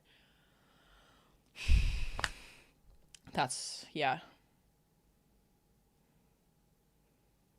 I think a lot of people, when they hear that, what my type is and, what I'm looking for in a relationship, they're like, oh, well, you are a bitch. And I'm like, well, can't blame me for knowing what I want. Guys are so fast to be like, oh, I want a girl with big boobs. Oh, I want a girl that looks like this. And they pull up some picture on their phone of some lady that's obviously edited her body on Instagram. Or maybe not so obviously, and they think that that's a real body, and they think that's actually attainable. And then, once a woman tells people that she wants a man that has more money than her, which is a traditional value for women that, families have been pushing women to do since the dawn of time, then everybody has a problem. And I don't want it to seem that way. I don't want to, you know. But from my perspective, that's why I feel comfortable saying that, because like people come in here and they're like, "Oh, I want to motorboat your tits. Oh, I want to like, oh, I love your ass is amazing. Will you marry me? Like you're so beautiful." Like, and so like when I say like that I want to marry a guy, you know, I'm not taking marriage applications for people that are financially not stable, or at least, you know, that's, I feel like that's kind of reasonable actually. And I'll keep saying it.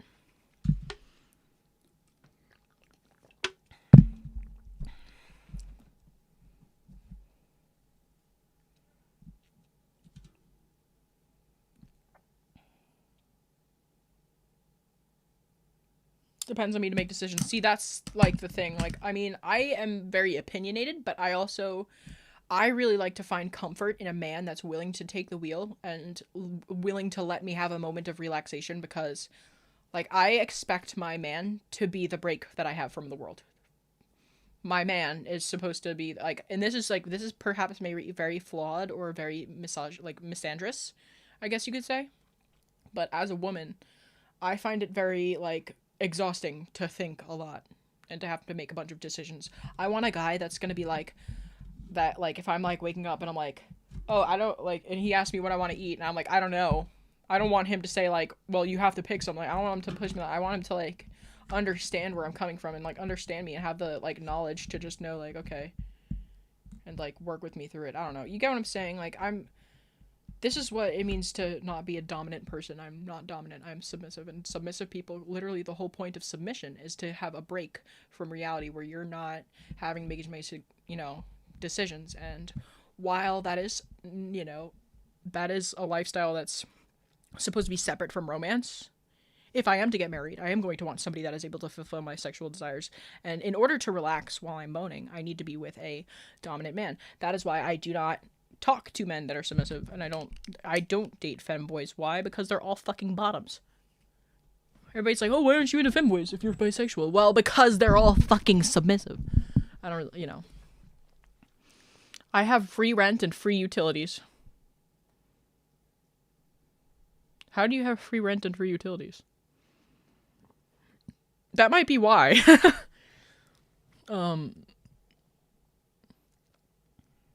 Like, I have to work and plan out our free time and what we're gonna do.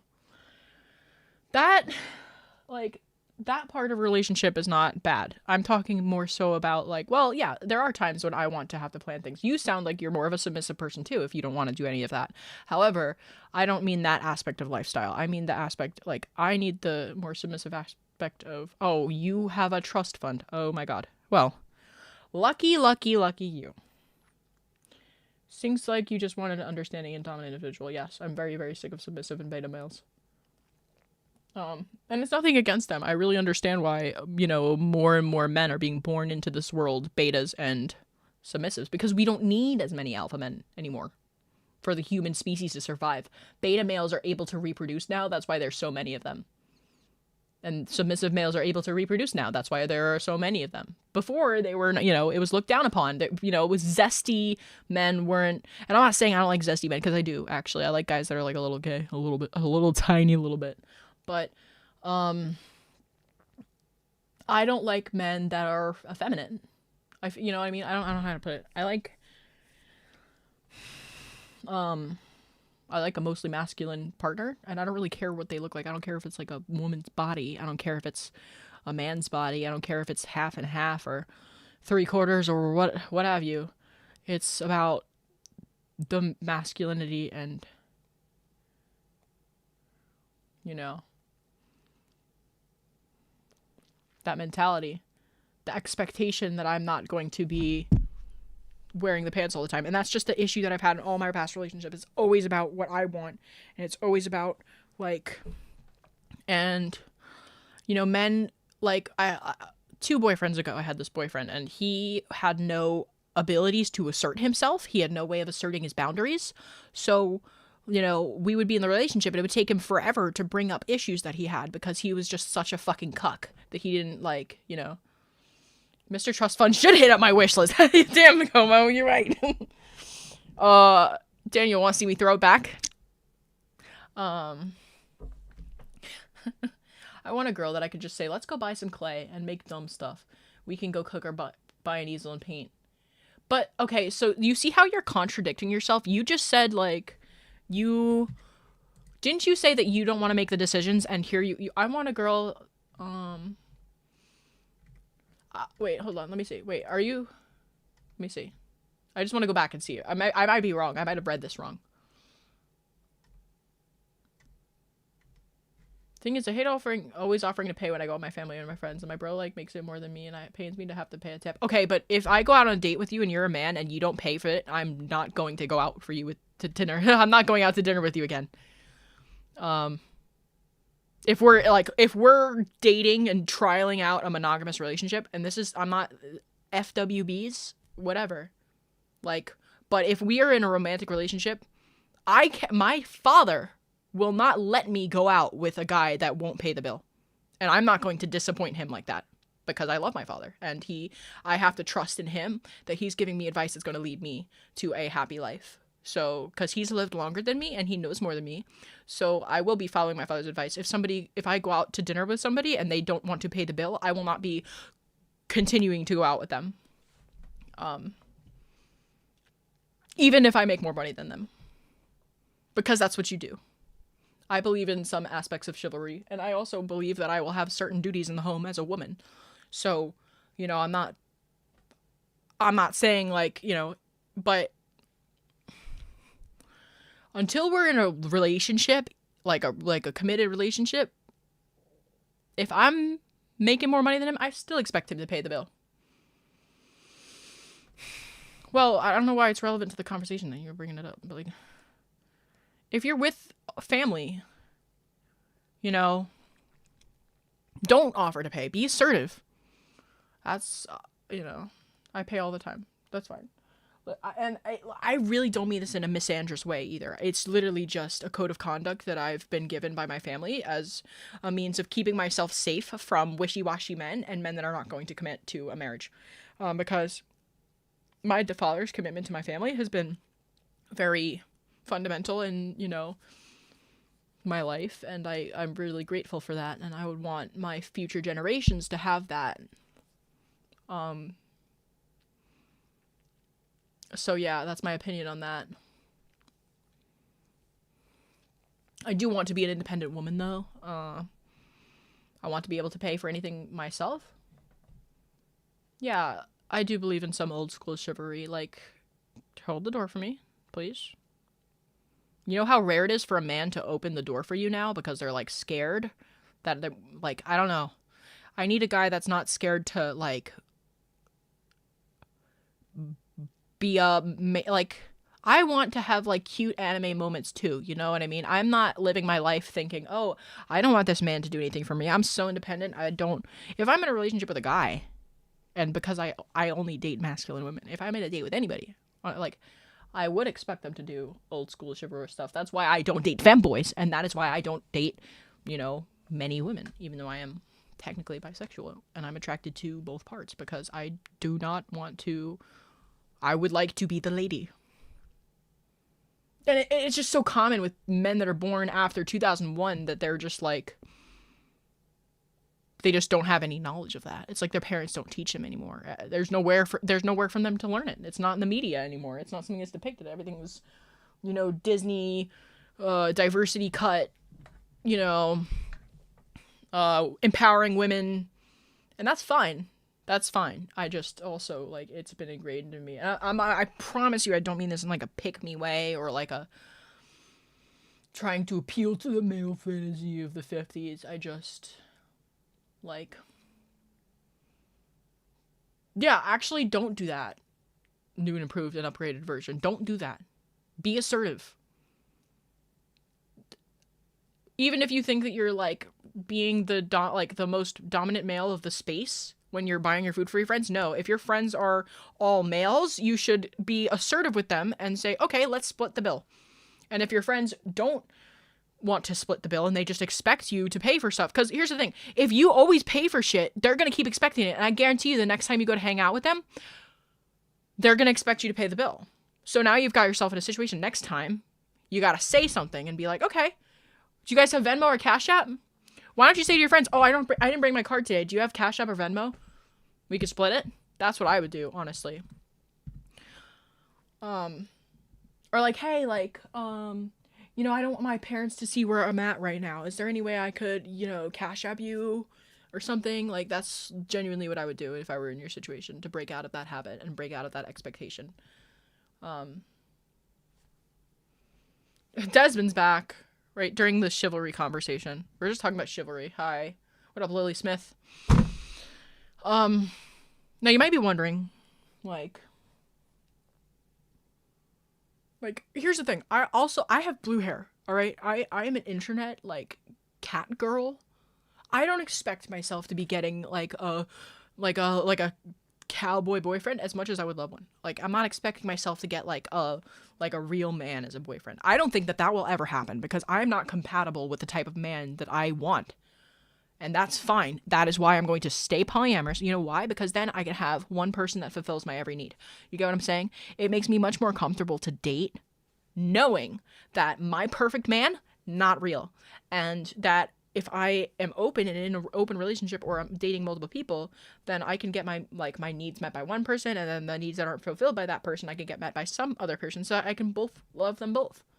And I don't have to worry and get this anxiety when I'm dating that this person's not chivalrous enough, or this person's not giving me the space that I need to feel relaxed. You gotta be a real woman first. Right, Frodo Faggins. That is why I'm saying I'm probably not going to be in a relationship for a very long time. In fact, I might not ever reproduce. I might not ever have a husband. And I'm okay with that. Because, like I said, the real man that I want either doesn't exist, doesn't want me, or is not compatible with me. And I'm not going to change myself into a real woman. I don't even know what a real woman is. But I'm not going to change myself into that just so I can get the perfect man I want. My life is actually more than reproducing, Frodo Faggins. I don't know about you. But since you have fag in your name, I'm going to guess that you aren't. By the way, I can say fag because I've literally kissed a gay man, so you can't have me. But I'm guessing that you also don't live to reproduce as well. So there's that. Especially because you talk like a cuck. But you never know what the future holds. That's right. You don't need to change anything. No, and I won't. It's okay to, it's okay to fantasize and know that it's not possible, and know that it's not something you should really expect out of the world. You shouldn't expect anything out of the world. The world could fuck you at any moment. The world could take everything you have away from you in one moment. I could have acid thrown on my face tomorrow, and I will have no chance of reproducing ever again. I could get shot in the ovary. No chance of reproduction. And, so I kind of live my life like that. Moved to Texas. I would not do well in Texas. I would not do well in Texas. People probably drive too slow there for my taste. My wife cheated on me, and that's why I'm single. Oh. Sorry, bud. That sucks. That really sucks. Yeah, and imagine getting your perfect partner and then they fucking cheat on you. Another reason not to live your life for romance and reproduction. As much of a romantic as I am, and as much of a very, inherently, sex positive person as I am, I try to have more free will than just living every moment to get laid and happy. Toothless, nice. I'm gonna make a toothless mask soon. Why? First of all, I have blue hair, Lily Smith. I would not do well in Texas because I have blue hair, and I do not intend on dyeing it back to blonde. So that's the first reason why I wouldn't do well in Texas. Second of all, I like to drive faster than 70 miles per hour. I'm just kidding. That was a lie. For legal reasons, that was a joke. I'm just kidding. In the South, they're much worse with traffic tickets than they are up here, because New Yorkers drive like New Yorkers and Texans drive like Texans, and everything in the South is slow. Not the people. I'm not saying that. I just mean, when you go to fast food in the South, it's slower than it is in New York. Even when you go to Boston, the fast food is slower. But they also drive a little bit. They drive really fast in Boston because they're all high and they drink a lot of Dunkins.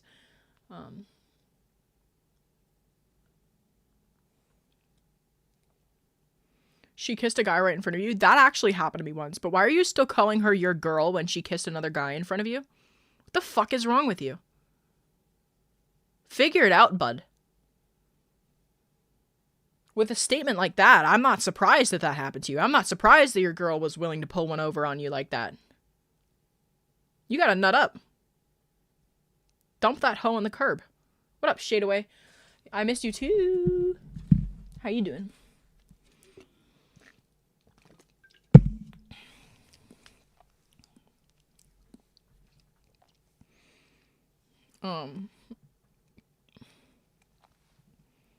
I don't play with anything like that. That's crazy.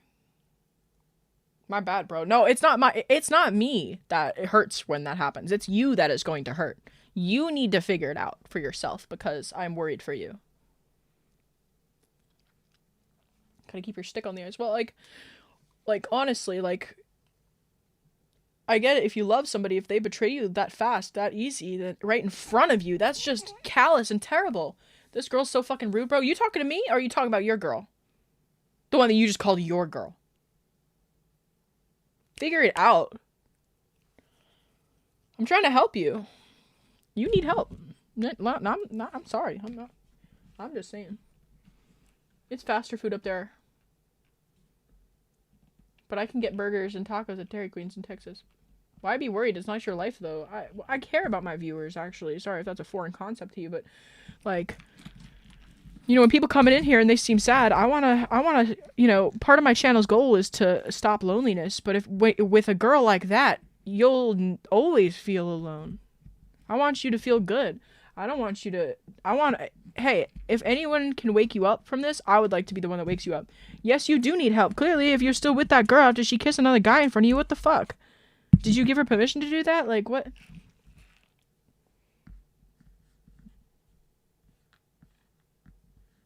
I'm assorting my beads. Do I have any tattoos? No, I do not. Sorry to disappoint. No tattoos and no piercing. Except my ears are pierced. They were pierced when I was a baby, though, so that don't count. They weren't my choice, so they don't count. Excuse me. Bioweapon. I mean, yeah, sure.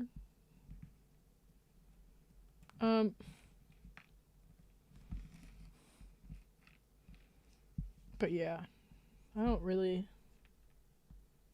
I would feel bad if I didn't say nothing to you, Tristan. And I think sometimes people need tough love to snap out of things when they are, like, in a toxic mindset. So, that is my rationale for that.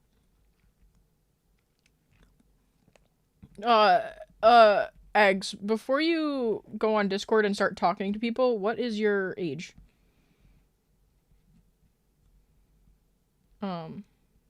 Because I don't really like when people message privately, unless you've joined the Discord already. What exactly is your age, Eggs and Bacon Studios?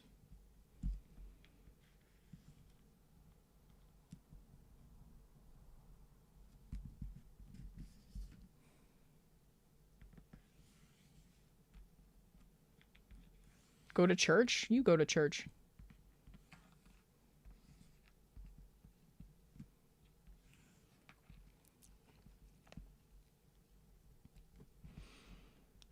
I have a rifle? Okay. Take me to church.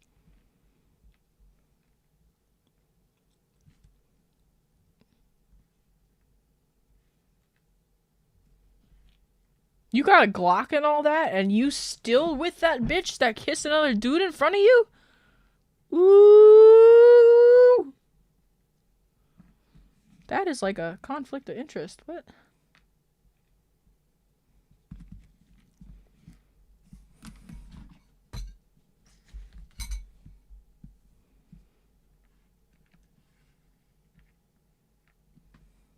I was just asking because I wanted to make sure that they were... Anytime that people start talking about talking off of Discord, off outside of my Discord server, I want to know their age.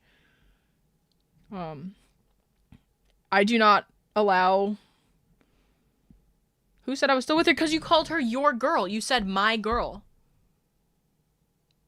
That's the whole point that I was trying to get across to you, is that why are you calling her your girl if she did that to you? That ain't your girl. That's everyone's girl. That's fucking, she a hoe. Like, that's not your girl. That's like, that's everyone's girl. I don't know what that is. What? Eggs and Bacon Studios. User Eggs and Bacon Studios. How old are you? I'm asking you your age. Here's the girl. It's always the Jessica girls. How many Jessicas you been dating? Like, if it's always the Jessica, how many Jessicas have you been with? Just out of curiosity.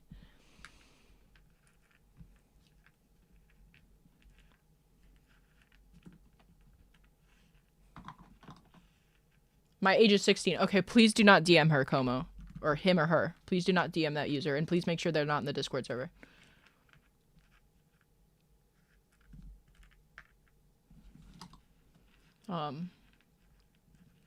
This is something I don't allow on my streams. I don't allow minors to engage with adults or meet them on a third-party software in private. So please do not do that.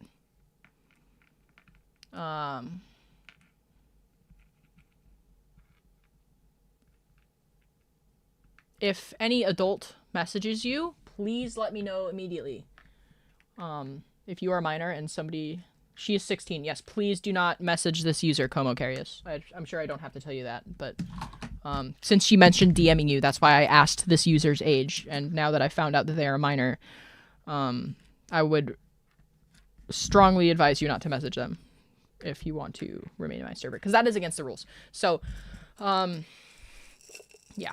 I'm sorry. I'm sure you didn't know, but please assume that all other users in my stream are adults, and please do not try to contact anybody on my platform on another platform. It's fine, you can do that for other people's streams, just because of the amount of adults in my stream, I do not allow users to contact each other outside of my Discord server, because I know that when they come into my Discord server, I know their age, because they have to verify their age in my server. No, I haven't got the secret ending. Just to explain that. And I don't care for what reason it is. If I find out about that happening, you will be banned from my server for life. And you will also be banned from my chat, because I will then, if I find out that no, it's okay. It's okay. I just want you to be safe, and,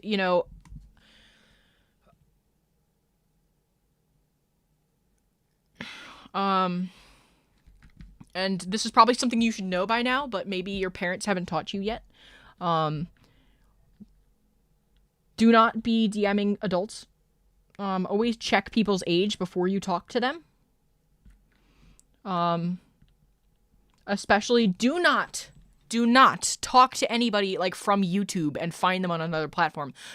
Don't go to like a secondary platform. Like that is not internet safe. Let's practice internet safety and not do that. And also, yeah, like just please don't message anybody from my server, please. Thank you. Because I want all my users to be safe, no matter who they are or how old they are. I want to protect my adult users. I want to protect my young viewers. So, again, if I find out about anybody messaging anybody from my streams that is not registered in the server, that is a no-no for me. I'm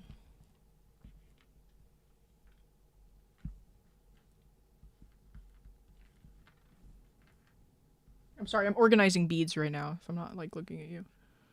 Sorry, Eggs and Bacon. There's a lot of great Discord servers out there for people that are younger. I suggest you use the app Disboard, D-I-S-B-O. It's not an app, it's a website. D-I-S-B-O-A-R-D. You can find servers on there that are for your age range. All you have to do is, like, type in your age, and you can find it.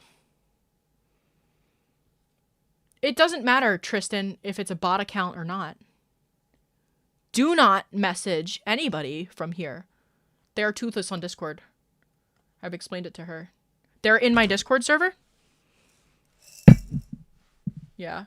Definitely do not DM that user anymore, Como.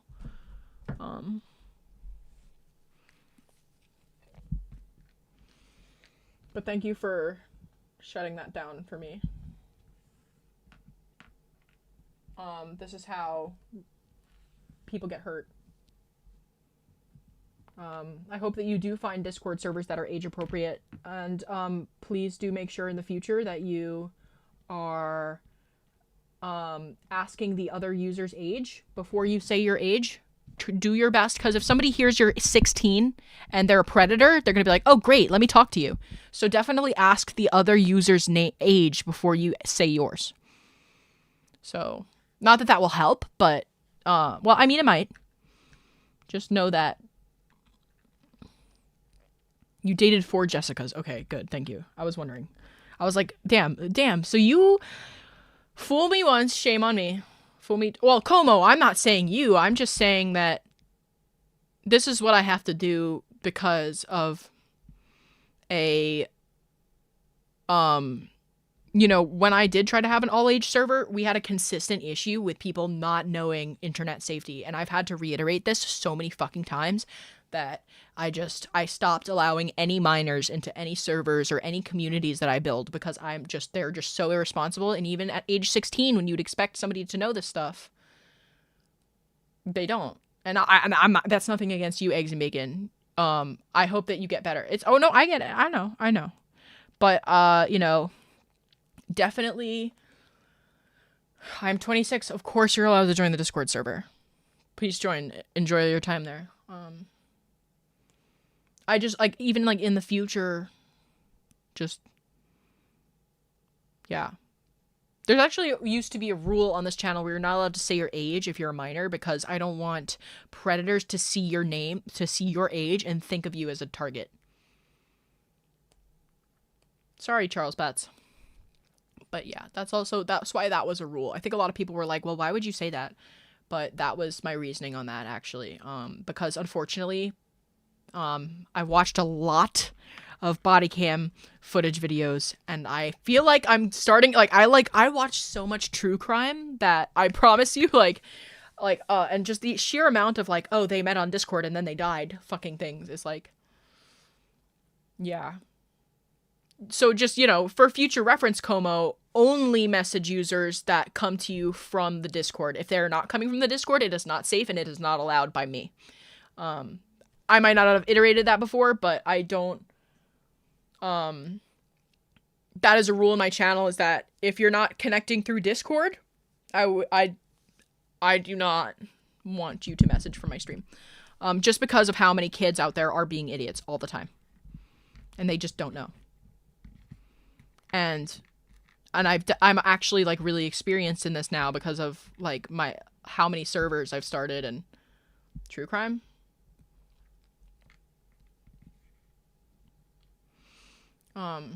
Yeah.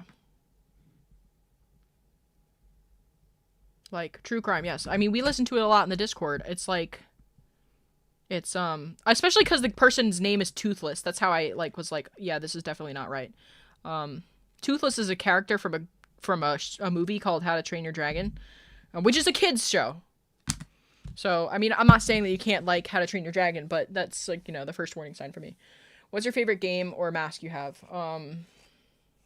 A playlist, that's nice.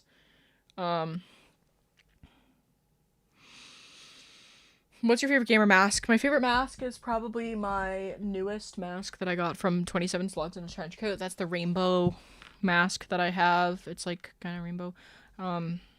With purple ears. I love that one. Wow, this is like a really well distributed set of beads here because I've been sorting them and there's like the same amount in every pile. Kind of. I don't know why I'm saying that, but yeah. When I watch the true crime, you know, there's obviously a lot of episodes about, you know, like children encountering predators on those apps, and, you know, what the worst thing about these documentaries is about how well, how stupid kids are, but also, like, just how damaging it is for the mind for either party to, you know, talk to people that are not their age. it's legitimately damaging. So, you know, even just like, even if it's not about like sexual things, even if it's just about like life. I've seen some of these kids when I used to like run Discord servers just like traumatize the fuck out of each other with like mentions of self-harm and not maybe obviously like, you know, but it's really a shame I keep getting timed out. Why? Because you're a fucking asshole? We should ban you. Why don't you ban him, guys? Yeah.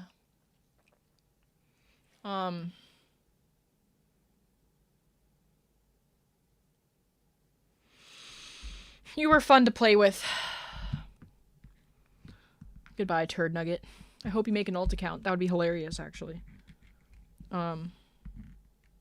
Next time, if you want to not get timed out, how about you try being nice, maybe? Or positive? It's really more of a family movie. Yes. I would say there's a lot of, you know, older elements to it, too. But, you know, it's not a fandom that's more like what fandom is an adult more likely to be in? How to Train Your Dragon or Has Been Hotel? Obviously Has Been Hotel because that's where all like the like sex and drugs are from. Gunslinger's a good one. Yes, they're probably going, you know, kids are probably going to go on to something like more like kids are probably more likely to watch something without as much like swearing and demons and you know what I mean? They're both cartoons, but one of them is obviously safe for kids to watch and will engage more children. And the other one is, you know, I guess that's a bad example as a family show, but yeah. I don't know. I think it does appeal more to children than other fandoms would appear to. There's a lot of people that age regress, though, and I'm not here to shit on them.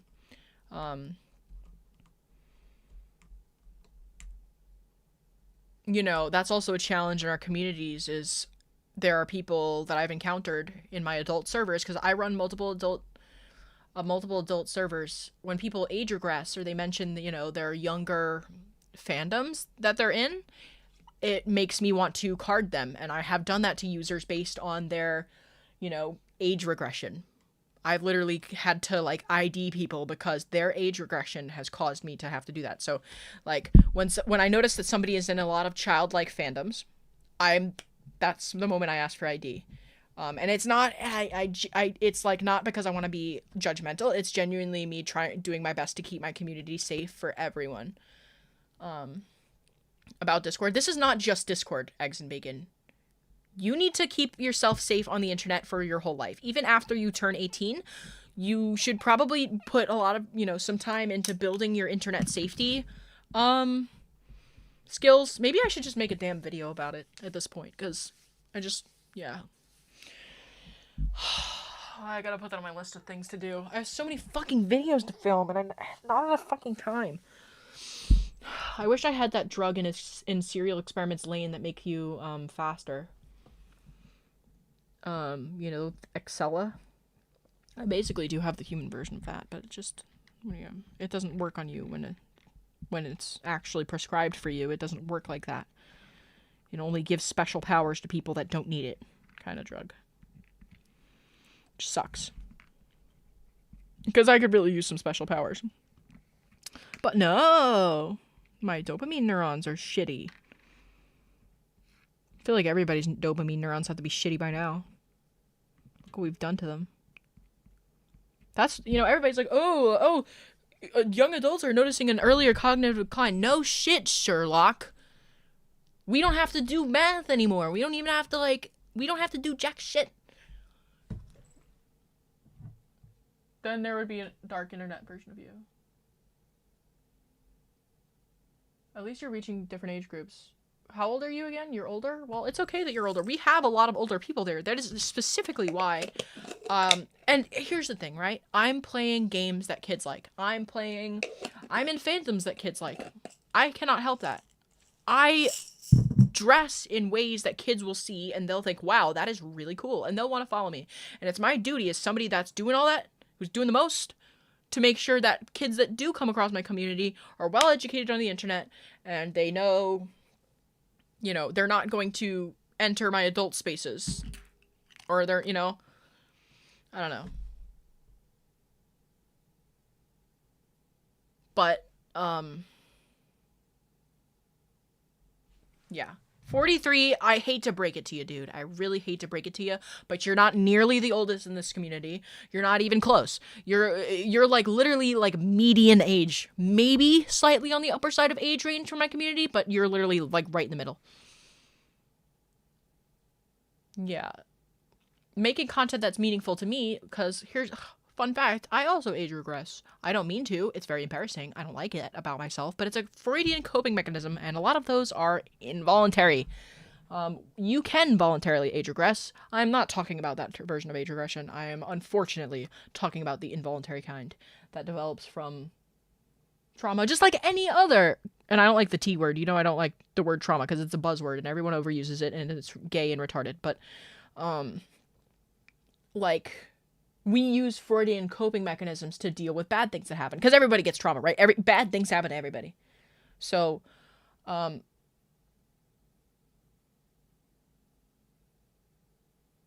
don't want there to be so much he has to do. No, it's good. Listen, this is a good thing because if I make a video about internet safety and it reaches even like some of the kids on my channel, I'll be doing them a service and I'll be doing myself a service by making my community safer and avoiding potential really bad things that could happen.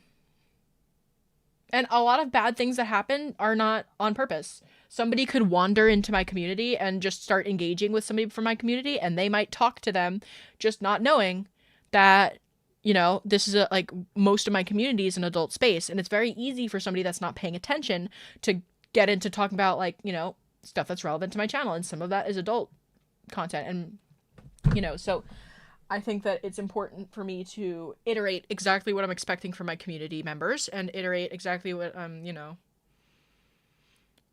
Yeah, maybe we can do a podcast about internet safety so I don't have to do all the talking, because let me tell you something, after that fucking stream, my jaw is starting to hurt.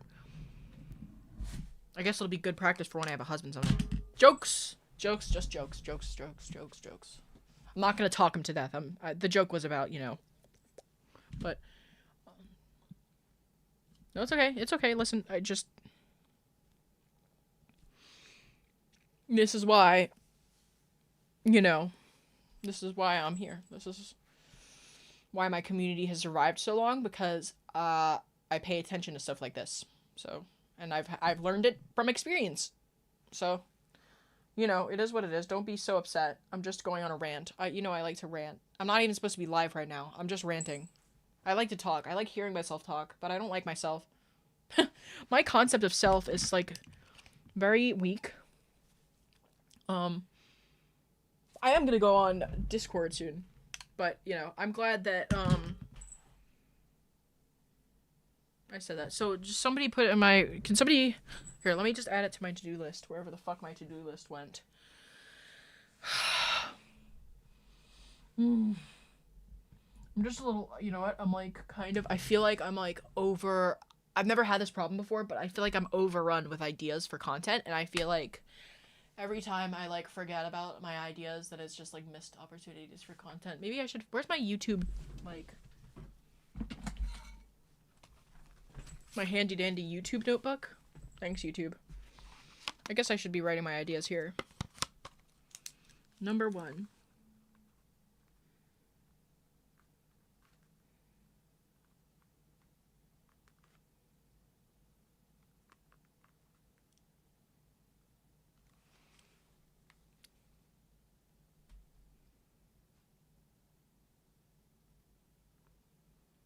Can we do a Discord podcast where we're all in a Discord chat and we kind of like record it, and like some of us can go on camera if we want and some of us cannot, and that way everybody's able to join and it's an easy way to record it. Bring your best microphone. But like only some of us would be there invited to it. I would make the channel only available, obviously, to people that are invited to the podcast. If you're not invited to the podcast, you can assume it's because you play loud noises at unexpected times in the voice chat. You overuse the... if you overuse the soundboard, if you make a lot of noises that are, like, unexpected, if you, like, you know... Don't be offended if I don't invite you. It's simply not personal. But, okay, good. Well... Yeah, cosplaying does help my sense of self. Hi, Rick Norman. I'm sorry I didn't acknowledge you. What else is on my list of things to do? I have to, fuck. Okay, well, I'll just leave this out. I'll be there in spirit. Thank you for understanding. Listen, Eggs and Bacon Studios. We used to have a server for minors because, like I said, at one point I discovered that people were not smart enough. I'm not trying to be mean. It's just literally like a wiseness thing. Like, you just don't have that wiseness because you're not old enough yet. And in my generation, people were so scared of the internet that they actually taught us how to be safe on the internet. Nowadays, parents don't teach their kids internet safety because they just assume that their kids know more about the internet than they do. And it's just really fucked up. And it's a fucked up... Yeah, I keep seeing this pattern, and it very much scares me. But when I had that server, an issue that I had a lot was users would be like, Lazer, I was talking to this person. I think I gave them too much information. I don't think they're a kid. I'd be like, dude, why are you sending this person your information like that? Why, even if you thought they were your age, why do you think it's okay to send them your picture, your hometown? That is not allowed. And those were explicit rules in the server. So every time somebody fucked up on that, I had them like sit through a safety discussion with me and then get quizzed on it. Or at least I tried to implement that. I don't know if we got... I think I closed off the server at some point, but that was, that was kind of how we handled that. And then, like, if you wanted to enter the server, you would have to read through a code of conduct, and you'd be quizzed on that as well. We would have, there was a list of rules that you would have to read through, and the biggest question that we would have to quiz on was, can you DM somebody from the server if they do not ask publicly? And, the answer is no. So what we would have people do is there was a channel where you'd have to ask to DM somebody, and then a moderator would be able to see it, and I could say, okay, does this user have a profile picture? How long have they been on Discord for? If they've been on Discord for too long for them to be, within the age range of that server, then I would be able to detect it. Or if, if they have a bot account, if they look sus, if they've never talked in the server before, I will detect it, and I will be able to keep them safe. And that is the amount of effort I had to put into that server. I would love to have a fan server for all ages, but unfortunately, people are just legitimately too fucking dumb. And Discord does not know enough to prevent bots from randomly DMing people. So children don't, know to not message them, even though they're bots, you know what I mean? Like, people will get DM'd by literal sex bots, and I'll see, they'll send me screenshots, and I'll see that they've replied to these sex bots. I'm like, are you fucking serious, kid?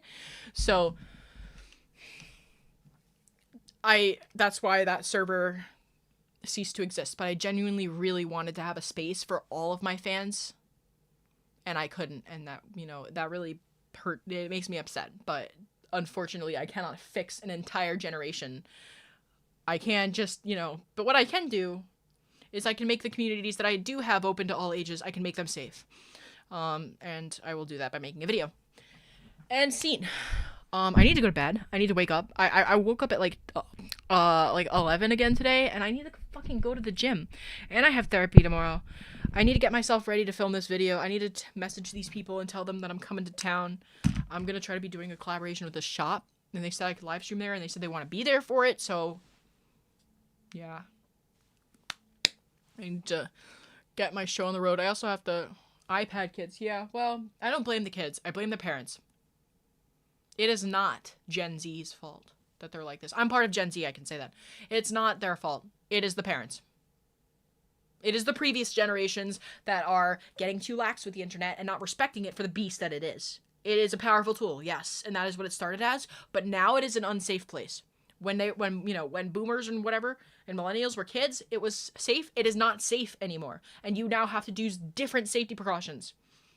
It is 2026. It is not 2010. It is not 2005. It's not 1996. It is 2026. And we have new rules. We have new dangers. And we have, new internet safety tips and trips that we have to teach kids. We have different social media platforms. We have different, and they all have different rules. You should really be teaching internet safety for all of your platforms. But yeah. Anyway, I'm done ranting. I've been ranting for too damn long. I'm going to turn this video, I might make this a private video, or I might cut the tail end of this off, just my gossip part of it off, and I'm going to just, upload the rest as actually a long-form video, kind of like Markiplier and Jacksepticeye and PewDiePie used to do, my idols. I would like to make content like them, so if I ever get around to editing any of this shit, that will be the move. Hopefully it'll be colder the rest of the week so I have more time to just sit down and do it, but I have to just go. So yeah, thank you for understanding my rant. Thank you for coming to my stream. I really appreciate everybody that showed up for me today. I appreciate everybody that works really hard for my community, including my mods and my biggest fans that come and they hang out my Discord server, and those who are not old enough for the Discord server but they show their support by liking and subscribing. You guys are the best. I need you. I love you. You're my whole life. And be safe out there on the internet. Keep your information to yourself. Remember, they're always listening. And yeah. Okay, we're gonna continue this game probably next week, if I can remember. So I'm gonna try to, like, you know, advertise it maybe a little better. Whatever. Thank you for your advice. Yeah, anytime. I'm glad that things worked out well for you, and I hope that you, you know, if you ever need more advice for internet safety, I'm your guy, for sure. Definitely do not hesitate to ask. And if you do genuinely need help finding spaces that are safe for you to interact in, I'm happy to look some up on Discord and I can tell you where to find them, if you ask me again at a live stream. Because on Discord, you can just look things up. I don't have to send you a link. I don't need to message you. I could just tell you what the name is and you could Google it and you will find it. Okay? So have fun looking for that. Peace out, guys. I am going to go do something else now. Join the Discord server if you want to talk to me after hours. That is a privilege reserved for adults, because after hours I get a little loopy and God only knows what might come out of my mouth. Probably some filth. Okay.